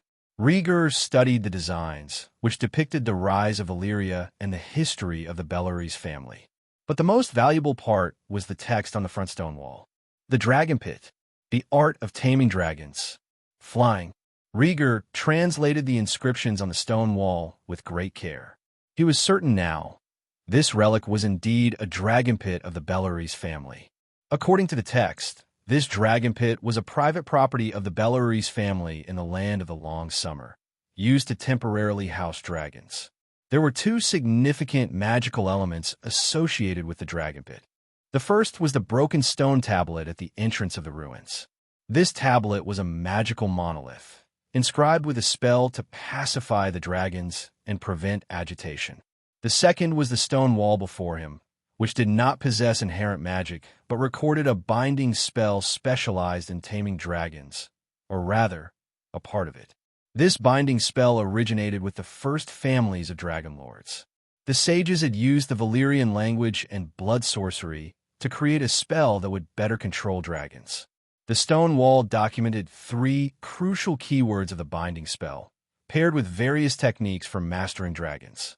"Forbidden magic spell," Rhaegar murmured, eyes gleaming with desire as he swept the dust from the stone wall. The 3 keywords were flying, dragon flame, and forbidden, symbolizing the taming, commanding, and pacifying of dragons, respectively. The fly spell helped the tamer reach and tame the dragon. The dragon flame spell contained offensive techniques used in war and dragon combat. The forbidding spell, which could also be translated as landing, silence, or submission, had the effect of calming the dragon, ensuring obedience and fostering a bond. The stone wall featured keywords for the forbidding spell, essential for every Bellerese family member to skillfully use to guard their dragons. This was why the forbidden spell was engraved on the stone wall of the dragon pit. Now it's mine, Rhaegar thought joyfully, committing the spell to memory. He had risked exploring the smoking sea precisely for this inherited knowledge. With the forbidden magic spell, the Targaryens would better manage their dragons, avoiding the dangers of losing control. After memorizing the spell, Rhaegar turned his attention to the parchment book. It was filled with a dense script and strange scribbles. On the last page, he found text in High Valyrian. Recognizing it as a replication of the forbidden magic spells from the stone wall, he tore the page out and burned it to ashes with a torch. He then stowed the parchment book in his space bracelet, suspecting it contained other valuable knowledge. Too bad there wasn't time to figure out how the Shadowbinders found the ruins, Rhaegar thought, his eyes flashing with resolve. He instructed the mercenaries, kill the Shadowbinders and burn the bodies. It didn't matter if he couldn't discover their methods. He needed to eliminate the threat completely. The Shadowbinders' magic was too dangerous to leave any traces. Yes, my lord. The mercenaries responded, swiftly slitting the Shadowbinders' throat and igniting the bodies with torches and kerosene. Without a backward glance, Rhaegar drew the Valyrian steel sword Brightroar from his back, twirling it skillfully. Dankong! The heavy sword struck the stone wall, scattering small pieces of carvings. Rhaegar's eyes were sharp and focused as he swung the sword tirelessly, erasing the parts of the text that described the binding spell. This dragon-taming magic was a secret the Targaryens alone should possess. There was no need to leave any trace for others to discover. After several powerful swings, Rhaegar stopped. The Shadowbinder's body had burned to a crisp. Let us move. We have a hard fight ahead of us. Rhaegar secured Brightroar and left the Great Hall, carrying his torch and dragon claw. He hadn't forgotten the stone men waiting outside. The group exited the Great Hall, traversed the underground cavern, and re-entered the cave they had come from. No one noticed the thick, smoke-like substance seeping from the charred corpse of the Shadowbinder. It burrowed into the floor, moving like an inconspicuous mouse, and eventually dived into the pool of water in the underground cave. Clatter! The pool of water trembled violently, splashing in all directions like boiling water before calming down. At the same time, Rhaegar's shout echoed through the ruins. Charge! Don't get stuck in the fight! His dragon claw wrapped in flames, Rhaegar led the charge. The stone men were quickly dispersed, roaring as they chased the mercenaries. A ray of light shone ahead. The exit was close. Rhaegar licked his dry lips and shouted, "The exit is just around the corner." He stomped on the cave wall under the exit and, with a powerful leap, emerged from the ruins. The dimness vanished, replaced by the foggy sky. Rhaegar looked up, gasping slightly. Soon, mercenaries followed, emerging from the cave as stone men roared and tugged below. After about a dozen mercenaries had escaped, the stone men blocked the hole, pouncing on the remaining laggards. Roar! A pitch-black dragon hovered in midair, landing slowly. It spewed ghostly green dragon flame into the cave entrance, where screams echoed. The dragon flame spread rapidly, enveloping the ruins in a ghostly green hue. Screams and hisses filled the air. The surrounding rocks melted into magma, sealing the cave entrance completely. Well done, cannibal, Rhaegar said, sitting down heavily and letting out a long breath. Roar! With the danger resolved, Cannibal raised its head proudly, wisps of dragon flame escaping its maw. Seeing this, Rhaegar chuckled. Well done, partner. As Rhaegar and his dragon shared a moment, the mercenaries who had narrowly escaped lay sprawled on the rocky ground, paralyzed with exhaustion. My lord, we should get moving. Several mercenaries, vigilant and back-to-back, kept an eye on the entrance to the ruins while glancing at their weary comrades. Agreed. Rhaegar understood the urgency in their tone. He forced his tired body to move, distancing himself from the ruins. Mercenaries had their own harsh rules of survival, and he didn't need to interfere. For a while, mournful wails echoed from the direction they had come. When they regrouped on the shore, only 7 or 8 mercenaries remained, besides the few who had been keeping watch. One had an arm severed, another had lost his left calf. The rest were mostly unharmed, aside from their tattered leather armor. Rhaegar remained silent as they paddled their canoes back to the sailboats waiting at sea. He knew that the mercenaries left behind were likely infected with grayscale. Those who had amputated limbs were only buying time, hoping the disease wouldn't spread further. As the night wore on, the sea's winds and waves grew fiercer, the gusts carrying a mournful cry like that of a lost woman. The sailboat rocked back and forth, the deck torches flickering in the dim light. In the captain's cabin, Rhaegar lay in a false sleep, his body gently rocking with the ship. He cradled a green dragon egg in his left arm and held the heavy Brightroar sword in his right. Roar! Cannibal's roar echoed as the sailboat sailed away from the ruins. At dawn, sunlight pierced through thin clouds and fog, bringing a hint of warmth. After a tumultuous night, the sailboat emerged from the smoky sea into a clearer sky. "My lord, the ruins of the stone bridge are ahead. We should be out of the smoking sea in 2 days," Robert said excitedly, clutching the charts. Protected by the mercenaries, Robert had emerged unscathed from the previous day's ordeal and was eager to continue his duties. "Got it," Rhaegar replied, rubbing his forehead wearily. "Inform everyone that their pay will be increased by 30% when we return to Volantis." The fierce winds and waves of the night had exhausted him. "Understood," Robert grinned, his single eye gleaming as he set to work. Soon the ship was filled with the joyous chatter of the mercenaries. The promise of a greater reward lifted their spirits and dispelled the fears of the previous night. With dark circles under his eyes, Rhaegar leaned against the railing, enjoying the early morning sun. The successful exploration of the ruins had made him feel generous to his hired men. Time passed slowly as the sailboat drifted toward the ruins of the stone bridge. Rhaegar remained still, savoring an orange and remarking, "I feel much better after a short rest." Under the clear sky, he glanced occasionally at the approaching ruins and felt a growing sense of calm. Roar! Cannibal's sudden roar broke the tranquility. Its dark wings beat furiously as it hovered in the air. Rhaegar's eyes widened at the warning. He stood up, scanning the horizon. His expression shifted as he saw what lay ahead.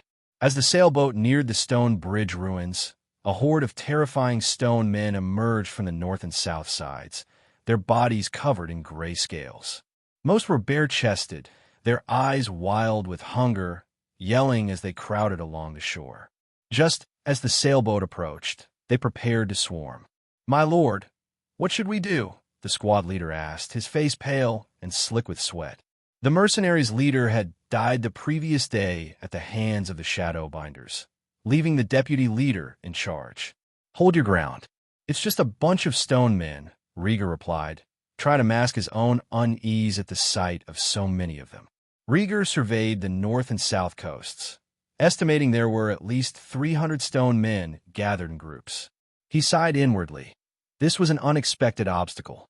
"My lord, the sailboat will soon arrive at the stone bridge ruins," the deputy leader said, his voice taut with anxiety as the eerie roars of the stone men filled the air. The 60 battle-hardened mercenaries on board could handle a fight against a few hundred men, but these weren't ordinary men.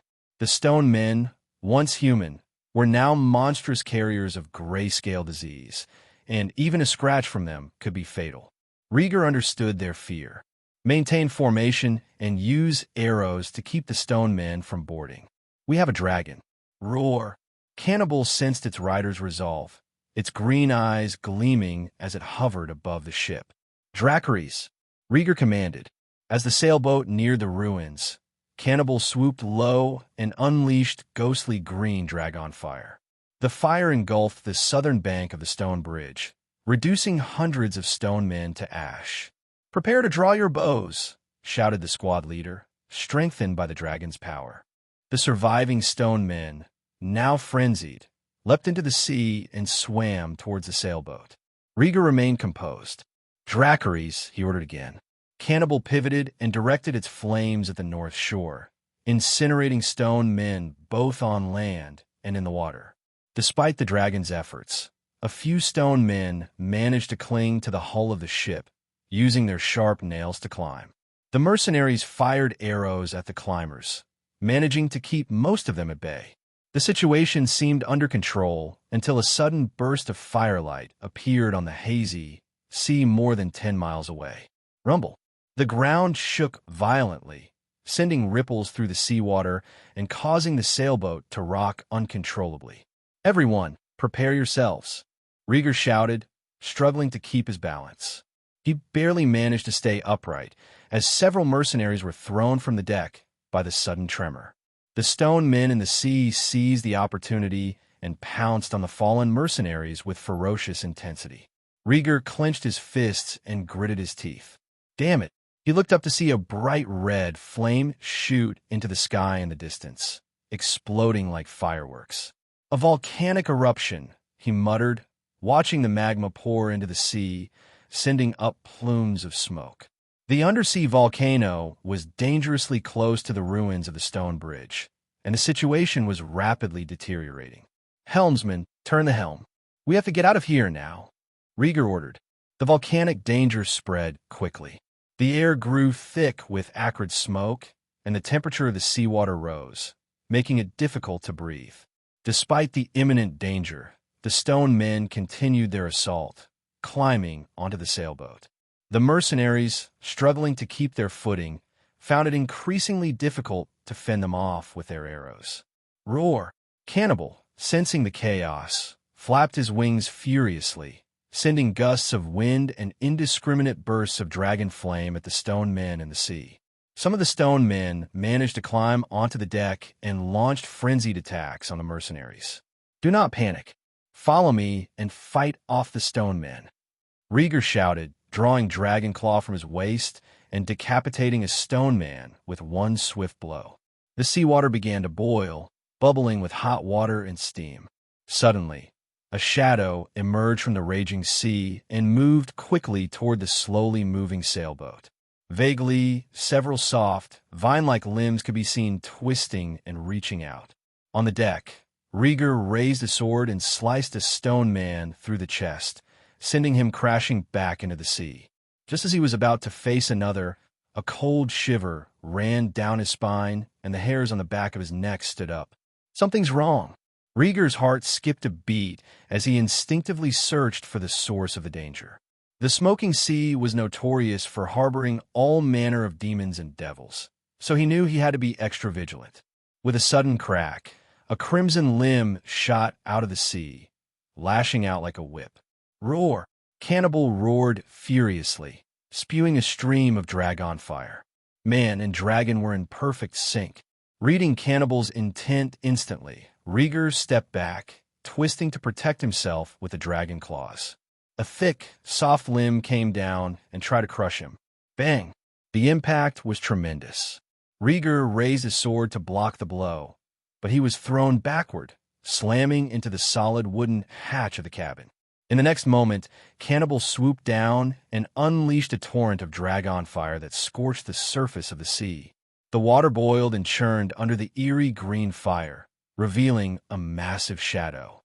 Sea monster, a legendary kraken. Robert, cowering in a corner, shouted in horror, staring at the colossal creature with limbs tens of meters long.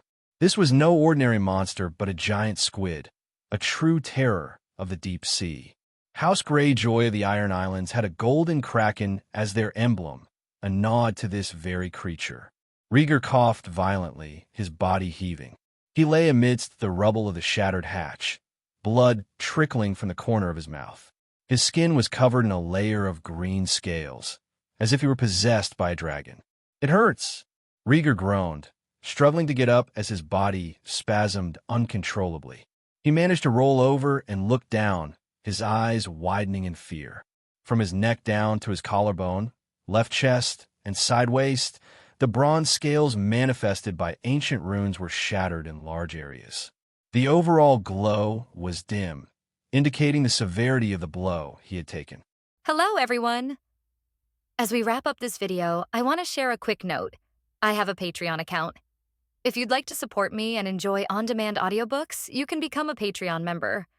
Alternatively, you can check out my Google Drive link, which has 500+ novel audiobooks available through my Ko-fi or Patreon shop.